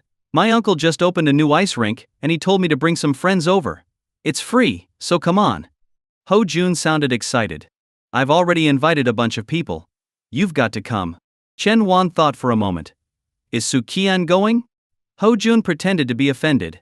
I can't believe you're asking about her first. What happened to bros before? Well, you know. Don't worry, I've only invited guys, no girls. Alright, I'll be there, Chen Huan agreed without hesitation. Hu Jun was delighted. Great. I'll let you know the details later. Sure. Chen Huan nodded and hung up. Studying was important, but a little break didn't hurt. And most importantly, Su Qian wouldn't be there. Who was that? I thought I heard Su Qian's name, Liang Yulan asked as Chen Huan returned to the table. It's nothing. Hu Jun invited me to his uncle's new ice rink, Chen Huan replied. Liang Yulan nodded approvingly. That's good. You need to balance work and play. Studying all the time isn't good either. During the days they had spent in the countryside, she had often seen Chen Huan with a small English notebook, memorizing vocabulary. While she was proud, she also wanted him to take a break once in a while. Hu Jun's call came at just the right time. 3 days later, Chen Huan arrived at the meeting spot as arranged by Hu Jun. Several other classmates soon showed up, both boys and girls. Chen Huan was surprised. He had been under the impression that it would mostly be guys. But it didn't matter as long as Su Qian wasn't there. Right now he wanted to avoid her as much as possible. After graduation, they could go their separate ways. After a while, Hu Jun showed up too. He did a quick head count and said, there's still one more person we're waiting for. Let's go in together when they arrive. Chen Huan casually asked, who is it? Su Qian. What? I seem to be trying to escape. But there's no escaping. When Chen Huan saw Su Qian approaching with a bright, flower-like smile, he was completely stunned. Didn't you say Su Qian wasn't coming? Chen Huan asked, a forced smile on his face as he patted Hu Jun on the shoulder. Hu Jun, feeling a bit guilty for some reason, stammered slightly. She said she wanted to come after I called you. Chen Huan's face was all smiles, but inside he was full of exasperation. This must be how Chen Huan truly felt at that moment, smiling on the outside, grumbling on the inside. It wasn't his teammates' fault, it was his opponent who was too clever. Out of the 31 classmates, about 10 had gathered at the ice rink today. The main reason for such a turnout? Su Qian. After all, they were all energetic teenagers, and who wouldn't want to spend time with the prettiest girl in school? Everyone except Chen Huan, of course. Alright, now that everyone's here, let's head inside, Ho-jun suggested. With that, the group of 10 made their way to the entrance of the ice rink. Among them, only Qian and one other boy had brought their own skating gear. The rest didn't have any. Someone pointed this out. Ho-jun shrugged nonchalantly. No worries, my uncle told me we can borrow whatever we need inside. Once they had their equipment sorted out, they faced another big issue. Almost none of them knew how to skate. As true northerners, they were more familiar with sliding on ice than skating on it. But it didn't really matter. As long as they were having fun, right? They reached the ice rink lobby, where a middle-aged man approached with a smile. Hey Xiao-jun, are these all your classmates? Welcome. Ho-jun grinned. Uncle, a few of them don't have their own skates. The man laughed. No problem. I've already arranged it. You can pick whatever gear you need. Thanks, uncle. We'll head in now. Ho-jun replied. Go ahead, have fun, the man said, waving them off. Ho-jun led the group to a room by the rink, where they picked out their gear. Since many of them were first-timers, they made sure to pad themselves up for safety. Chen Huan geared up as well, and joined Ho-jun and a few others by the ice. Once on the rink, Chen Huan, along with the other boys, cautiously shuffled forward. Jiang Qian and the other boy, who could skate, zipped around with ease, gliding effortlessly. Ho-jun, though not as skilled, managed to skate better than Chen Huan and the others. Come on over. Just walk around a bit, you'll get the hang of it, Ho-jun called from a short distance, laughing. One of the boys near Chen Huan took a tentative step forward, immediately losing his balance and almost falling, which sent Ho-jun into fits of laughter. Watching him laugh only made the others clench their fists tighter in frustration. This is so annoying. Hang in there, the coach will be here soon, Ho-jun reassured them. Since Ho-jun's uncle owned the rink, they had the luxury of a private coach, which was usually charged by the hour, but today it was free. Maybe because it was a new rink, there weren't many people around, even though it was the weekend. While waiting for the coach, the boys began cautiously experimenting on the ice. Jiang Qian and a few others skated over to teach some basic moves. Chen Huan gripped the railing as he slowly moved forward, trying to maintain his balance. After a while, feeling more confident, he let go of the railing with both hands. Whoa! But after just a few steps he started falling backward. Before he could hit the ground, two hands steadied him from behind, restoring his balance. Thanks, Chen Huan exhaled in relief, grabbing the railing again as he turned to see who had helped him. Su Qian stood there, smiling at him warmly. I can teach you, Su Qian offered, gracefully gliding beside him. Watching her skate so smoothly, Chen Huan suddenly remembered Su Qian knew how to skate. She hadn't skated in high school or college, but after becoming an entertainer, she had learned figure skating for a variety show. Because Su Qian hadn't brought her skating gear today, and since she had only skated once before, Chen Huan had almost forgotten. No thanks. I'll learn from the coach, Chen Huan said, noticing the coach who had just arrived. One-on-one teaching is different from group lessons, Su Qian teased, continuing to try and persuade him. Chen Huan thought for a moment. I believe in the power of teamwork. Su Qian chuckled. Your grades have improved, and now your mindset is on another level too. Always improving with learning, Chen Huan quipped. Chen Huan, we're heading over there to practice balance. Want to join? One of the boys called out from beside the coach. No need, I'll teach him myself. Su Qian quickly covered Chen Huan's mouth and called back. Okay. The boy responded, leaving without a second thought. Chen Huan, now stuck with Su Qian's hand over his mouth, clung to the railing for balance, helplessly watching as his chance to escape her grasp faded away. Hey, looks like your team abandoned you, Su Qian said innocently. I really have to thank you for that, Chen Huan replied dryly. No need to thank me. Helping others is something I've known since I was a child. Keep your feet shoulder-width apart. Your legs are too stiff. Bend them slightly, lean forward, and lower your center of gravity. On the rink, Su Qian was teaching Chen Huan how to skate, and Chen Huan was taking it very seriously. Okay, I'm almost getting it. Soon I'll skate right over to Ho-jun. Chen Huan thought excitedly to himself. Su Qian's voice continued by his side. You don't need to hold onto the railing anymore. You can try taking a small step forward. I'm right here. Don't worry. Cautiously, Chen Huan took a step forward. Not bad. Another step. Still steady. You're pretty good at keeping your balance, Su Qian praised. Chen Huan beamed. I think I'm ready to start skating now. Su Qian pouted slightly. You can try, but I think it might be harder than you think. Chen Huan nodded and gently pushed off with his right foot, smoothly returning to a standing position. I did it. Chen Huan's eyes lit up with excitement. Su Qian, too, seemed impressed with how quickly he was learning. I'll practice on my own for a bit, Chen Huan said, giving Su Qian a glance. Su Qian nodded and followed him closely. But after a while, Su Qian noticed something strange. Although Chen Huan's speed was slow, he seemed to be gliding in one specific direction. Looking ahead, she saw that he was heading straight for Hou Jun and the others. Glancing back at Chen Huan, she saw him huffing and puffing, steadily skating while checking his position from time to time. Need a break? Su Qian asked with a smile, looking at Chen Huan like an emotionless assassin. Completely unaware, Chen Huan casually replied, no need, I'm almost there. Su Qian squinted her eyes mischievously, pushed off with her feet, and quickly skated ahead of him. She stopped abruptly, standing like a traffic cop, pretending to direct traffic. Roadblock ahead. Please turn back, she said, waving her hand, signaling that the path was closed. Chen Huan glanced at Su Qian's playful pose and silently tried to skate around her. Oh no, you're surrounded, Su Qian said with a grin as she easily blocked him again, moving much faster than Chen Huan's slow, shaky attempts. Seeing that Chen Huan wasn't giving up, Su Qian decided to take matters into her own hands. She grabbed his arm with one hand and his waist with the other. Hold on tight. If you fall, it'll hurt a lot, she teased, grinning as she gently guided a defeated-looking Chen Huan back to the starting point. Come on, don't be upset, Su Qian smiled cheerfully. How about I show you some of my figure skating moves? Chen Huan raised an eyebrow. He had only ever seen Su Qian perform figure skating on TV, and had never seen her do it in real life.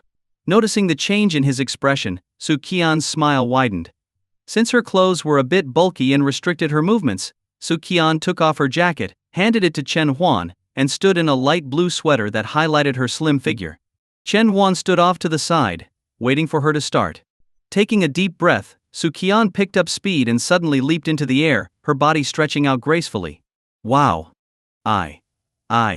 Her moves immediately caught the attention of everyone around them. The exclamations, along with some colorful language, perfectly captured their shock. Even the classmates who had been listening to the coach's instructions were drawn to the commotion. From where they stood, they couldn't see everything clearly, but Hou Jun, recognizing Chen Huan's posture from a distance, realized that the crowd's attention was focused on Chen Huan's direction. Wait, isn't that where Chen Huan is? What's going on? Hou Jun wondered aloud. Just as he spoke, they saw a figure in a light blue sweater soar gracefully through the air, like a bird in flight. That looks like Su Qian, Jiang Qian said, still uncertain. I'm going over to check it out, Hou Jun said, unable to resist, and skated toward the growing circle of onlookers. Jiang Qian followed suit. I'll come too. Another classmate chimed in, me too, as he glided along with them. The few classmates who weren't as skilled on the ice were left standing awkwardly, knowing they wouldn't make it over without stumbling. Hey, let's go watch from the top, one of them suggested, pointing to an elevated viewing area near the rink's exit. Good idea. It's higher up, so we'll have a clearer view, another agreed. The increasing crowd had blocked their view, so they decided to move. Graceful as a flying swan, smooth as a flowing dragon. Everyone who watched Su Qian's performance on the ice couldn't help but think of these poetic phrases. Though Su Qian's moves weren't extremely difficult, her flexibility and perfect proportions created an undeniable visual elegance. She skated in a steady, circular pattern around Chen Huan, performing figure skating moves like a blue fairy dancing on the ice. Chen Huan stood still, quietly watching. He could feel the envious gazes of those around him. He wanted to leave, but honestly, he couldn't manage it.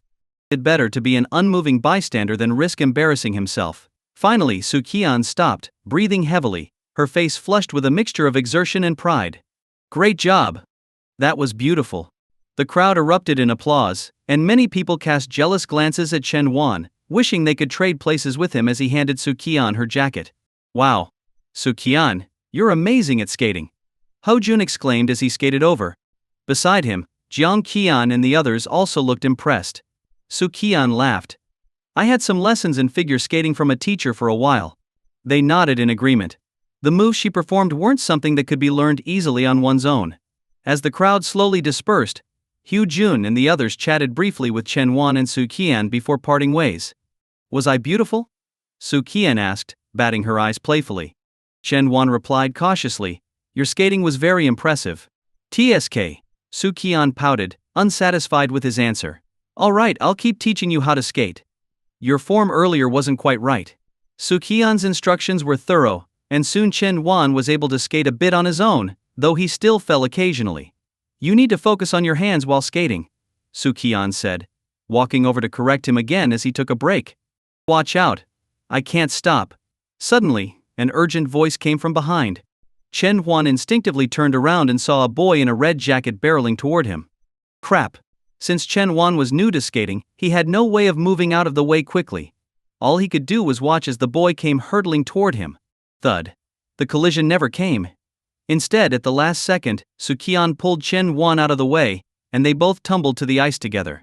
Chen Huan, still stunned, realized that in the last moment, Su Qian had wrapped her arms around him, shielding him from the impact, and taking the brunt of the fall herself.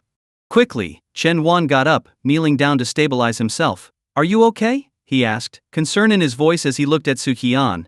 Su Qian winced, her brows furrowing in pain. I think I twisted my ankle. Chen Huan looked at her ankle. It was already a bit swollen. His frown deepened. Just then, the boy in the red jacket approached, his face filled with guilt. I'm so sorry. I'm still learning. There's a medical room at the rink.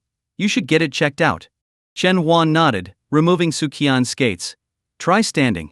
Does it hurt? With Chen Huan's support, Su Qian stood up slowly. It hurts a little, but it's not too bad. Can you walk? Chen Huan asked. Su Qian took a step, immediately wincing in pain. Without a word, Chen Huan sat down on the ice, took off his own skates, and knelt in front of her. Get on! I'll carry you to the medical room. His voice was firm, leaving no room for argument. Su Qian's small feet touched the cold ice, and even through her socks, she could feel the piercing chill seeping into her skin. She hesitated as she watched Chen Huan, who had also removed his skates, standing in front of her with a concerned expression. Hurry up, Chen Huan urged with a frown. If the injury reaches the bone, it'll be troublesome. Oh! Su Qian nodded, then leaned forward and climbed onto Chen Huan's back. With a grunt, Chen Huan stood up, carrying her toward the exit. The boy in the red jacket, who had caused the accident, looked on in surprise as Chen Huan walked barefoot on the ice. He reached down and touched the ice himself. Yikes! That's cold. Seeing Chen Huan walk further away, the boy quickly picked up their skates from the ice and hurried after them. Chen Huan walked quickly but steadily on the ice, and soon they were out of the skating rink. He finally let out a deep breath and turned to the boy. Where's the medical room? I'll take you there, the boy replied. The two of them reached the medical room, where a female doctor in a white coat approached. Sprained her ankle? The doctor asked after a glance at Su Qian, who was still on Chen Huan's back. Chen Huan nodded. Yeah, her ankle is a bit swollen. She can stand, but walking hurts. Lay her down on the bed over there, the doctor instructed, pointing to a small room inside. Chen Huan carefully placed Su Qian on the bed. The doctor examined Su Qian's left ankle, gently pressing on the swollen area as she asked Su Qian how it felt. After a moment, the doctor said, It's not a bone injury, just a ligament sprain. You're lucky, it could have been worse. Hearing that, both Chen Huan and Su Qian sighed in relief. The doctor then handed an ice pack to Chen Huan. Apply this to her ankle for now. After 24 hours, switch to a warm compress. I'll also get you some medication. She just needs to rest. Thank you, doctor, Chen Huan said gratefully. The boy in the red jacket, feeling relieved, apologized again and even paid for the medical expenses before leaving the room. You two can rest here for a while, the doctor suggested. The pain should subside soon, and then you can leave. With that, she left them alone. As soon as the doctor left, Chen Huan's expression turned stern. Su Qian, noticing his serious look, tried to smile at him to ease the tension, but it had no effect. Are you an idiot? Chen Huan began, his voice sharp and fast. You acted like a cushion to break my fall. Do you realize how small and fragile you are? This time it's just a sprain, but what if it had been a broken bone? His words came in rapid bursts, leaving Su Qian cowering on the bed. Seeing his tone soften slightly, Su Qian tried to offer an appeasing smile. I didn't want you to get hurt. Her soft and sweet voice only made Chen Huan more frustrated. He glared at her, though he couldn't bring himself to say, But what about your pain? Eventually he sighed and stood up. I'm going to call your dad. Chen Huan walked out of the room and dialed the number from memory. Hello? Is this Su Qian's father? This is Chen Huan, her classmate, Chen Huan said as soon as the call connected.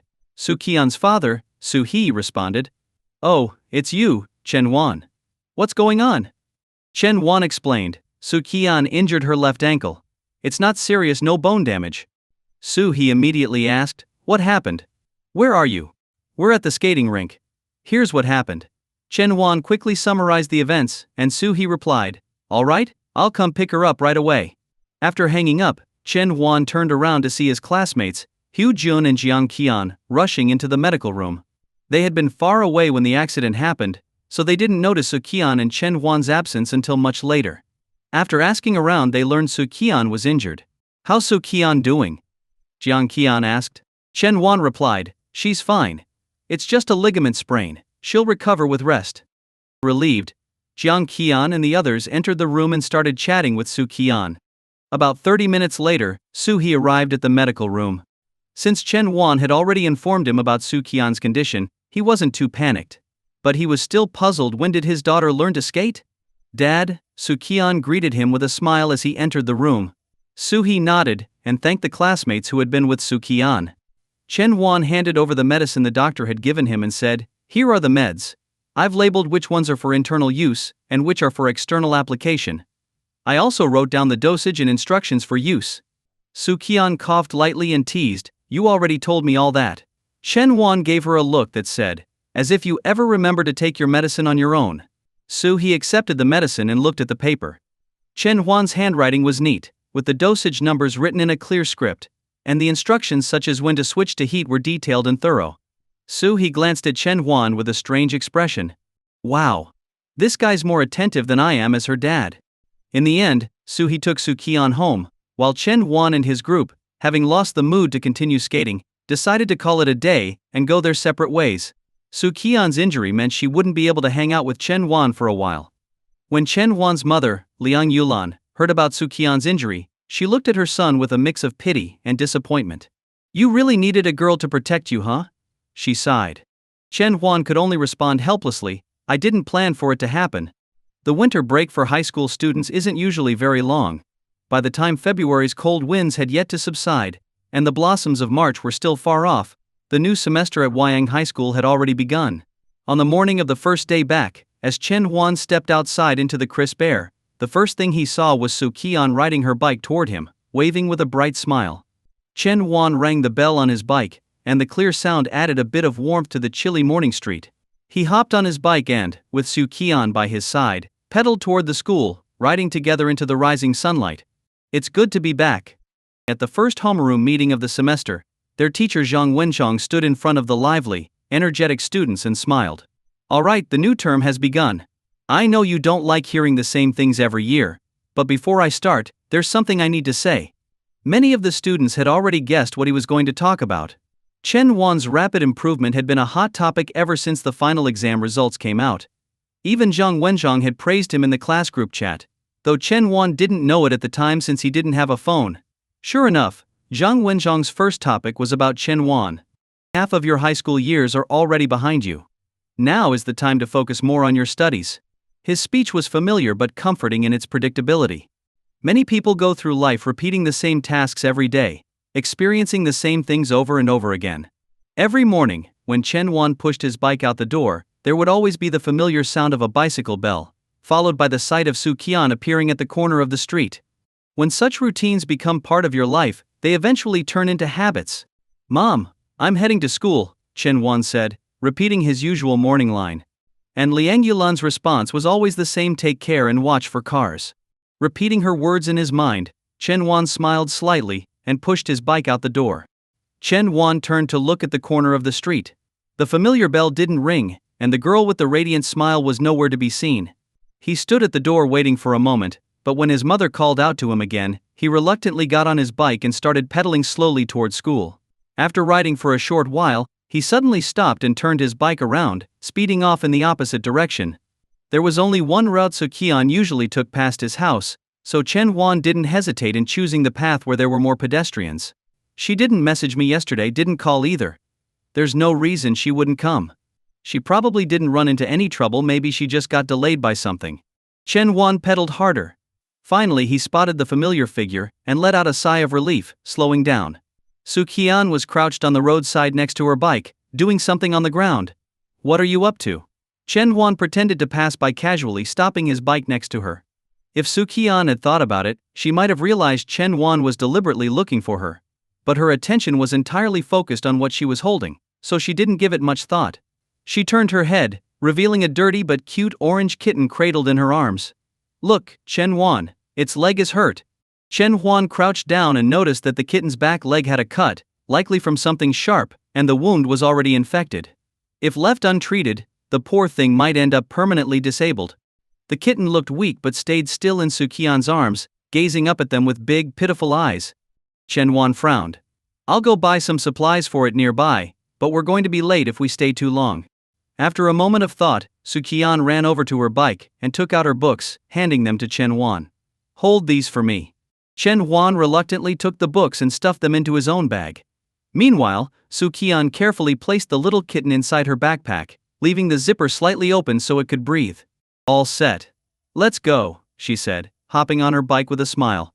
With a sigh, Chen Huan mounted his bike and rode alongside her toward school. As they neared the school gates, Qian glanced nervously at Mr. He Jianguo, the school security guard.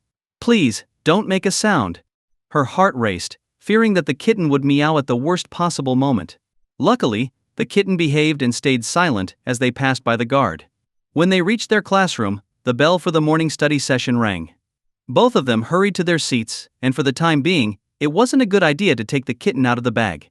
Qian carefully placed her bag on her lap and whispered, "Shh, stay quiet. I'll get you something to eat after class." She then tucked the bag under her desk and pulled out her English vocabulary book, trying to focus on her studies while keeping an eye on the bag. Once the morning study session ended, Qian asked Chen Wan to watch the kitten while she ran downstairs to the campus store. She came back with some sausage and other snacks for the kitten. Back in the classroom, Qian broke the sausage into small pieces and fed them to the kitten. The little cat obediently ate each bite without making a sound. "What's your plan?" Chen Huan asked. "I'll try to clean the wound at the school nurse's office during lunch," Qian replied. She paused for a moment before adding, "And then, I'll take it home tonight." "You're going to keep it?" Chen Huan asked, surprised. Qian pouted. "Why not?" Chen Huan, recalling how all the plants Qian had tried to care for in the past met tragic ends, couldn't help but feel sorry for the kitten. "Hey, what's that look for?"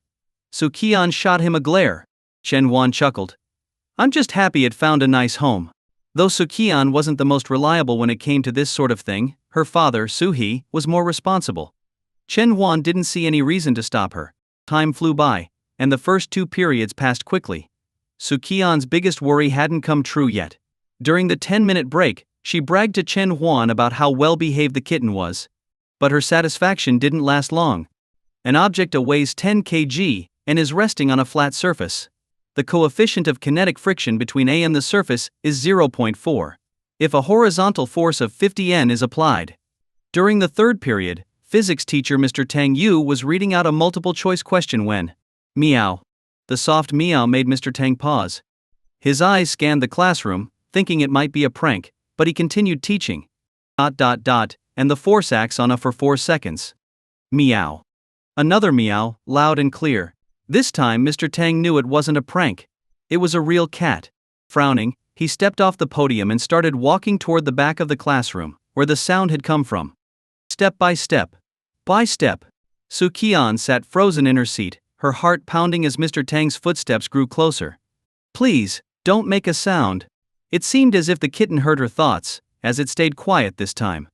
After looking around and finding nothing unusual, Mr. Tang returned to the front of the room to resume his lesson. When the bell finally rang to end the class, and Mr. Tang left the room, the girls who loved animals couldn't contain their excitement. "Who brought a cat? Let's see it now that the teacher's gone." Jiang Qian joined in. "Where's the kitten? I want to see too." "Shh, keep it down," Qian said, motioning for everyone to be quiet. "The kitten's with me." In an instant, several girls gathered around Qian. She gently pulled the kitten out of her bag, and the sight of it immediately elicited gasps of admiration. "Aw, it's so cute." "Yeah, but it's a little dirty." "What happened to its leg?" The little kitten was a bit dirty, which made some of the girls hesitant to hold it. However, that didn't stop them from being completely charmed by the adorable creature. "Its wound needs to be treated soon, or it'll get worse." "Yeah. It's best to trim the fur around the injury. You don't want the hair getting into the wound and making it worse." The girls offered suggestions one after another. Qian spoke up. I plan to take it to the school clinic during lunch and see if they can help treat its injury. The girls nodded in agreement. We've got to get ready for the morning exercise drill. Any classes that haven't come down yet, hurry up. Mr. Hijianguo's voice echoed from the loudspeakers outside. Immediately, the gathered girls dispersed, throwing on their jackets as they prepared to head downstairs for the run. Qian gently placed the kitten back into her bag, patting its little head. Stay still, okay? She zipped up the bag, leaving a small opening, and then started putting on her jacket. Chen Huan was already getting ready to leave his seat when Qian suddenly grabbed his arm. You're coming with me to the clinic at lunch. Chen Huan was surprised. I have to go too? Of course. You found the kitten with me, so you're responsible for it as well, Qian said seriously. Chen Huan sighed. All right. We need everyone out of the building for the drill now. Mr. He's voice came from outside again, urging them to hurry. Fine, Chen Huan nodded. To be honest, he wasn't entirely comfortable with the idea of Qian handling the kitten's injury alone anyway. Qian smiled, content, and they both left the classroom together. After making it through the last 2 morning classes, the bell for lunch break finally rang. Without wasting any time, Chen Huan and Qian grabbed the kitten and headed to the school clinic. The school clinic was usually a quiet place. By the time they arrived, the school nurse had just returned from lunch. What's wrong? Are either of you feeling unwell? The nurse asked, noticing the 2 students. Qian smiled and unzipped her bag, revealing the kitten. It's not us, it's the little guy. The nurse stood up and walked over, frowning as she asked, Where did you find it? What happened? Qian replied, I found it by the roadside. Its back leg is injured. The nurse nodded. Although the school prohibited bringing animals onto campus, she wasn't particularly strict about enforcing such rules as a nurse. She carefully cleaned the kitten's wound with saline solution, trimmed the fur around the injury with small scissors, and then disinfected it with iodine. Afterward, she wrapped it with a bandage. When the iodine touched the wound, the kitten let out a small cry of pain but didn't struggle much. This kitten is really well behaved, the nurse said, gently stroking its head. She looked at Qian and Chen Huan and asked, What's your plan? Qian answered, I'm planning to take it home. The nurse nodded approvingly.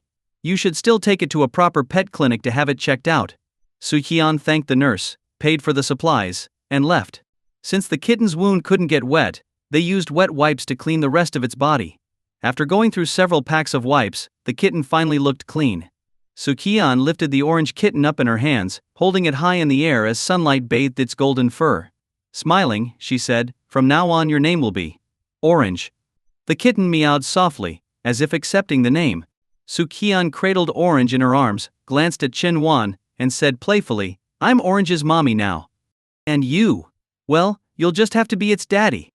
Her smile brightened, carrying a mix of warmth and amusement, whether it was from naming the kitten or the playful remark she had just made. Chen Huan didn't say anything, but Qian took his silence as agreement. Overjoyed, she gently placed Orange back into her bag and pulled Chen Huan along to buy some food for their son. At the grocery store, Qian fed Orange while expressing her concern. There's going to be a classroom inspection during the afternoon break. What if the teachers find Orange in the classroom? Chen Huan thought about it. Now that Orange was feeling much better, it was quite possible the kitten could get discovered before the break even began. Though the teachers likely wouldn't be too strict about it, it still wasn't a great idea. Maybe we should leave it somewhere safe for now, Chen Huan suggested. Qian considered it. How about the small grove behind the school? Hardly anyone goes there during the day. Chen Huan nodded. It seemed like a good spot. Though the area was often visited by couples at night, it was pretty deserted during the daytime. All right, he agreed. They made their way to the grove behind the school building. The grove was nestled between the teaching block and the dormitory, and since the dormitory was closed during the day, few people wandered there. Wanting to make sure Orange wouldn't be found, Qian led them to a spot far from the main path, placing the bag with Orange beneath a tree. Be good. I'll come back for you after school. Don't run off, Qian whispered, giving the kitten a gentle pat on the head. She still felt uneasy, so she covered the bag with a layer of dry leaves and grass to camouflage it. Just as they were about to leave, a sharp voice called out from behind them. Hey, what are you two doing? A woman with black-rimmed glasses was staring at them from the path to the dormitory, her gaze stern. It was clear what she was thinking. In her mind, there was no doubt that this spot at this time meant one thing: they were up to something romantic. Chen Huan turned his head slightly and recognized the woman as the school's new disciplinary teacher, Miss Chen Mei. Don't look back, Chen Huan quickly whispered to Su Qian. We've got two options here. One is to stay put and explain everything to Chen Mei, but Orange will probably get taken away. And the second? Su Qian asked without hesitation. Chen Huan grabbed her hand. Put your head down, pull your cap low and run. Run. Su Qian didn't think twice. With their heads down and hats pulled low, they darted toward Chen Mei's direction, quickly veering off to another exit. Chen Mei wanted to chase after them, but her high heels made it impossible to run fast enough. Frustrated, she could only watch as the two of them disappeared, not even getting a good look at their faces. Once they were out of the grove, Su Qian couldn't stop laughing like a carefree child. Her heart was pounding, and the rush of adrenaline had left her feeling exhilarated. Thinking back to how Chen Huan had grabbed her hand, Su Qian secretly wished that Chen Mei had stayed a little longer. In the evening, Su Qian came home with her backpack bulging at the front. A tiny head peeked out, wide round eyes curiously observing its new surroundings. She pulled out the house key and opened the door. This will be your new home from now on. Su Qian smiled warmly as she turned on the light and pulled the little orange kitten out from under her school uniform. Orange meow. He hadn't returned from work yet. They would have to wait until the weekend to take Orange to the pet clinic. That meant 2 more days of waiting. Cat litter, a litter box, cat food, and iodine, bandages. Su Qian started making a mental list of all the things she'd need for the kitten, jotting them down with a pen. Having little experience herself, she also looked up some essential cat care tips online. Xiao Qian, I'm home. Guess what goodies I brought with me? Su-hee's cheerful voice echoed from the living room. Su Qian put her pen down, her eyes brightening as an idea formed. She wanted to give Su-hee a little surprise. She held Orange close and tried to figure out the best way to hide it. Covering the kitten was too obvious, but she didn't want to hurt it by holding it too tightly either. After a moment's hesitation, she decided to slip the kitten into her shirt collar, gently tucking its tiny head inside. Stay hidden, she whispered. To prevent Orange from slipping out, she kept one hand under her shirt to support the kitten. In the past, Su Qian might not have needed to be so careful, but now she knew better. Orange couldn't stay still for long. Meanwhile, Su-hee stood in the living room with a bag in hand, puzzled by the lack of response from Su Qian's room. Why hasn't she come out yet? Is she not home? But the lights are on. Just as he was mulling it over, Su Qian opened her bedroom door. Her shirt looked unusually puffed up, and she was holding the hem of it with one hand. Her face was filled with excitement. Dad, I have a son now. Can you guess what it is? Thud. The plastic bag in Su-hee's hand dropped to the floor. Boom. It was as if a thunderclap went off in Su-hee's mind. His world went dark, and he stood frozen in place. When did this happen? Su-hee stammered, his voice shaky. Su Qian, puzzled by his reaction, simply replied, It happened today. With that, she pulled Orange out from her shirt. Su-hee's vision cleared as he saw the little orange kitten in Su Qian's hands. His lips trembled. You were talking about this, son? Su Qian tilted her head. What else would I mean? Dad, what were you thinking? Huh. My bad, Su-hee laughed, wiping the cold sweat from his forehead as color returned to his world. His name is Orange, Su Qian explained, telling Su-hee how she found the kitten on her way to school earlier that morning. After listening to the whole story, Su-hee hesitated a little. Xiao Qian, you really need to think carefully about keeping a pet. Su Qian nodded eagerly. Don't worry, I've thought it all through. Su-hee sighed. All right then. We'll take it to the pet clinic this weekend. For now, let's go buy what we need for Orange. Got it. I already made a list of everything we need, Su Qian said, running back to her room and handing Su-hee a piece of paper. Su-hee looked over the list and nodded. All right, let's leave Orange at home for now and we'll go get the supplies. Okay. Su Qian grinned, clearly overjoyed. The next morning. Chen Huan, when are you coming over to see our son? Su Qian teased as she rode her bicycle alongside him. Su Qian loved referring to Orange as our son whenever she was around Chen Huan. But Chen Huan, as usual, didn't play along. Maybe when I have time, Chen Huan responded half-heartedly. How could you just abandon us like this? Doesn't your conscience hurt? Su Qian pouted dramatically, looking at Chen Huan with exaggerated sadness. Chen Huan. When they entered the classroom together, the sports representative, Sun Ming Liang, was already standing on the podium with a sheet of paper, calling out, sign-ups for the boys and girls basketball teams are now open. If you're interested, Come and see me to sign up. The annual basketball competition was always held in May as a prelude to the sports festival. For the boys, sign-ups were always easy. But for the girls' team, it was always a headache for Sunming Liang to find enough participants. In no time, several boys gathered around to sign up, but not a single girl came forward. Aren't you going to sign up? Qian nudged Chen Wan. Nah, I'm not as good as some of the others. Chen Wan shook his head. He wasn't lying. His basketball skills were decent, but there were better players in the class. Since the team only needed 6 people to compete, there was no need for him to join. Okay, Qian nodded thoughtfully. Come on, girls. It's not that hard, Sunming Liang called out, growing desperate as the number of boys signing up kept rising while the girls' list remained empty. I'll join, said Jiang Qian, the class monitor, raising her hand. Sunming Liang's face lit up, and he quickly wrote down her name and student number. But that still left 5 more spots to fill. His brief moment of joy was quickly replaced with frustration. 5 more players, 5 more saviors needed. I'll join too, another girl's voice called out. Sunming Liang, almost moved to tears, looked up in surprise to see who it was. His eyes widened. Qian. Seeing Qian sign up for the girls' basketball team, all the boys' eyes lit up with excitement. The girls' basketball games were often more popular than the boys', not necessarily because of the game itself, but because of the spectacle of it.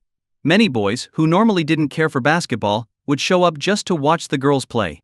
Especially when someone like Qian was involved. Not to mention, the allure of seeing the girls running around the court, their legs on full display, made the games even more enticing. No wonder she's the school beauty, some of the boys thought to themselves. She always steps up. Sunming Liang, overjoyed, quickly wrote Qian's name on the list. Qian stood up and said, "But I don't really know how to play basketball. I'll need someone to teach me." Of course. You can ask anyone. No guy would say no. Sunming Liang eagerly agreed to her request. With a sweet smile, Qian turned to her deskmate, batting her eyelashes. So Chen Wan, would you help me out? Chen Wan, haha. The whole class, attention. Stand at ease and stand straight. Sunming Liang, the sports representative, stood in front of the class, guiding everyone through the warm-up exercises. First, head exercises. 1, 2, 3, 4, 5, 6, 7, 8. The class followed Sunming Liang's lead, though not everyone's form was exactly correct. All right, gather around. At his command, everyone moved to the right, lining up properly. The gym teacher waved Sunming Liang over to fetch some basketballs from the storage room, while he stepped in front of the group.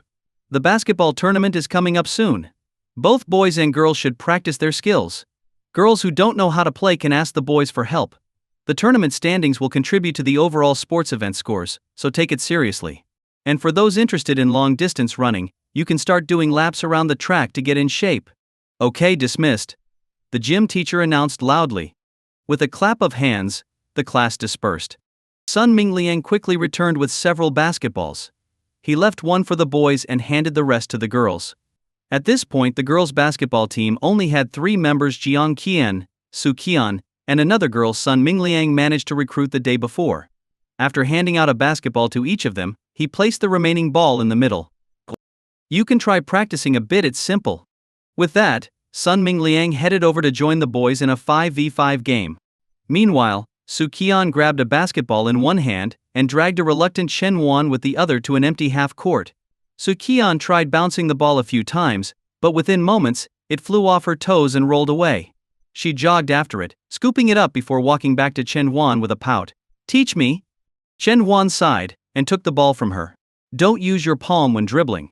Use your fingertips and the base of your fingers." He demonstrated how to dribble smoothly. Thump, thump, thump. The basketball obediently bounced between his hand and the ground. Qian watched closely, nodding thoughtfully. Chen Wan handed the ball back to her. "Now you try." Qian mimicked his stance, placing one hand under the ball and attempting to dribble like he did. The ball, however, failed to return to her hand as expected. "Let your arm follow the movement of the ball and find a rhythm," Chen Wan advised. After about 10 minutes of practice, Qian was able to dribble in place without losing the ball. "Good.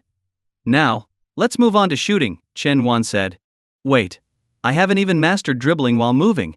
I can only dribble in place," Qian protested. "That's okay," Chen Wan replied. "In the game, just hold the ball, take 2 steps, dribble once, and then keep going. Su Qian looked puzzled.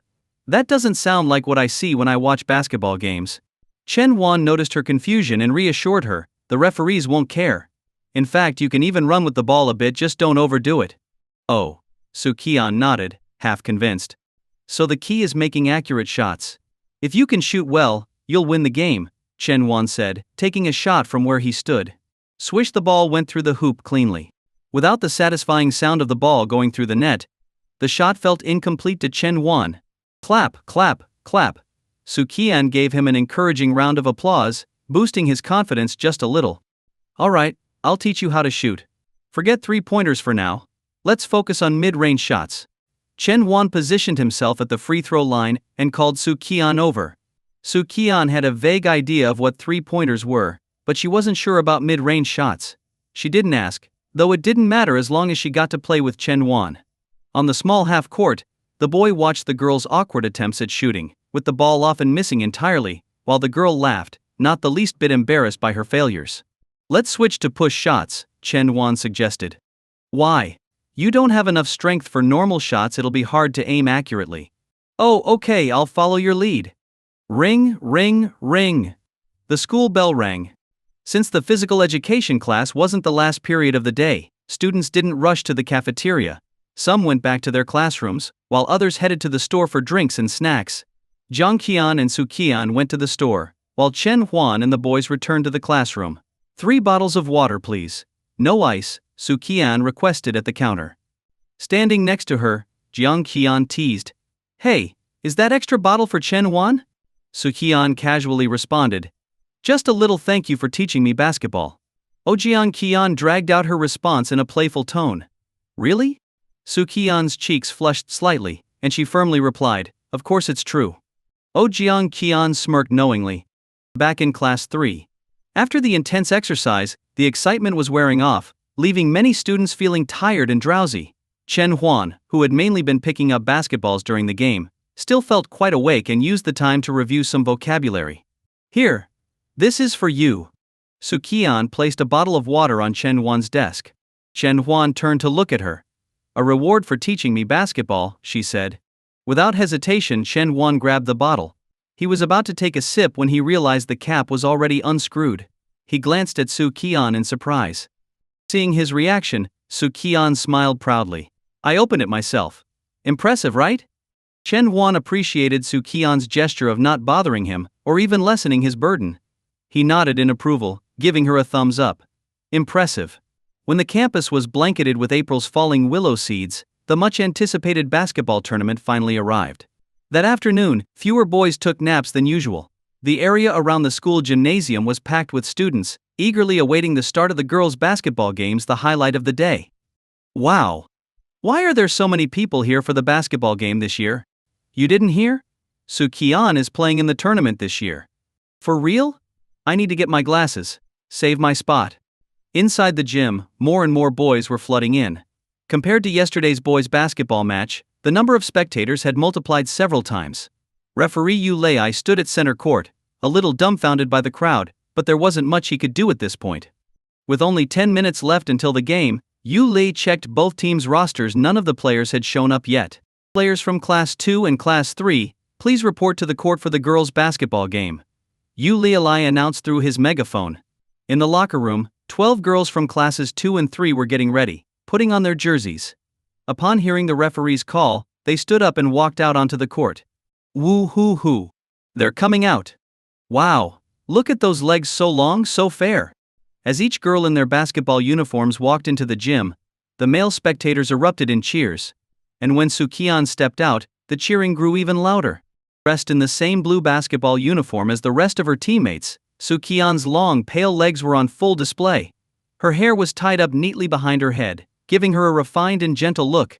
All 12 girls on the court had one thing in common: pale legs that dazzled the boys in the stands. This was the real appeal of the girls' basketball game. Who would actually be watching the basketball? Players, take your positions. Yu Lei blew his whistle, signaling the start of the game. The 6 girls from Class 2 and Class 3 faced each other at center court, shook hands and prepared for the tip-off. On the sidelines, in the Class 3 section of the stands, Ho Jun and Chen Wan sat quietly, waiting for the game to begin. Tweet. With a long whistle, the game officially started. A girl from Class 2 caught the ball and immediately began running with it. No whistle from the referee. Young Qian from Class 3 tried an awkward layup, shuffling her feet. Still no whistle. The ball went out of bounds. Finally a whistle. This back and forth mess of a game continued for nearly 10 minutes, and neither team had managed to score a single point. Though the sight of the girls' legs was captivating, the painfully slow pace of the game was beginning to frustrate the audience. That was, until the ball ended up in Qian's hands. Qian held the ball and took 2 steps forward, stopping to dribble just as Chen Wan had taught her. Step by step, she dribbled her way to the free throw line. A girl from Class 2 came over, trying to block Qian from advancing further. Qian stopped, took a deep breath, and with both hands, she pushed the ball toward the basket. Thump. Swish. The ball hit the backboard and bounced into the hoop. Finally. Someone scored yes. Awesome. As the crowd burst into cheers, Qian did something that left everyone stunned. She jogged a few steps toward a particular section of the crowd and raised her hands above her head, forming a large heart. Ho ho ho ho! Qian just made a heart for me. Get lost. It was for me. The boys in the stands across from Qian went wild, shouting and bantering, even though they knew full well it wasn't directed at any of them. That didn't stop them from joking around though. Ho-jun watched this scene unfold and thought to himself that Qian, like any player, would instinctively look toward the person they liked after making a shot. Her actions were almost obvious. He glanced over at the calm and composed Chen Wan sitting beside him, admiring him quietly. Ho-jun suspected, as did many in their class, that Qian had a thing for Chen Wan, though Chen Wan seemed blissfully unaware of it. Lucky guy, Ho-jun thought, shaking his head. He's got no idea how fortunate he is. The game continued, boring and slow. Qian managed to score 2 more baskets, and each time she did, she would make the same heart gesture, sending the crowd of boys into a frenzy. In the end, Class 2 won the game 2-0-1-4, and the match finally came to a close. By the time everyone returned to the classroom, there was still some time left before lunch break officially ended. Seeing that no one was interested in taking a nap, Sun Mingliang decided to step up to the podium. Everyone, listen up. The basketball tournament is over, and in about a month, we'll have the sports festival. It's the same events as last year. If you're interested, come and sign up with me. You can sign up for a maximum of 2 events. If you're good at something, be quick and get your name down first. There were plenty of events to choose from, and with the 2-event limit, most students would participate, leading to a bit of a scramble as people rushed to sign up for the easier events. I'll sign up for the 100-meter sprint. I'll do long jump. Once the crowd had thinned, Chen Huan got up and walked over to Sun Mingliang. What events are still open? He asked. For the boys, we still need participants for high jump, the 800 meters, 1000 meters, and the 5000 meters, Sun Mingliang replied. Chen Huan thought for a moment. I'll do the 5000 meters. Sun Mingliang beamed. The 5,000-meter race took the longest and was the least popular event. Seeing Chen Huan volunteer, he quickly jotted down his name. Sign me up for the 3,000 meters, Qian's voice chimed in from behind. Sun Mingliang's grin widened as he added her name to the list. In no time, the least popular events were filling up. Chen Huan turned to Qian. Are you sure you can finish the 3,000 meters? Qian smiled brightly.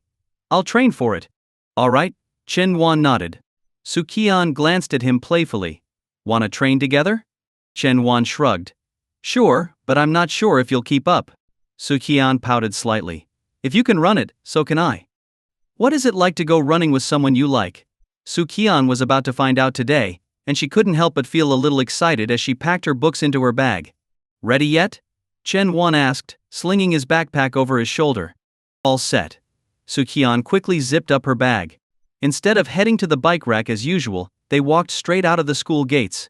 Today they wouldn't be riding their bikes home, they were going to jog. Chen Huan's house wasn't far from the school, about a 15-minute bike ride, roughly 4 kilometers away. Qian lived even closer, only about 3 kilometers. Standing at the crossroads outside the school, Chen Huan thought for a moment before turning to Qian. Let's head toward your place. Yan nodded. Sure.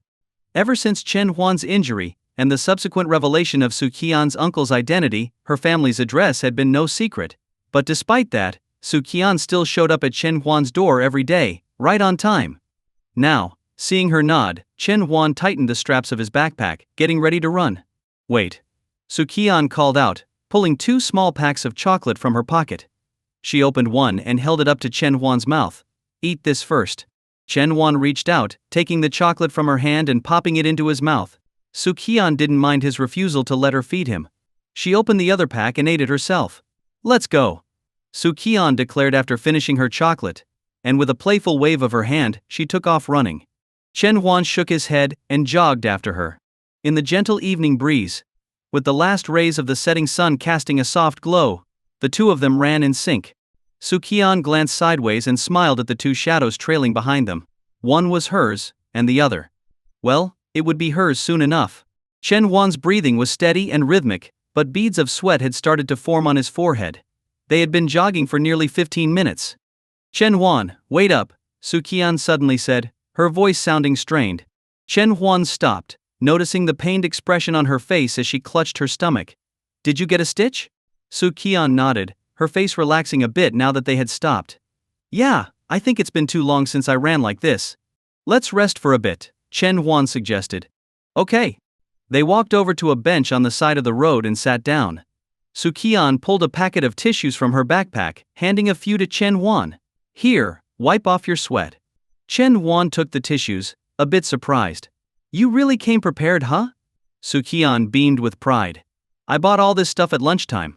After resting for a while, Qian felt better, but just as they were about to get up, a young couple nearby caught their attention. The boy was holding up a gift box, teasing the girl by lifting it higher as she tried to grab it. The girl laughed, reaching up but failing to catch it. Eventually, she pouted, looking up at the boy with a mock-angry expression before playfully nudging him with her head. After some more teasing, the boy finally handed over the gift, and the girl's face lit up with joy. Qian watched the couple, her eyes filled with a hint of envy. She then turned to look at Chen Huan, who sat there calmly, indifferent to the scene. She pouted, let's go. Chen Huan unfolded his arms and stood up. Okay. As Chen Huan began jogging again, Qian didn't follow immediately. He glanced back to see her sprinting a few steps before jumping onto his back. Qian's arms wrapped around his neck, and her long legs latched onto his waist like an octopus. She let out a playful, bell-like laugh. Caught off guard by the sudden attack, Chen Huan instinctively reached down to support her legs. When he turned his head slightly, their faces were just centimeters apart. He could smell the faint scent of her shampoo and her light, natural fragrance. What are you doing? He asked, half amused, half exasperated. I'm so tired, Qian feigned exhaustion, even her voice playful. Carry me for a bit, okay? Chen Huan sighed. If you're tired, just rest. Qian pouted, just a little while, until we reached that street lamp up ahead. Chen Huan tried to lower her, but Qian tightened her grip with surprising strength, refusing to let go. Alright, fine, just for a bit, Chen Huan relented. Yay! Qian cheered. Although Qian wasn't particularly heavy, Chen Huan didn't feel burdened carrying her. Chen Huan, walk slower, Qian murmured, resting her head against his back and closing her eyes with a contented smile. She savored the closeness, a feeling she hadn't experienced in a long time. Chen Huan didn't respond, but his steps naturally slowed down. After a while, Qian suddenly asked, Hey Chen Huan, don't you think this looks a bit like Pigsy carrying his wife? Chen Huan sighed. Can you pick a better metaphor? Qian giggled. I think it's perfect. Fine, whatever you say. By the time they reached Qian's house, it had been nearly 30 minutes. Do you want to come in and rest for a bit? Qian asked. Chen Huan waved her off. No, it's getting late. I should head home. Qian nodded. But then suddenly added, wait here. She dashed into the house and returned moments later, cradling a small orange cat in her arms. Here, say hi to Orange, Qian said, handing the cat to Chen Huan. Chen Huan gently held the cat. Orange sniffed at his hand, seeming to recognize him. The cat nudged its head against his palm. Chen Huan stroked Orange's soft, smooth fur. It was a far cry from the scruffy, injured kitten they had found. Clearly the cat had been well cared for. Orange seems to be doing well, Chen Huan remarked. Of course. I've been taking care of him myself, Qian said proudly, though Chen Huan barely reacted. He raised an eyebrow. Your uncle didn't help? Qian huffed. My dad has to work, and I'm at school. Chen Huan paused, genuinely surprised. Wait, so you've been doing everything? Qian pouted. Yep. I feed him, change his litter, it's been exhausting. Impressed by her newfound responsibility, Chen Huan offered a rare compliment. "You've done a great job." Su Qian beamed. "Well, of course. He's our son, after all." Chen Huan could immediately tell that Su Qian was using the topic of Orange the cat as an excuse to mess with him. He chose to ignore her, gently playing with the kitten instead. "Chen Huan, you're here. Why don't you come inside?" Sui called out from a distance as he stepped out of his car, noticing Chen Huan. Shaking his head, Chen Huan handed Orange back to Su Qian. "It's getting late. I should head home." Seeing this, Su-hee nodded. "All right, take care." Chen Huan said his goodbyes and jogged off into the evening. As Chen Huan disappeared around the corner, Su Qian remained standing at the doorway, gazing after him. Su-hee sighed quietly, waving a hand in front of her face. "Sweetie, he's already gone. Let's head inside." Snapping out of her daze, Su Qian responded. "Oh right. Let's go." The next morning, Chen Huan walked out of his house, still chewing on a half-eaten bun. Since he hadn't ridden his bike home the day before, he woke up earlier to jog to school instead. Su Qian probably won't show up today, he thought to himself as he swallowed the last bite of his breakfast and started his jog toward school. But suddenly, Su Qian's voice rang out from behind him. "Chen Huan." "Chen Huan." Startled, Chen Huan turned around to see Su Qian running toward him from a distance. As she got closer, he stood still, waiting for her to catch up. "You ran all the way here?" Chen Huan asked, surprised. Su Qian rolled her eyes. "Are you stupid? I'd be exhausted if I ran all the way. My dad dropped me off. Your house is further from mine than it is from the school." "You could have just gone straight to school," Chen Huan remarked dryly. Su Qian glared at him, stomping her foot in frustration. "Why do you care?" Since Su Qian was already there, the two of them began jogging toward the school together. The streets were quiet in the early morning, and the sight of Chen Huan and Su Qian jogging side by side created a picturesque scene. Naturally, Su Qian was the picturesque part, Chen Huan was just the background. They arrived at the classroom just as the bell for morning study rang. The two quickly settled into their seats. With 5 classes in the morning and 4 in the afternoon, high school life seemed to pass quickly, yet the repetitive daily routine made it feel dull to many students. But some things, like a sudden spring rain, had a way of stirring excitement among them. "It's raining. Wasn't there no rain in the weather forecast? You still trust the weather forecast?" A group of students stood at the entrance to the school building, some grumbling as they looked up at the sky. The commuters were frustrated that the rain was making it harder to get home, while the boarding students were annoyed they couldn't make it to the cafeteria as easily. Among them, Su Qian was the only one who seemed excited. "Chen Huan, did you bring an umbrella?" she asked, tapping him on the shoulder. "Nope," he replied, shaking his head. Su Qian grinned. "Neither did I." "Then why are you so happy about it?" Chen Huan asked, puzzled. "I'm not. I'm annoyed too," Su Qian replied with a smile that said otherwise.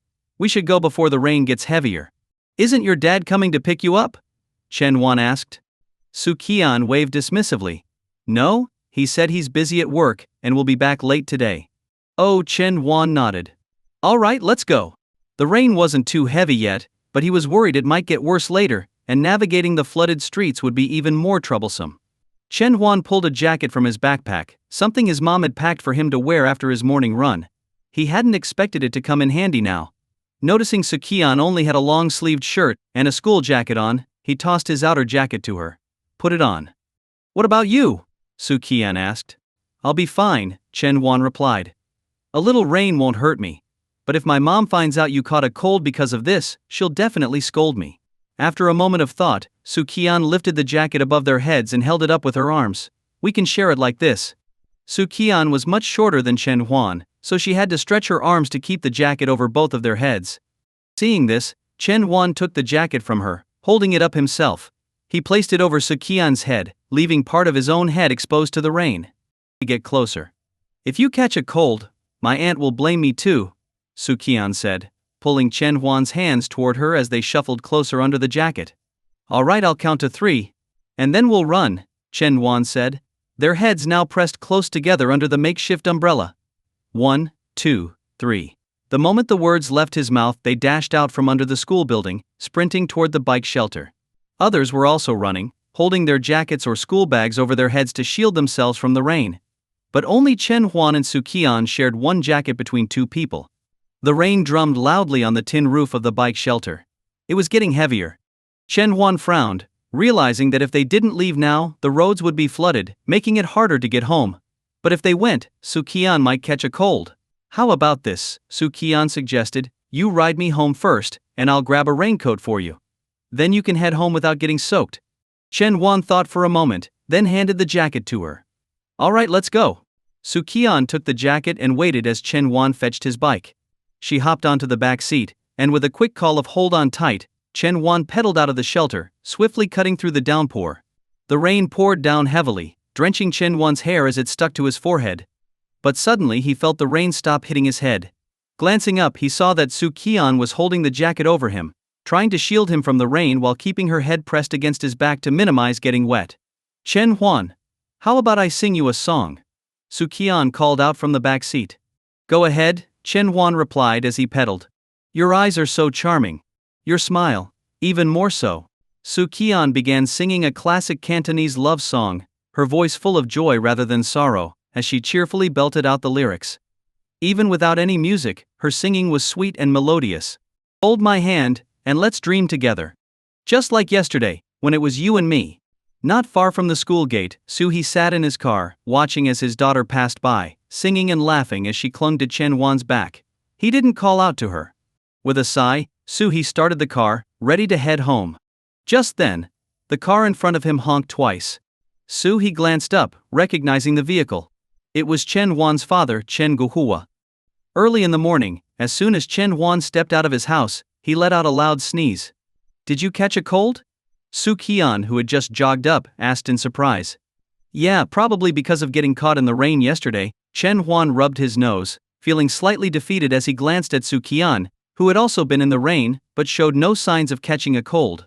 It used to be Su Qian who would fall ill in these situations, but now the roles were reversed. Just then, the door to his house opened, and his mother, Liang Yulan, appeared. She smiled warmly at Su Qian, then turned to Chen Huan, her face stern. Why didn't you take the hot water from the table? And have you taken your medicine? Chen Huan nodded quickly. Yeah, don't worry. I already took it. Before she could say more, Chen Huan quickly waved goodbye, hopped on his bike, and pedaled away from the house. After riding a short distance, he turned to see Su Qian still standing near his door, lost in thought. Come on, let's go, or we'll be late for school, he called. Snapping out of it, Su Qian waved goodbye to Liang Yulan and quickly caught up to Chen Huan, hopping onto the back of his bike. The morning air felt particularly fresh after the rain the previous evening. The streets were still damp, but no puddles remained. Su Qian, seated on the back, quietly clung to the back of Chen Huan's jacket, unusually silent. Achoo! Another sneeze from Chen Huan caused the bike to wobble slightly. Without a word, Su Qian adjusted her grip, wrapping her arms around his waist more tightly and resting her head against his back. Feeling a bit uncomfortable, Chen Huan remarked, I don't think my riding is that unstable. From behind, Su Yian's soft voice replied, I'm just scared you'll leave me behind. Since she wouldn't let go, Chen Huan simply continued pedaling toward school. After about 15 minutes, they arrived at the school.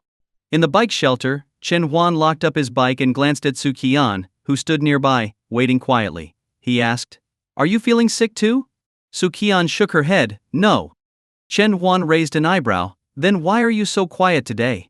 It's kind of unsettling. Su Qian's eyes widened slightly. So you think I'm too noisy normally? Chen Huan quickly backpedaled. I didn't say that. With Su Qian back to her usual self, Chen Huan felt relieved.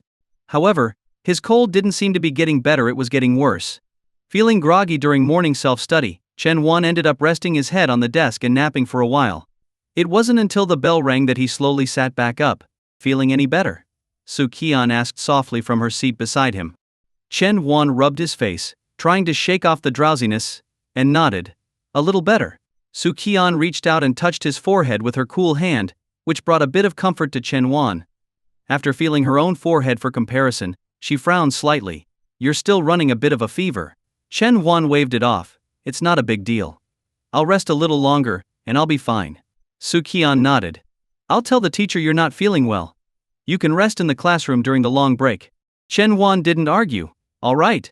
After the third class, Su Qian went to the office to ask for leave on his behalf, but she didn't return for quite some time.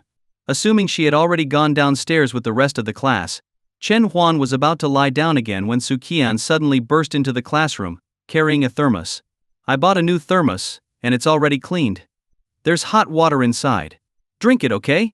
Qian was slightly out of breath as she placed the thermos on his desk, quickly giving her instructions before dashing out again.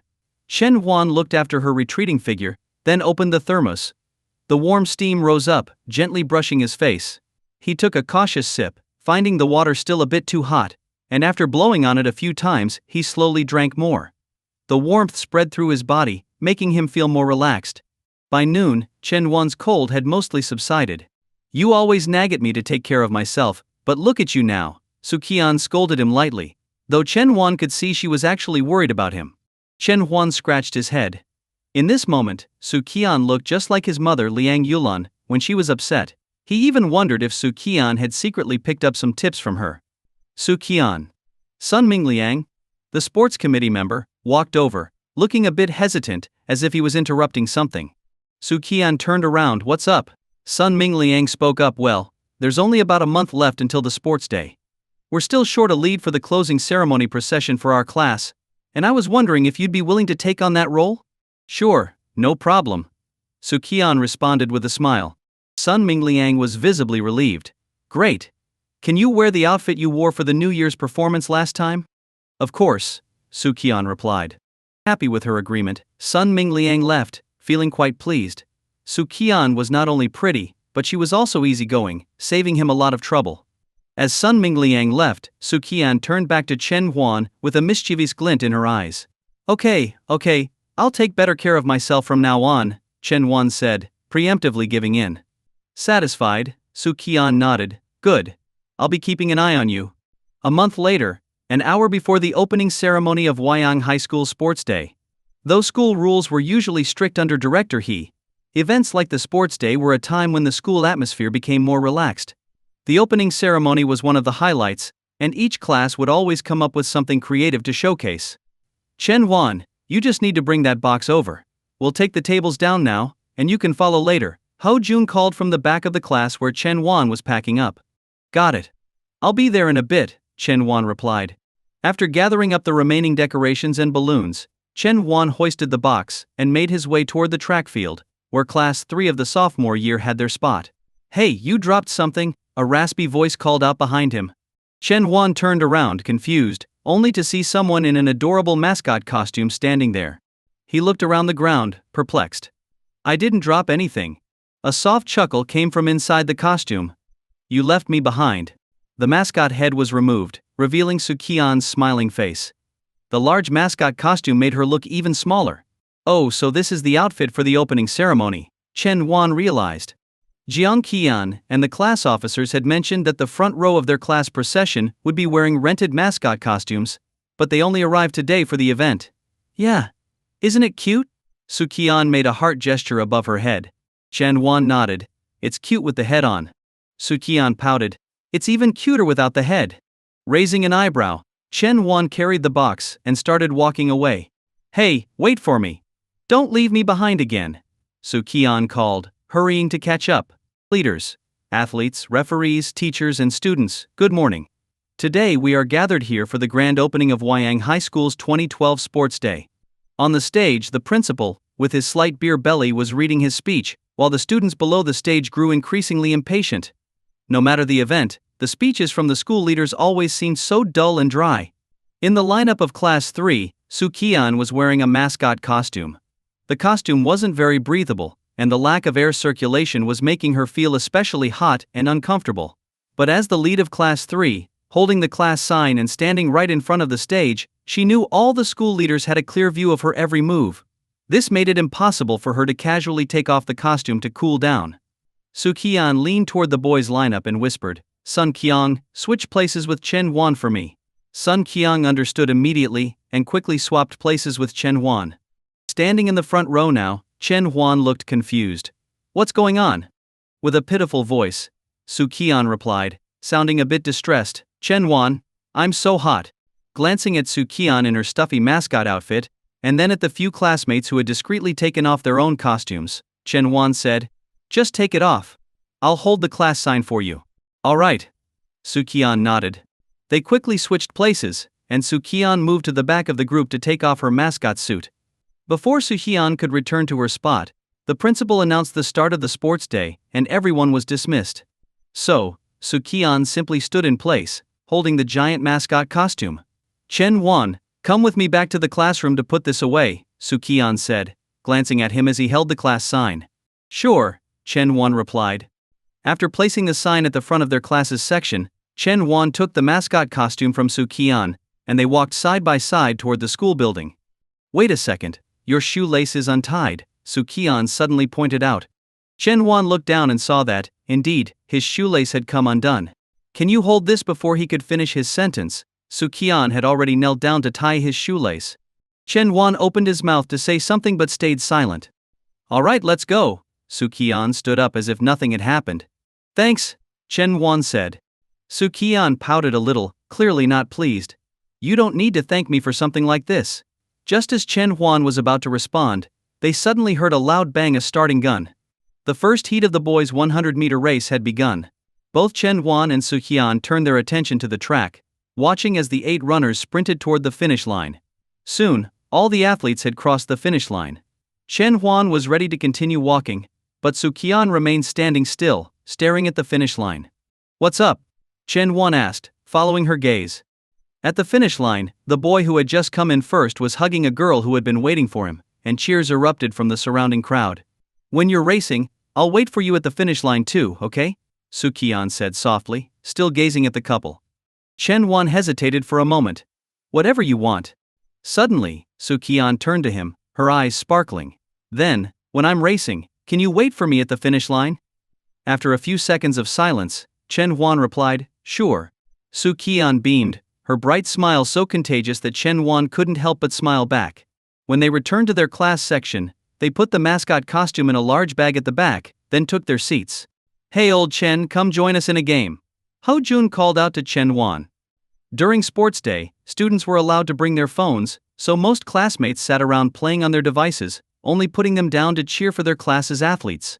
Chen Won had his phone with him, but had no games installed besides the default ones. Nah. I'll pass, Chen Won waved him off. Both the boys' 5,000-meter race and the girls' 3,000-meter race were scheduled for the afternoon, which meant Chen Won had nothing to do for the time being. He opened a web novel called Reborn. My Wife Chased After Me First, and soon found himself caught up to the latest chapter. Damn, this author updates so slowly, he muttered, checking the time. It was almost noon. Lunchtime. Come on, I need a few guys to help pick up the food, Sun Mingliang called out from behind the sunshade. Chen Won put his phone away and, along with 2 other boys, followed Sun Mingliang to the school gate to pick up the lunch. 3 p.m. Will the athletes for the boys' 5,000-meter preliminaries please report to the check-in area? The loudspeaker blared. Old Chen, it's your turn. Go get him. Hearing the announcement, Hu Jun immediately thought of his close buddy. By this point, Chen Won had already changed into his running shorts and shirt. He jumped up and down in place to loosen up. Go Chen Won. You can do it. Some classmates clapped and cheered loudly, trying to pump him up. Chen Won waved to them before heading to the check-in area with Hao Jun by his side. Su-hyun wasn't under the sunshade, likely changing her clothes since the girls' 3,000-meter race would follow the boys' 5,000-meter event. After registering at the check-in area, Chen Won was placed in the second heat, which meant he had about 30 minutes to wait. He and Hao Jun found a shady spot under a tree to pass the time. Before long, Su-hyun, now dressed in her running gear, arrived and sat beside them. Her long, pale legs immediately drew the attention of several male athletes watching the race. The 3 of them chatted casually as they watched the ongoing races, making the time pass quickly. All athletes in the second heat of the boys' 5,000-meter preliminaries, please gather here, a referee called out through a loudspeaker. Chen Won stood up, stretched his arms and legs, and prepared to head over. Wait, Su-hyun called after him. He stopped, and Su-hyun quickly hugged him, whispering in his ear, here's a little motivation. I'll be waiting for you at the finish line. All right, Chen Won replied. Standing nearby, Hao Jun, feeling a bit left out, spread his arms wide, as if to give his buddy a hug for support as well. But Chen Won simply reached out, shook Hao Jun's hand, patted his shoulder, and said with a smile, don't worry, I've got this. Hao Jun stood there, speechless. You traitor. Hao Jun thought bitterly as he watched Chen Won walk away, feeling completely abandoned by his friend. Chen Won, keep it up. Standing on the track, Chen Huan could still hear Hao Jun's booming voice cheering him on from the sidelines. I'll say it one more time when you're on your last lap, the referee will ring the bell. Pay attention to the sound, the referee at the starting line, wearing a cap, shouted to all the athletes in the group. Got it, a few of the runners responded. Alright, get ready. The referee raised his hand. Ready, go. As soon as the referee dropped his hand, everyone surged forward. Chen Huan started in the middle upper pack. Since the race had just begun, everyone was still full of energy, so the group hadn't spread out too much yet. It was only in the second half of the race that the real gaps would appear. The runner currently in the lead was one of the school's track athletes. This was their moment to shine, and he wasn't about to miss the opportunity to show off. Chen Huan, go for it. Keep going, Chen Huan. As Chen Huan passed near Class 3 shaded area, cheers erupted from his classmates. He glanced briefly in their direction but kept his focus on running forward. The inside lane of Wyong High School's track was 400 meters long, meaning the 5,000-meter race required 12.5 laps. By the 9th lap, Chen Huan was in 4th place. It had to be said, the sports students were truly impressive in this kind of event.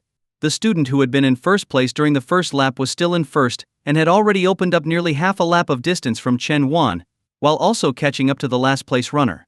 Chen Huan's breathing remained steady and rhythmic. The month he had spent running home had gradually accustomed him to this kind of long-distance running. The 10th lap. The 11th lap.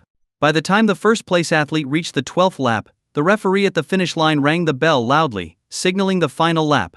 Chen Huan licked his dry lips and picked up his pace. In the grassy area inside the track, Hao Jun, who had somehow snuck onto the field, started running alongside Chen Huan.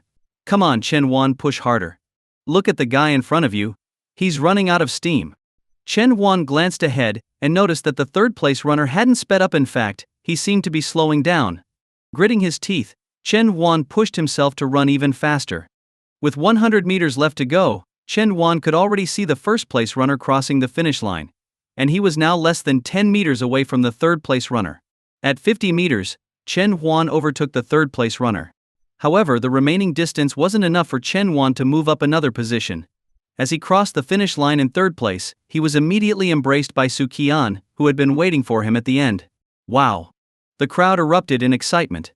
Qian, standing at the finish line, had already drawn plenty of attention, and now, seeing her rush to hug a boy who had just finished running, many were taken aback. Given that this was the boys' race, the stands were filled with male students, and this scene undoubtedly sparked a wave of envy. Standing nearby, Hao Jun, who had planned to approach, wisely decided to step back and just watch the show. The first and second place runners, both athletes, exchanged sour looks and simultaneously released the hands they had been using to support each other. Damn! They may have won the race, but they had clearly lost out in life. Ahem. All students who have finished their race, please clear the finish area. The first heat of the girls' 3,000-meter race is about to start. The referee at the finish line coughed, glancing at Qian and Chen Huan as he made the announcement. Let's go, Chen Huan said, still somewhat taken aback by Qian's boldness. He had expected her to help him by holding his arm, or at most, placing a hand on his waist, but a full-on hug had caught him off guard. Qian released him, and together they started walking toward the basketball court. After running a 5,000-meter race, it was best to keep walking for a bit before resting. Back at the finish line, Hao Jun stood in stunned silence, watching Chen Huan and Qian leave. Damn it! That jerk Chen Huan forgot all about me. I was just running with him moments ago. Overwhelmed with frustration, Hao Jun stormed back to his seat. Where's Chen Huan? Why didn't he come back with you? Qian asked, puzzled. Hao Jun let out a bitter laugh. He doesn't need me. He'll come back on his own. Looking at Hao Jun, who was radiating an aura of resentment, Qian was completely confused. What on earth had just happened? At the basketball court, after walking for a while, Chen Huan suddenly looked back toward the finish line. What's wrong? Did you forget something? Qian asked. Did we leave Hao Jun behind? Chen Huan realized. Qian was silent for a moment before shrugging. We can apologize later. Let's just keep walking.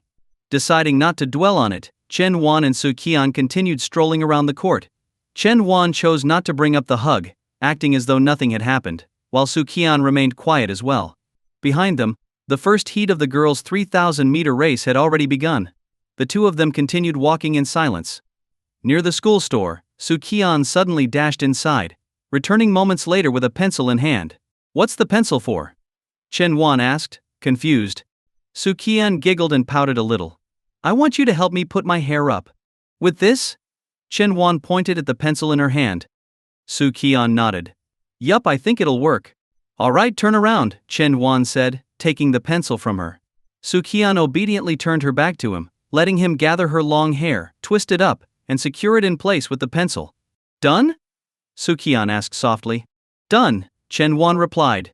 Su Qian reached up to gently touch her hair, now neatly pinned up, and smiled brightly. Let's head back, Su Qian suggested. Okay. Feeling mostly recovered, Chen Wan nodded. When they returned to the check-in area, the first heat of the girls' 3,000-meter race was still underway, and the referee was already gathering the second group of runners.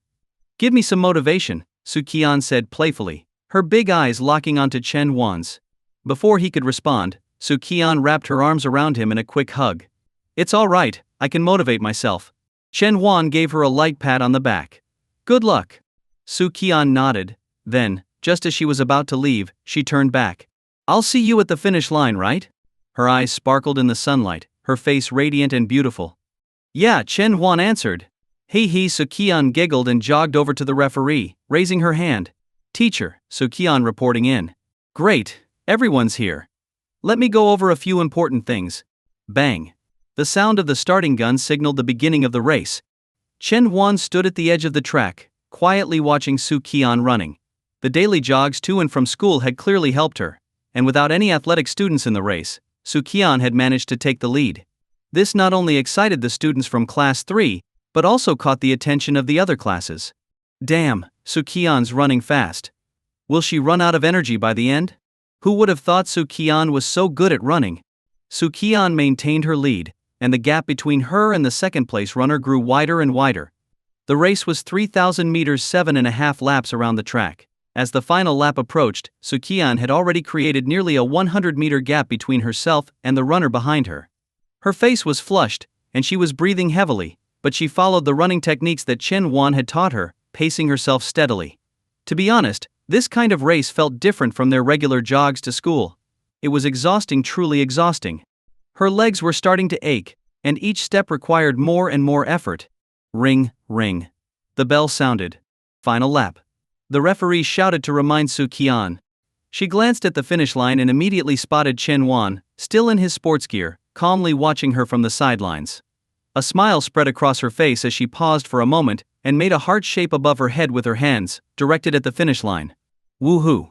The boys near the finish line erupted in excitement, and more eyes turned toward Chen Wan. They knew that when he finished his race, Su Qian had hugged him. As for what their relationship was, everyone had a pretty good idea now. After making the heart gesture, Su Qian quickly resumed her pace. Meanwhile, Chen Wan couldn't help but think that Su Qian was becoming more and more daring. Strange? This is really strange, he thought to himself, as the excitement around him continued to build. When he came back to his senses, Su Qian was already just dozens of meters away, her figure approaching the finish line at full speed. Su Qian crossed the finish line and headed straight for Chen Wan. Chen Wan immediately knew what she intended to do, but he didn't move out of the way. He noticed her steps were shaky, and she seemed about to collapse. With her last burst of strength, Su Qian jumped into Chen Wan's arms.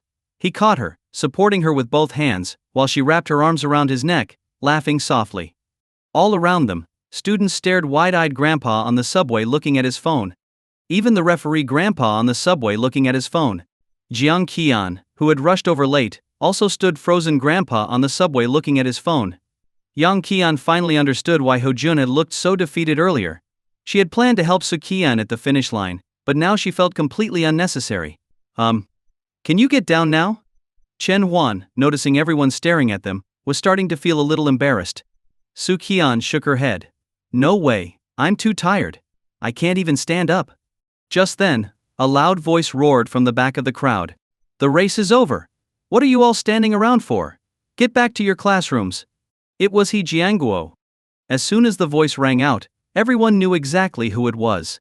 The crowd quickly scattered, leaving the finish area in a rush. At the sound of He Jianguo's voice, Su Qian suddenly found her strength and jumped out of Chen Wan's arms in a flash. He Jianguo spotted Chen Huan and Su Qian trying to sneak away and called after them. You two, Come see me after the sports day is over. Both Chen Huan and Su Qian froze in place. Oh no, this is bad. On the first day of the sports meet, a new story began circulating around the school, one about Director He breaking up a pair of lovebirds. This wasn't the first time such a story had made the rounds at Wyang High School. But when the story involved Su Qian, the school's it girl, it carried a different weight. The Director He was notoriously strict about relationships between students. Based on past incidents, it was likely that one of the two would be transferred to another school, or, at the very least, to another class. Many were already speculating about how things would unfold. Either Chen Huan would transfer schools, or Su Qian would switch classes. The next day, the sports events continued as planned. He Jianguo didn't bring up the incident again, and teacher Zhang Wenzong hadn't called in Chen Huan or Su Qian for a talk. Perhaps they were giving the two time to reflect, or maybe they didn't want to stir things up during the sports meet. Either way, Chen Huan and Su Qian had 2 more days to figure things out. Chen Huan, what are you going to do about you and Su Qian? Hao Jun asked. You might not believe this, but... Chen Huan started, then stopped, shaking his head. Forget it, I can't explain it. Honestly, I think the most likely outcome is that Su Qian goes back to class 1. She was transferred from there anyway, and her grades have been improving. Plus, your grades have gotten better too. Maybe Mr. Zhang will convince Director He to let you stay, Hao Jun muttered, clearly worried about Chen Huan. Chen Huan nodded, feeling a bit melancholic. When he first returned to this time, he had resolved to keep his distance from Su Qian. But somehow, the more he tried to stay away, the more entangled they became. Now that there was a real chance they might be separated, he found himself resisting the idea. Somewhere along the way, he realized he didn't want to be apart from her. Let's just see what happens, Chen Huan said with a sigh. Thursday, May 10, 2012, the day after the sports meet ended. The usual calm of Class 3's morning self-study session was replaced by an air of tension. Every now and then, students would glance at the two sitting in the back, Chen Huan and Su Qian, who seemed perfectly at ease, as if nothing had happened. But, as expected, the inevitable soon arrived. The door opened, and Zhang Wenshang stood at the entrance, speaking softly. Chen Huan, Su Qian, come with me for a moment. Everyone in the class paused, lifting their heads to watch the two rise from their seats and head toward the door. All right everyone, continue with your self-study, Zhang Wenshang reminded the class, noticing the attention they were receiving. After speaking, he quietly closed the door behind him. Zhang didn't lead them directly to the office. Instead, he stopped by the stairwell, away from the classrooms, to have a private word. When you two speak with Director He, make sure your attitude is sincere, and admit your mistakes. The best I can do is try to arrange for one of you to transfer classes, Zhang said. Both Chen Huan and Su Qian nodded, acknowledging that they understood. With that, Zhang Wenshang gave a slight nod and led them toward the administrative office. As they walked, Su Qian lightly bumped Chen Huan's hand. When he glanced at her in confusion, she winked playfully. Zhang Wenshang led Chen Huan and Su Qian into the office. As soon as they entered, they were met with a stern, tense atmosphere. Zhang was the first to speak. Director He, Chen Huan and Su Qian are here. He Jianguo, already seated and waiting, slammed his hand on the desk with a loud bang. His voice thundered with anger as he addressed the two students. Look at you two. Hugging and holding each other in public, what kind of behavior is that? Do your parents send you to Wyang High School to date? His words were sharp, filled with rage. You're in high school now. Instead of focusing on your studies, you're wasting time with romantic nonsense. Do you think this is what your parents would want? He Jianguo's booming voice echoed through the room as he vented his frustration, his hands slapping the desk with every heated remark. When are their parents arriving? He Jianguo turned his attention to Zhang Wenshang. They should be here any moment, Zhang replied. Nodding, He Jianguo took a sip of water to soothe his throat. Zhang Wenzong subtly gestured to Chen Huan and Su Qian, signaling them to apologize and de-escalate the situation. Su Qian understood the hint and spoke up first, even before Chen Huan could say anything. Director He, I'm really sorry. We shouldn't have been hugging in public, and I understand that it set a bad example for the school. We'll make sure it doesn't happen again. She rambled on, apologizing profusely, but Chen Huan's expression grew more puzzled with each word. Not once did she admit they were in a relationship. She's really good at dodging the main point, Chen Huan thought, watching her with a mix of amusement and disbelief. Enough. He Jianguo slammed his hand on the desk again, his face flushing with anger. You're still not admitting to anything. He was shocked. He had always considered Su Qian a model student. Although she had struggled with her grades during her mental health challenges, she had bounced back quickly, and her academic performance had improved significantly. He had been proud of her progress. But now, just as they were approaching the critical final year of high school, she was getting involved in a relationship and still refusing to repent. Do you think early romance will help you? How many students have ruined their futures because of this? You're about to enter your most important year, senior year. He Jianguo punctuated his words by forcefully tapping the desk. Just then, the door to the office opened. Su He and Liang Yulin walked in together, having bumped into each other at the school gate. Without wasting any time, Liang Yulin immediately apologized. Director He. I'm so sorry. The kids were thoughtless. She had already been briefed by Chen Wan about the incident. When she first heard about it, her initial reaction was one of excitement. After all, she liked Su Qian a lot. Su was pretty kind-hearted, and had a great relationship with her son. In her eyes, Su Qian was perfect daughter-in-law material. But her second reaction was concern. She didn't want them to be distracted by a relationship during such an important time. After talking with Chen Wan and hearing that he wasn't interested in pursuing anything until after graduation, she had felt relieved. Her goal now was to minimize the damage from the situation. As Liang Yulan apologized, Su He, who wasn't used to such fast-paced conversations, simply nodded in agreement, not finding an opportunity to speak up himself. All right, He Jianguo interrupted, unable to take more of the apologies.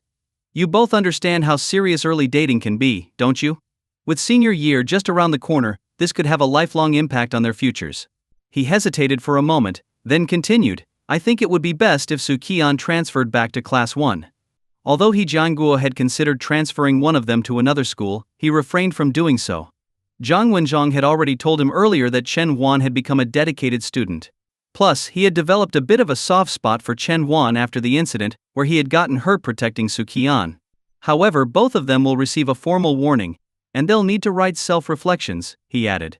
This was a relatively mild punishment, and both Liang Yulin and Su He nodded in agreement, deferring to the director's judgment. Just as everyone thought the issue was settled, a firm but calm voice cut through the room. I'd prefer to stay in Class 3, Su Qian said. Everyone in the room froze. He Jianguo furrowed his brows, anger creeping back into his expression. Why? Staying in Class 3, what's your goal? You should be focused on getting into a good university, making your father proud, and repaying the school. Su Qian's face remained serious. I admit that I have feelings for Chen Wan. But I don't know how he feels about me. She glanced at Chen Wan as she said this, catching him off guard. He Jianguo's simmering anger flared again. He had never had a student speak so boldly to him before. Su Qian continued, when I transferred to Class 3 due to mental health issues, it was Chen Wan who helped me recover. He supported me and helped me adjust quickly. Now, all eyes turned to Chen Wan, who could only nod dumbly in agreement. The room fell silent as everyone listened to Su Qian. Later, when Chen Wan got injured protecting me, I started helping him with his studies. I checked his homework every day and tested him on English vocabulary while we walked to and from school. We're not in a relationship, and I've never confessed my feelings. I want to maintain this close friendship until after the college entrance exams. I don't think this has harmed our studies. In fact, both of our grades have improved significantly. Chen Wan's scores have risen from 300 to 400 to 425. He Jianguo glanced at Zhang Wenzhong, who nodded in confirmation. He was visibly surprised. Chen Wan's academic performance had been near the bottom of the class. He remembered checking it after the injury incident. This morning, when Zhang had advocated for Chen Wan, He Jianguo had assumed the improvement was modest, but now, it seemed Chen Wan had made remarkable progress. Su Qian's voice grew more confident. For the midterm exams, I was ranked first in the class, and Chen Wan was second. If we don't maintain our performance, I'll transfer. Su He frowned slightly, wanting to say something, but after seeing his daughter's resolute expression, he chose to remain silent. He Jianguo didn't respond immediately. His gaze shifted between Su Qian and Chen Wan, assessing them. All right, he finally said. After the first class of the morning session ended in Class 3, Year 2, the 10-minute break began. Ho Jun, Su Qian. The two of you switch seats, Zhang Wenzhong. The homeroom teacher said from the podium. Ho Jun glanced back at Su Qian, who was packing her books, and then at Chen Wan, still sitting at his desk. He nodded and started gathering his own books, which were few. Are you really confident I'll get second place in the midterm exams? There are only 3 days left, Chen Wan said, looking over at Su Qian. Pouting, Su Qian replied, I believe you can do it unless, of course, you're deliberately trying to do poorly to make me transfer. She leaned closer to Chen Wan and whispered, so only he could hear, I know you won't let me go. Ahem, hurry up. Class is about to start again. Zhang Wenzhong coughed and glanced at Su Qian, who was still chatting with Chen Wan. Su Qian quickly responded, then picked up her stack of books. Help me move my desk, okay? She said to Chen Huan. Chen Huan stood up, lifted Su Qian's desk, and carried it toward the podium. Together with Hu Jun, they moved the desks to the back of the classroom. The bell signaling the start of the next class rang, and Zhang Wenzhong nodded at the teacher by the door before leaving. Chen Huan, how are things going with Su Qian? Hu Jun asked, concerned that his friend might have to transfer schools. Chen Huan replied in a low voice, if Su Qian comes in first place on the midterms, and I place second, then it'll be fine. What? Hu Jun exclaimed, unable to hide his shock. That's impossible. Su Qian getting first is one thing, but you getting second? Is Mr. He deliberately making things difficult for you? Chen Huan raised an eyebrow. Why can't I come in second? Hu Jun blinked. Realization dawning on him. Oh, I get it. Don't worry, I've already talked to the top students in the class. If they get the chance, they'll slip you the answers. It might be possible for you to get second after all. Just not sure if Mr. He will believe it, Hu Jun added, sounding worried. Forget it. Let's not talk about it anymore, Chen Huan said, turning his attention to the lesson being taught by their math teacher, Wang Zhonghua. Later that evening, as the sun set, casting a reddish glow, Su Qian pedaled her bike behind Chen Huan's as they left the school. Chen Huan, are you confident about Monday's exam? I've staked everything on you. Su Qian joked as she cycled along. You brought this on yourself, Chen Huan retorted. Su Qian chuckled. Well, I only said it because I have faith in you. Just don't regret it later, Chen Huan warned. Su Qian looked up. I've only regretted one decision in my life. When Chen Huan got home, he parked his bike and walked through the door. Mom, I'm home. He called out as he headed toward his room. Wait a second. Liang Yulin hurried out of the kitchen to stop him. Chen Huan paused. What's up? His mother cautiously asked, Son, do you think you can make it to the top 2 in your class? I'm not sure, Chen Huan replied honestly. She coughed lightly and said, Well, Su Qian was a bit impulsive today. Even if you don't place in the top 2, Mr. He might not make her transfer. But, you know, Su Qian. I understand, Chen Huan nodded. All right then, I'll go finish cooking dinner, she said, turning back toward the kitchen. Chen Huan went to his room, turned on the light, and placed his backpack on the desk. He pulled out a workbook and started studying. Time passed unnoticed until there was a knock on his door. Come out for dinner, his mother called. Okay, coming, Chen Huan replied. 3 days later. 5 minutes before the morning session ended, all the students in Class 3 of Year 2 stopped writing and stood up to rearrange their desks for the exam. The desks were organized in rows of 7, 8, 8, and 8, with the spaces between the rows too far apart for anyone to easily see what their neighbor was writing. Don't worry, Chen Huan, Hu Jun said, feeling a bit like an overprotective father. I've already spoken to the top students in the class. They'll help you if they can. Getting second place might not be impossible after all. Chen Huan smiled and patted Hu Jun's shoulder. Don't worry, I've got this. Since he had placed 15th in the previous exams, Chen Huan's seat was in the second row, right next to Jiang Qian, who had been first in the last exam. Jiang Qian glanced over at him and gave him an okay gesture with a smile. Chen Huan looked around another okay from second place, and another from third place. Ah, high school friendships really are the purest. Chen Huan mused. Note to students reading this: don't cheat. The bell rang to signal the beginning of the exam. The sound of footsteps approached the door, and Zhang Wenchong entered, carrying the exam papers. He was one of the invigilators for the day. But then, all of Class 3 froze. He Jianguo had walked in behind him. It wasn't supposed to be He Jianguo, it should have been their math teacher, Wang Zhonghua. Your math teacher fell ill, so Mr. He is substituting, Zhang Wenzhong explained. Since when do math teachers get sick? Isn't it always the PE teachers? Chen Huan thought to himself. He understood exactly why He Jianguo was here, to make sure there was no cheating. Chen Huan wasn't worried, though he had never planned on cheating his way to second place in the first place. But Ho Jun and Jiang Qian's faces showed concern. While Zhang Wenzhong handed out the exam papers, He Jianguo stood at the front of the room and said, I'll be invigilating all the midterm exams. Any small tricks, don't even think about it. With the warning delivered, the papers were handed out. He Jianguo took his seat at the front, while Zhang Wenchong sat in the back. From his seat, Chen Huan could see He Jianguo's stern expression, his sharp eyes constantly scanning the room. It felt as if He Jianguo was silently telling him Don't even think about cheating. Ring. The bell signaled the start of the exam. He Jianguo's watchful eyes kept roaming the classroom, often landing on Chen Wan. But each time he saw that Chen Wan was diligently working through the exam questions. The first subject was Chinese. Whether you knew the material or not, you could always write something. He Jianguo wasn't too concerned yet. His main objective was to ensure no one passed answers to Chen Wan. He wasn't planning on letting Su Qian transfer either. He just wanted to see if Chen Wan's academic improvement was genuine.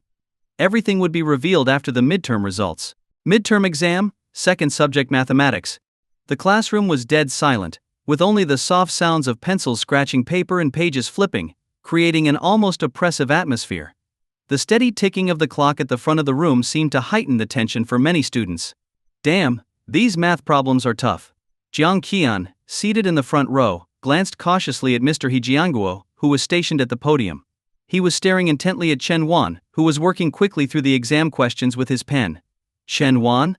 I really wish I could help, but I'm powerless here, Jiang Qian thought, shaking her head slightly as she refocused on her own test. Up on the podium, He Jianguo continued to watch Chen Wan without blinking, his expression filled with disbelief. Chen Wan was working quickly, too quickly. If He Jianguo hadn't been personally watching, he might have assumed Chen Wan was copying someone else's answers. He Jianguo exhaled deeply and stood up from his seat. Though he was no longer a classroom teacher, he had been a math teacher before becoming the director of academic affairs. He needed to see for himself whether Chen Wan was just scribbling nonsense or genuinely solving the problems. He stepped lightly to avoid disturbing Chen Wan's concentration and moved behind him, leaning in to check his progress on the test. The first 6 multiple-choice questions were relatively simple, so He Jianguo skipped over them and started reviewing Chen Wan's answers from question 7 onward. 7th question correct. 8th question correct. The next 4 questions were more complex, requiring thorough calculations. He Jianguo glanced over at Jiang Qian's test to compare answers. A, C, B, C. Chen Wan's answers A, C, C, D. 2 errors, but still impressive. He Jianguo's eyes widened in surprise. Could Chen Wan have actually improved this much? He decided to stay put and continue observing as Chen Wan moved on to the short answer section. Chen Wan had already finished the fill-in-the-blank questions and was now tackling the first extended response problem. With the working shown on the paper, He Jianguo could clearly follow the steps and see if Chen Wan's answers were correct. The more he watched, the more astonished He Jianguo became. Chen Wan's problem-solving process was impeccable, with clean, clear steps that showed a deep understanding of the material. Although this was just the first of the easier extended response questions, it was enough to confirm that Chen Wan's academic performance had indeed improved significantly. After finishing the first problem, Chen Wan stretched his back, feeling stiff from sitting in the same position for so long. As he stretched, his hand accidentally bumped into someone. He turned around, startled to see He Jianguo standing behind him. He Jianguo gave him a slight nod. Keep up the good work. With that, He Jianguo walked back to the podium and sat down. For the rest of the day, even during the afternoon exams, He Jianguo acted like a normal invigilator, no longer focused solely on Chen Wan. At the end of the first day of exams, Chen Wan and the other students packed up their things. The subjects for the first day were Chinese, math, English and physics. On the second day, they would be tested on chemistry and biology. As Yang Wenzhong and He Jianguo left the classroom with the graded papers in hand, Hao Jun hurried over to Chen Wan's desk. I can't believe He Jianguo personally came to supervise the exam. Honestly, it's ridiculous. Did you manage to cheat at all, Chen Wan? Hao Jun asked as Chen Wan gathered his things. Hao Jun wasn't entirely sure of his own question. He had witnessed how closely He Jianguo had monitored Chen Wan during the math test, standing right behind him and leaving no room for any tricks. Nearby, Yang Qian and another student, who had ranked second in the last exam, also approached. Jiang Qian frowned and shook her head. There was no chance. Mr. He was watching him the whole time. Chen Wan smiled and shook his head. I wasn't planning on cheating anyway. Hao Jun and the others were stunned. What? Hao Jun exclaimed. Chen Wan? What about you and Su Qian? What's going to happen? Still smiling, Chen Wan replied. Who said I couldn't get second place on my own? He slung his backpack over his shoulder and headed toward the door, where Su Qian was already waiting for him. What did he just say? Hao Jun asked, still confused. Jiang Qian replied. He said he's going to get second place on his own. Is he out of his mind? How is that possible? Hao Jun muttered. Who knows? He did jump up to 15th place last term, another girl pointed out. Yeah, who knows? Hao Jun thought to himself. How did the exam go? Su Qian asked with a grin as they rode their bikes home. Chen Huan shrugged. So. I might have to watch you tearfully transfer to another school. Su Qian giggled. I'm touched. You'd shed tears for me. Your priorities are all wrong, Chen Huan replied, exasperated. Her laughter echoed down the road, now bathed in the golden light of the setting sun. No, they're not. I've always focused on you. Good luck tomorrow. You too. The next morning, the math teacher, Wang Zhonghua, had recovered from his illness. When he walked into the classroom with Zhang Wenzhong, the entire class cheered. Having He Jianguo around was just too intense for them. Every time they lifted their heads, it felt like his eyes were boring into them, constantly watching, making them uncomfortable. All right, settle down and get ready for the exam, Wang Zhonghua said with a smile, feeling refreshed after a day of rest. The two exams for the morning were chemistry and biology. When the bell signaling the end of the final exam rang, the entire class breathed a collective sigh of relief. During the afternoon self-study period, while all the students were quietly reviewing, the office for Year 2 teachers was filled with the sound of sighs. Wang Zhonghua sat at his desk, marking exams, frowning as he placed another student's paper aside. 109 points. This was Jiang Qian's math score. Although the exam questions had been a bit harder than usual, the fact that she hadn't even scored 110 points troubled him deeply. The scores of other students weren't much better. The marked papers lying to his right showed scores of 85, 94, and even as low as 41 points. Each score made Wang Zhonghua sigh again. He picked up another paper and began grading the multiple choice section. A BDCA. BDDAC, CD. He murmured the answers as he checked off each question. Correct. Correct. Wrong. Only one wrong. Wang Zhonghua's mood brightened. This was the best result he had seen so far, even better than Jiang Qian's. Who is this? Wang Zhonghua looked at the name in the top left corner of the exam. His eyes widened in shock. Chen Huan.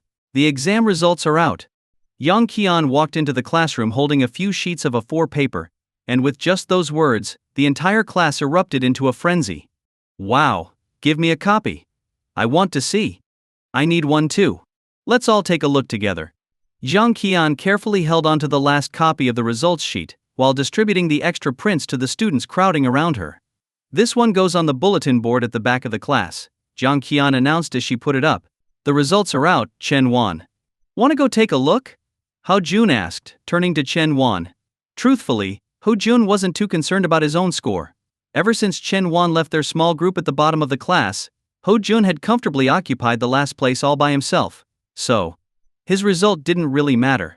Hao Jun was more curious to see how Chen Huan had performed. If he hadn't done well, He would certainly explode in anger. Sure, let's check it out, Chen Huan nodded. The two of them headed over to the back wall where the results were posted. There were already many students gathered, some of them not only looking for their own results but also those of their deskmates. Hao Jun, being shorter than Chen Huan, couldn't see the scores past the crowd in front of him. Hey, if you've already seen your score, move along. I haven't had a chance yet, Hao Jun called from behind. Almost done, came the reply from someone in the front. Hao Jun glanced over at Chen Huan, whose expression remained calm. So, what's your score? What rank? Hao Jun asked. Chen Huan looked at the list and replied, 582 points. Second place. Hao Jun was silent for a few seconds, then his eyes widened in shock. What? 582 points? He was dumbfounded. This had to be a joke. Just last semester, Chen Huan had been a 300-point student, and now, in just 6 months, he had shot up to 582 points, nearly a 300-point increase. Even riding a rocket wouldn't get you there that fast. Hao Jun's outburst drew the attention of the students who were still comparing their own scores. A few heads turned as they realized what had just been said. Holy crap. Chen Huan, you're amazing. Second place? That's insane. Suddenly, a group of boys erupted into cheers, causing even more students around the classroom to glance over, intrigued by the commotion. Everyone knew that He Jianguo had kept a close watch on Chen Huan throughout the exams, leaving no room for cheating. So, this massive improvement was undeniably real. Chen Huan had transformed from the bottom of the class to second place. As the boys crowded around Chen Huan, through the gaps, he caught a glimpse of Su Qian on the other side of the room, smiling warmly at him. Chen Huan had come in second place, while Qian had taken first with 602 points. Alright, it's time for class. Everyone, back to your seats? Zhang Wenzhong said as he walked into the classroom, noticing the gathering in the back. Reluctantly, the students returned to their desks as Zhang Wenzhong prepared to start the lesson. One class period passed quickly, and as Zhang Wenzhong was packing up his materials, he called out, "Chen Huan, Su Qian, come with me for a moment." The two of them followed Zhang Wenzhong to his office. He gestured for them to sit down. Well, it seems that Mr. He has decided not to pursue this any further, so the issue between the two of you is considered resolved. However, I do have a few things I want to say. While it's good that this incident didn't affect your studies, you're both still young and not fully mature yet. I hope you'll put more thought into matters of the heart after your college entrance exams. Zhang Wenzhong said. Chen Huan and Su Qian nodded, agreeing to everything Zhang Wenzhong said, but what they were actually thinking remained a mystery. Later, the two of them were once again riding their bikes together in the soft light of the setting sun. Hey, I knew you couldn't bear to see me leave, Su Qian teased, grinning with satisfaction. Chen Huan, stubborn as ever, retorted, I was just focusing on my studies and answering the questions properly. It was all for myself. Su Qian didn't get upset. In fact, her smile only grew brighter. Under the glow of the sunset, Su Qian playfully nudged Chen Huan's shoulder. Chen Huan turned to look at her. Her delicate face was illuminated by the warm light, and she wore a peaceful, contented smile like someone who had finally found her place after everything had settled. Chen Huan, Su Qian said softly.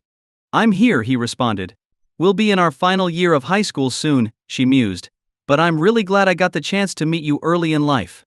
Chen Huan quietly continued to pedal, unsure of what she meant to say. They rode in silence for a while, until they reached Su Qian's house. She stopped her bike and got off. Chen Huan paused briefly, then said, See you tomorrow before heading off. Just as he was leaving, Su Qian's voice called out from behind him. Chen Huan, until the college entrance exams are over, can we stay like this just the way we are now? Chen Huan hesitated for a moment, then continued pedaling. Sure, he called back loudly. When Chen Huan arrived home, he was surprised to find his father, Chen Guohua, already there. As soon as Liang Yulan and Chen Guohua saw him, their faces lit up with excitement. Liang Yulan hurried over to take his backpack, gently asking what he wanted for dinner, while Chen Guohua chimed in, saying they could have whatever he liked, anything his mother could buy for him. Chen Huan couldn't help but smile. This scene was all too familiar. It reminded him of how his parents had reacted the last time he'd shocked everyone with his midterm results in his previous life. I always knew you were smart, Liang Yulan said proudly. You've improved so much in such a short time. Chen Guohua nodded. It's all in the genes, my genes. At that, Liang Yulan shot him a glare, and Chen Guohua instinctively shrank back, choosing not to say anything more. Dad, Mom, don't you think you're overreacting a little? Chen Huan asked. He had thought that after everything they had been through the last time, his parents would be calmer this time around. Apparently he was wrong. This is different, Liang Yulan replied with a huff. And she was right. Scoring 300 points meant going to a vocational college. Scoring in the 400s meant a chance at a decent university. But with 582 points, he could aim for a top-tier university, and with another year of high school ahead, even a prestigious 985 or 211 university wasn't out of the question. Maybe, with enough effort, even a spot at Tsinghua or Peking University wasn't impossible, though that would be a real stretch. Do you have any universities in mind yet? Liang Yulan asked eagerly. Chen Huan was taken aback. Mom, isn't it a bit early for that? I haven't even started my final year yet. Nonsense. It's never too early. Your dad and I were just looking up some options for you earlier, Liang Yulan said excitedly, but then she stopped mid-sentence and asked, Son, do you think you might end up going to the same university as Su Qian? Chen Huan nodded. Well, that would be perfect. Liang Yulan clapped her hands together in delight. Perfect? Chen Huan wasn't so sure. After Su Qian made that comment, their relationship indeed settled into the dynamic she had described, somewhere between friends and something more. Every morning she would still appear at Chen Huan's doorstep right on time, but she no longer deliberately teased him. Instead, the two of them began memorizing English vocabulary and biology concepts together. The atmosphere in the classroom also shifted noticeably. Perhaps it was the constant reminders of the looming college entrance exam from their teachers, or maybe it was a result of Mr. Zhang's speech during the class meeting. Whatever the reason, everyone in the class had started to take the upcoming exam more seriously. Ho Jun stopped napping in class, and Chen Huan even noticed him copying out the 3,500 essential English words onto scrap paper every morning. During self-study sessions, Ho Jun would ask questions about things he didn't understand from the textbooks. Chen Huan felt gratified by this change. He remembered that in his previous life, Ho Jun had scored just over 400 points on the exam and ended up attending a mediocre university. People like Chen Huan, who had once struggled but made drastic improvements, were rare. During the final exams, Qian maintained her top spot, with Chen Huan right behind her in second place. Qian, who had previously been first, slipped to third. The summer break before senior year was shorter, less than 20 days. Gone were the days of hanging out with friends during vacations. Most students spent their time at tutoring centers, and hard work became the defining theme of senior year. One evening, Liang Yulan gently pushed open the door to Chen Huan's room, carrying a glass of milk. She tiptoed over to him and placed it on the desk beside him. "Son, school starts tomorrow. Try to get some rest early tonight," she said softly. Chen Huan glanced at the clock on his desk. It was 9:30 p.m. "All right, I'll finish this set of problems and then go to bed," he replied with a nod. "Okay, but don't push yourself too hard," Liang Yulan said, her eyes filled with a mix of pride and concern. "I won't," Chen Huan assured her. With that, Liang Yulan left the room. Outside, a full moon hung in the sky, while inside, Chen Huan continued scribbling away at his desk. After what seemed like an eternity, he finally yawned and stood up to stretch. Click! The light went out. The next day marked the start of senior year at Wyangno 1 High School. In the Class 3 classroom, Zhang Wenzhong entered, followed by Jiang Qian, who was carrying a small box. "Everyone, pause for a moment. I have something to announce." Zhang Wenzhong clapped his hands to get the class's attention. The students looked up from their desks, eyeing the box on the podium with curiosity. What was he up to? Chen Huan also put down his pen and looked at the box. He quickly remembered what this was all about. It was something he had experienced before. Zhang Wenzhong glanced around to make sure all eyes were on him before he began speaking. "Today is the first day of your final year in high school, a year that will shape your future. By now, I hope you've given some thought to the universities you want to apply to, or at least to the goals you've set for yourself." He opened the box, revealing colorful heart-shaped paper, a large origami crane, and other decorative items. "In a moment, I'll hand out these colored papers and small envelopes to each of you. Write down the school you want to go to, the score you hope to achieve, or even some words of encouragement for your future self, whatever you feel is meaningful. This will be a message to the person you'll be a year from now. Once you've finished writing, put the paper in the envelope. We'll hang them on the classroom wall, and a year from now, just before the college entrance exam, we'll open them," Zhang Wenzhong explained, signaling Jiang Qian to distribute the papers and envelopes. In the back row, Ho Jun nudged Chen Huan's shoulder. "Hey Chen, which school are you aiming for?" "Me?" Chen Huan hesitated. In his original timeline, he had aimed to attend the same university as Qian Nanlian University, a fictional 985-tier university. However, his true dream had been to go to Shanghai University, another fictional 985 university, which had a higher ranking and more competitive admission scores than Nanlian. Unfortunately, he hadn't realized that dream in his previous life, falling just short of the score he needed for Shanghai. "Haven't decided yet?" Hao Jun asked, noticing Chen Huan's silence. Snapping out of his thoughts, Chen Huan wrote Shanghai University on his paper. With his current scores, he believed he could make it this time. As for Qian, she would probably stick to her original plan and go to Nanlian University. After adding a few words of encouragement to his future self, Chen Huan placed the paper in the envelope. Around the classroom, Zhang Wenzhong, Jiang Qian, and the class monitor were hanging the large origami crane on the wall and decorating it with cloud stickers, creating an image of the crane soaring through the sky. "Once you've finished writing, you can come up and hang your envelope on the strings beneath the crane," Zhang Wenzhong instructed. 31 strings hung from the crane, gently swaying. After Zhang Wenzhong spoke, a few students stood up, carefully tying their envelopes to the strings. "Let's go hang ours too," Hao Jun said, holding his envelope. "All right," Chen Huan agreed. They found 2 open spots on the wall, hung up their envelopes, and returned to their seats. Across the room, Qian had also finished writing her note. She approached the crane but paused for a moment, scanning the other envelopes. When she found Chen Huan's, a satisfied smile spread across her face as she hung hers beside his. Gradually, everyone finished hanging their envelopes, and Zhang Wenzhong gave a short motivational speech before dismissing the class for the day. On their way home, Qian asked cheerfully, "Chen Huan, Which university did you write down on your paper? Chen Huan shook his head. I'm not telling. That would spoil the surprise. Su Qian pouted playfully. Even if you don't tell me, I already know. Chen Huan glanced at her smug smile and suddenly had the urge to rewrite his paper. He quickly shook off the thought and refocused his mind. They pedaled their bikes in silence until they reached Chen Huan's house. Wait, Su Qian called out just as Chen Huan was about to head inside. Him? Chen Huan turned around, watching as Su Qian quickly rummaged through her backpack and pulled out a pair of headphones. Here, these are for you, she said, handing them to him. Chen Huan looked at her, puzzled. What's this for? You'll find out when you use them while studying tonight, Su Qian replied with a mysterious smile, then added more seriously, but don't listen to them ahead of time, okay? Though slightly confused, Chen Huan nodded. Alright, I'll see you tomorrow, Su Qian said, waving as she rode off on her bike. Later that evening, after dinner, Chen Huan returned to his room. After reading on his phone for a while, he plugged it in to charge, grabbed his backpack, and sat down to study. Suddenly, his eyes landed on the headphones Su Qian had given him earlier. After thinking it over for a moment, he decided to put them on and hit play. A soft hiss came through the headphones, likely background noise from a recording made on a phone, not professional equipment. After a moment, Su Qian's voice rang out. La la la, it's me. Her voice carried a hint of excitement she couldn't hide. Chen Huan paused, setting down his pen, and listened quietly. Surprised, aren't you? I recorded these messages during the holidays when I had some free time. Each one is about 5 minutes long, and I talk about fun things that happened, or thoughts I had when I was thinking about you.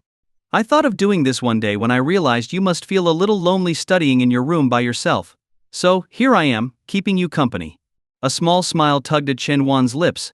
With his chin resting on his hand, he listened to Su Qian's gentle rambling, and it felt as if there was a joyful girl sitting beside him, chatting away happily in the quiet room. Alright, that's it for today. I don't know if you followed my instructions and listened to this before studying, but if it's bedtime, good night. If not, keep going and work hard. Su Qian's voice ended playfully, wrapping up the recording.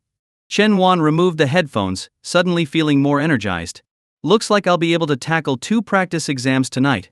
He stretched his wrist, picked up his pen, and swiftly began working through his science exams. In Su Qian's bedroom, she glanced at the clock, wondering if that fool had actually listened to her and followed her instructions. If he hadn't listened all the way through to hear her final words. No, I'll remind him again tomorrow. She pressed her pen against her lips, pouting thoughtfully. Did you follow my instructions? 1 recording a day, no more than that. Su Qian wasted no time asking as soon as she saw Chen Huan on their way to school. Chen Huan nodded earnestly. I got it, 1 recording a day, no more. Seeing his serious expression, Su Qian smiled in satisfaction. Good, that's what I like to hear.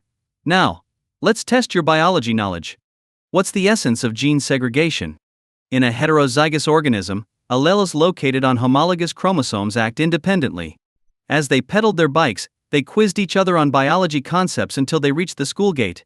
From a distance, He Jianguo, the head teacher, spotted them writing together. As they got closer, he could overhear them exchanging study questions. His face remained stern, but deep down, he felt both comforted and slightly amazed. In his decades as an educator, he had seen many cases of high school romance, and they all ended the same way, grades slipping as students got caught up in the emotional whirlwind. They'd forget their responsibilities as students. But Chen Huan and Su Qian were different, their grades kept improving. In the recent exams, one placed first, the other second, with a margin of over 30 points between them and third place. In all his 30 years of teaching, this was the first time he had encountered something like this. Good morning, Director He. Su Qian greeted him sweetly as they passed by. He Jianguo's stern face softened into a brief smile. Good morning. They went to their classroom, where each settled at their desks, preparing for self-study. Most of their courses were now complete, and they were diving into their first round of review. When the bell rang for their first math class, everyone took out their compulsory math textbooks. On the podium, Wang Zhonghua looked serious. Today is the official start of your senior year, and also the beginning of our first review phase. I'll be focusing on foundational topics during this round of review, so those of you struggling with grades need to pay extra attention.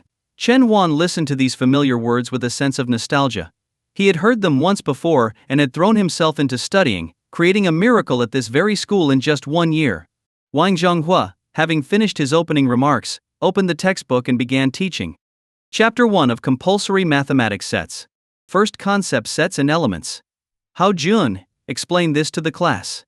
Wang Zhonghua glanced at the final exam results from their second year and called on Hao Jun. Hao Jun stood up immediately and began reading from the book. Generally, a set is a collection of specified objects, and the objects in a set are called elements. Wang Zhonghua nodded, signaling for him to sit down before continuing the lecture. Each time he introduced a concept, he would randomly call on a student to read it aloud, ensuring everyone stayed focused. The topic of sets and logical expressions was relatively simple, and usually appeared as the first question on the college entrance exam's multiple choice section. After completing his explanation of the first chapter, Wang Zhonghua wrote a question on the board. Given that point P is not on lines L or M, prove that there are infinitely many planes through P such that the line. Once the question was written, he turned to the class. Su Qian, please answer this one. Su Qian, sitting near the podium, stood up and frowned slightly at the board. Conditional logic wasn't her strong suit, and it had been a while since she'd focused on this material. Even after her rebirth, she had refocused after struggling with the subject earlier. She hadn't fully grasped sets and conditions. After hesitating for a moment, she ventured, I think the answer is A. Necessary but insufficient condition. Wang Zhonghua raised an eyebrow in surprise. This question was moderately difficult, so he had chosen Su Qian, thinking she would get it right. To his surprise, she answered incorrectly. Not quite right. Chen Huan, your turn. When Chen Huan stood up, the whole class let out a collective ooh. Chen Huan and Su Qian were already seen as the official couple in everyone's eyes, and the playful teasing from their classmates reflected that. After all, senior year could be suffocating, so any bit of light-hearted fun was welcome. Wang Zhonghua cleared his throat. All right, settle down. Chen Huan, continue. Unaffected by the teasing, Chen Huan confidently answered. The answer is C, sufficient and necessary condition. Wang Zhonghua nodded approvingly. Correct. The answer is C. You both can sit down. As soon as the correct answer was confirmed and both sat down, the class erupted with another playful ooh ooh, though this time, it was quieter. Since point P is not on the two lines, we can conclude that. Maybe I shouldn't call on them one after the other again, Wang Zhonghua thought as he continued explaining the question. December 24th, 2012. Christmas Eve. 165 days left until the college entrance exams. The number 165 was written in bright red chalk, highlighted in the top right corner of the classroom blackboard. Beneath the number was a phrase Merry Christmas, peace and joy. As Chen Huan walked into the classroom, braving the cold morning wind, the first thing he noticed was that message. The handwriting looked familiar, so he turned to glance at Su Qian beside him. Su Qian smiled, her eyes squinting playfully. I wrote that yesterday before I left. I wanted you to see it first thing when you came in. Chen Huan nodded, realizing why she had taken so long to pack her bag the day before, insisting that he go ahead and she'd follow shortly. It had been for this. It looks really nice, he remarked. Su Qian grinned proudly. I think so too. They were among the first to arrive in the classroom. Only 8 other students were there. Slowly, the classroom began to fill up as more students trickled in. Some boys entered carrying brightly wrapped peace apples, gifts wrapped in colorful cellophane paper, traditionally exchanged on Christmas Eve for good luck. They laughed as they handed the apples to their friends. Merry Christmas. One boy said, offering an apple to Chen Huan. Merry Christmas, and may all your wishes come true, Chen Huan replied, accepting the gift with a smile. The boy grinned and moved on, distributing the rest of his apples to a few girls nearby. Chen Huan watched with amusement as the boy continued to hand out the apples. When he finally approached a girl sitting in the corner, quietly working on her assignments, there was only one apple left in his hand. Merry Christmas, the boy said, his voice softer now. The girl smiled shyly. Thank you. Merry Christmas. Chen Huan smiled to himself, quietly observing. He wondered how many apples the boy had given out, all just to make the moment of handing over that last apple feel less awkward. Students, when facing their secret crushes, always acted with such caution. If Chen Huan remembered correctly, that boy would confess his feelings after the college entrance exams. Everyone had been shocked by the news, including him. They were now the only couple from his class that ended up getting married. Before long, Hao Jun entered the classroom and, as soon as he sat down, handed Chen Huan a bright red apple. Hey Chen, have an apple. You're into this stuff now? Chen Huan asked, taking a bite out of the apple, a little surprised. Hao Jun had never cared about such traditions before. My mom forced it on me, Hao Jun admitted, biting into his own apple. She said it's supposed to bring good luck. Chen Huan chuckled, That sounded more like the Ho-jun he knew. By the way, Ho-jun whispered conspiratorially, did Qian give you a peace apple? Chen Wan shook his head. No. Really? Ho-jun looked surprised. And you didn't give her one either? Another shake of the head. I don't get you too. Ho-jun muttered, clicking his tongue in mock disbelief. During morning self-study, Jiang Qiangxi and a few class officers placed simple apples, bought with class funds, on the desks of their teachers. There was no fancy packaging, just a shiny, red apple with a handwritten note of holiday wishes. When the teachers entered the classroom, they were all greeted with smiles, which, in turn, lifted the spirits of the students. It was 3 days past the winter solstice, and the weather was growing colder by the day. Chen Wan rode his bike through the biting wind. Even with a hat and scarf, the chill still crept through. Hot sweet potatoes, fresh from the oven. Candied hawthorns. Ice-cold sugar-coated hawthorns. Freshly boiled corn, come and get your corn. Hot roasted chestnuts, nice and warm. Street vendors lined the road, their carts piled with steaming food. The cold wind didn't stop their loudspeakers from enthusiastically advertising their goods. Chen Wan, let's get some roasted sweet potatoes. Su Qian's breath fogged up in the cold air, her cheeks flushed pink as she called out cheerfully. Chen Wan was cold too, so he nodded. All right. They parked their bikes and walked up to the sweet potato vendor. 2 roasted sweet potatoes, please, Su Qian said to the vendor. The vendor quickly grabbed 2 large ones, freshly roasted, wrapped them in paper bags, and placed them in a plastic bag before handing them over to Su Qian. That'll be 6 yuan. They paid and moved to a sheltered spot, holding the hot sweet potatoes in their hands to warm up. The sweet potatoes were so hot that they had to wait a bit before they could even think about eating them. I was actually planning to give you a scarf today, Su Qian said, cradling the sweet potato, her breath turning into mist as she spoke. But I'm just too clumsy. I've been trying to knit it for so long. And I've only managed to finish half. She rummaged through her bag and pulled out a red scarf. One side was neatly finished with fringes, while the other was only partially done, clearly hastily tied off. Chen Wan examined the scarf. The side that was completed had his name clumsily embroidered on it, the stitches crooked and uneven. This looks like it's long enough, he said, holding the scarf up. No, it's not, Su Qian pouted, looking a bit upset. I only finished your half. I haven't even started mine yet. I wanted us to share it. One day you'd wear the side with my name, and I'd wear the side with yours. Then we could walk together through the snow, sharing one long scarf. Maybe next time, Su Qian sighed, peeling the skin off her sweet potato and taking a big bite. A mixture of frustration and regret in her expression. Chen Huan was quiet for a moment before putting the scarf into his bag. He peeled his sweet potato and began to eat as well. Later that evening, as usual, Chen Huan put on his headphones to listen to the next audio recording from Su Qian. Surprise. By now I hope the scarf I knitted for you is finished. Is it warm? I made it extra long so we could wear it together in the winter. I hope that, in every winter from now on, we can eat roasted sweet potatoes together, hold hands, walk through the snow, and share one long scarf, year after year. Her voice was filled with excitement and happiness. Chen Huan imagined her already picturing that future in her mind when she recorded the message. He took off the headphones and pulled out the unfinished red scarf from his bag, staring at it for a long time. March 1, 2013. Less than 100 days until the college entrance exam. Chen Guohua, stop reading your newspaper and come here.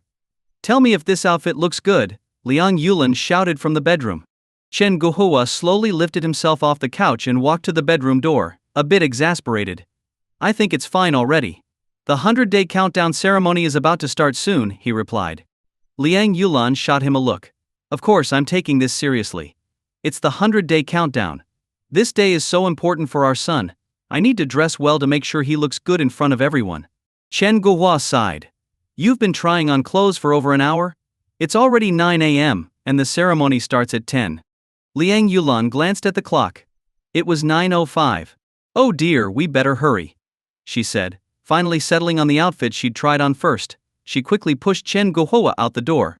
Mumbling to himself, Chen Guohua muttered, all that fuss, and you're wearing the first one you tried on. Stop dawdling, Liang Yulan scolded as they rushed out of the house. Wyong No. 1 High School. The graduating class of over 300 students gathered at the school's track and field, along with their parents and some teachers, bringing the crowd to nearly 1,000 people. The field was buzzing with energy. The school loudspeakers played motivational songs, setting the tone. From the windows, Curious first and second year students leaned out, trying to get a glimpse of the action. Even during classes, they couldn't help but steal glances outside. On the field, many parents gathered to chat. Their conversations were mostly about their children's college ambitions or exchanging information about universities. Damn, how did senior year go by so fast? Less than 100 days until the exam, Hao Jun remarked, sitting next to Chen Huan on one of the benches by the track. Chen Huan nodded, feeling the weight of time. Yeah, it flew by. The last half of their senior year had slipped away almost unnoticed. Now, with the countdown to the final exam in full swing, the reality was setting in. There were only 100 days left of their high school years. Chen Huan. Ho Jun. Come over for a photo, Jiang Qiangxi shouted from across the field. Looking over, they saw that many of their classmates had already gathered, preparing to take a group picture. The two boys stood up and made their way to join their class. Yang Qiangxi had enlisted one of the onlooking parents to take the picture, and the entire senior class of Class 3 was lined up, with their homeroom teacher, Mr. Zhang Wenzhong, standing in the middle, surrounded by smiling faces. 3, 2, 1, cheese. The camera clicked, capturing the moment.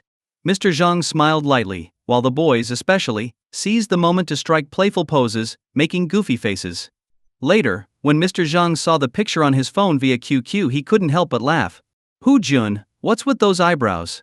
Wang Peng, why is your tongue sticking out so far? As he scrolled through the photo, Mr. Zhang found himself smiling more. But as he looked at the faces of his students, a wave of melancholy washed over him. 3 years. He had spent more time with these students than their own parents had. The realization hit him hard. 3 years of shared experiences were about to come to an end. Shaking off the feeling, Mr. Zhang put away his phone and clapped his hands. All right, the ceremony starts in half an hour. Take this time to rest or take photos with your friends. Be back here in 30 minutes. Got it. The class responded enthusiastically. Immediately, a few students dragged Mr. Zhang into more photo opportunities, and he was swept away for a series of pictures, laughing as he went. Meanwhile, others began to group together, pulling out their phones to snap pictures with close friends. Hey Chen Huan, come join us for a photo. Ho Jun called over to him. Chen Huan walked over, and one of the students suggested, why don't we get Su Qian over here too? Everyone's eyes turned to Chen Huan expectantly. Sighing, Chen Huan called out to Su Qian, who was across the field taking photos with some friends. She finished up and made her way over, only to be nudged next to Chen Huan by the group. They posed for a picture, smiling for the camera. Let's take one more, with a different pose. Hao Jun suggested. No one objected. This time, Chen Huan stood on the left, Su Qian on the right, with Hao Jun and a few others in between. 3, 2, 1. At the count of 1, Hao Jun and the others suddenly crouched down, leaving Chen Huan and Su Qian standing alone, looking directly at each other. Click. The camera captured the moment of their surprise. Perfect. This one's great. Hao Jun clapped his hands, proud of his spontaneous idea. Around the field, many parents paused their conversations to quietly watch the students taking pictures with their friends. Their eyes reflected nostalgia and warmth. Chen. Seeing them reminds me of my own school days. I miss those times, Liang Yulin said wistfully. Chen Guhua nodded, a look of distant memory in his eyes. Attention.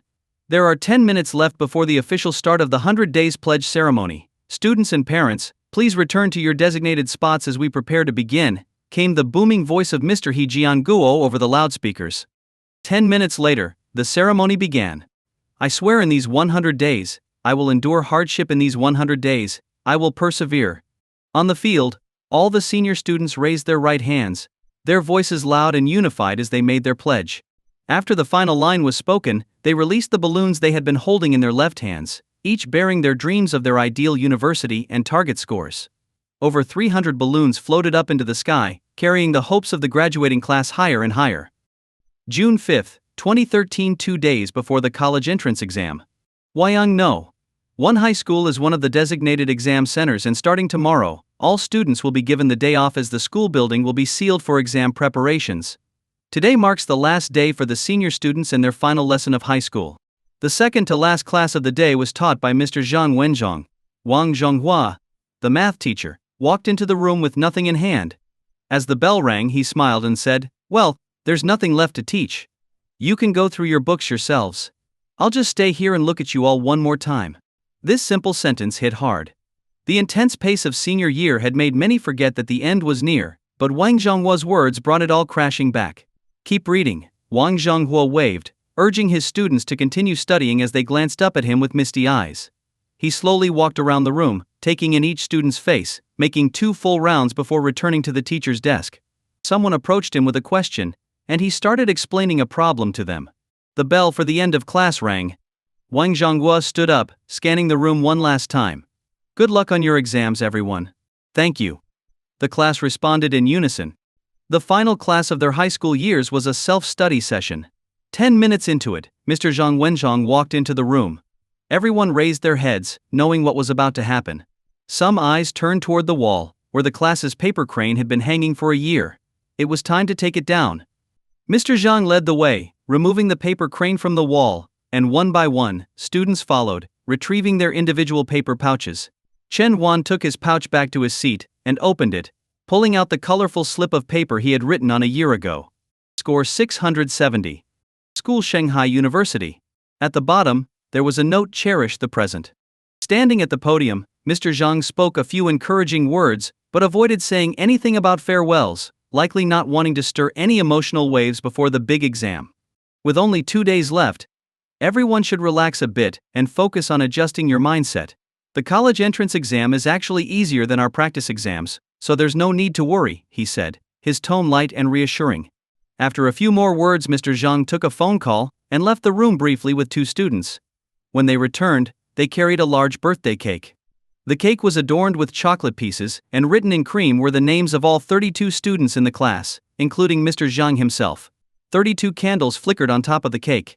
Standing by the cake, Mr. Zhang held up the student roster from the first day of school. Lin Zi.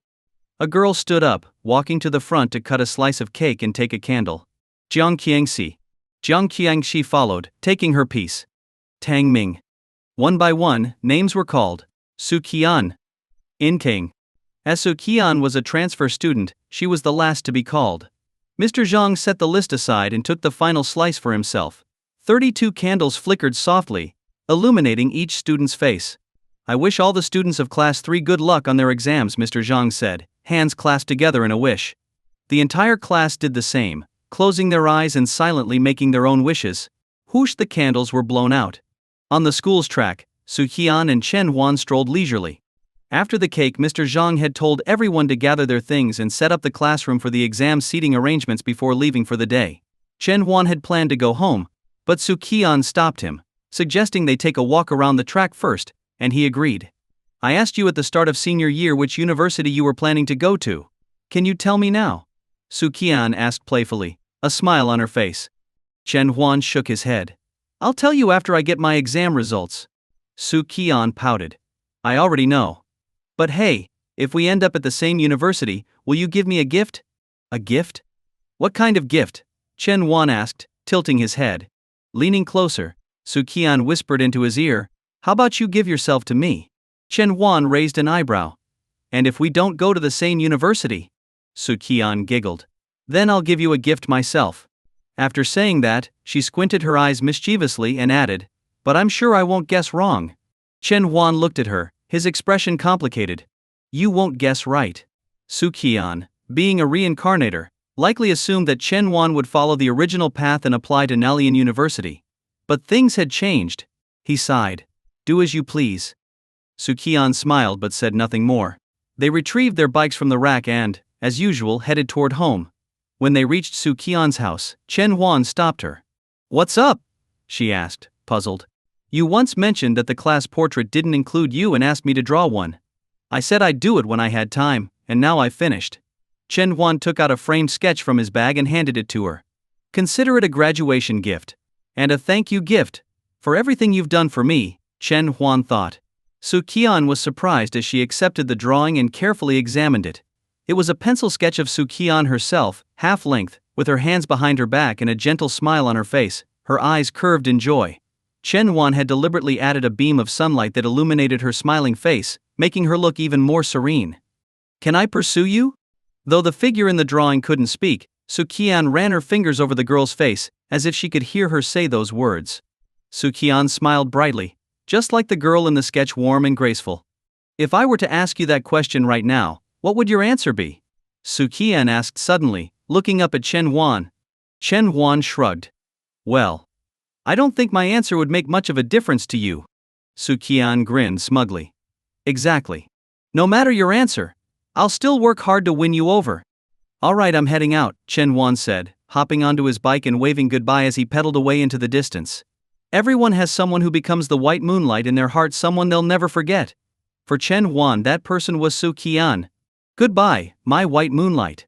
As the sun set, Su Qian hugged the sketch tightly to her chest, watching as Chen Huan disappeared down the road. Her smile bloomed like a flower. Hi guys, your opinion means a lot to me. I'm working on improving the stories to make them more interesting for you.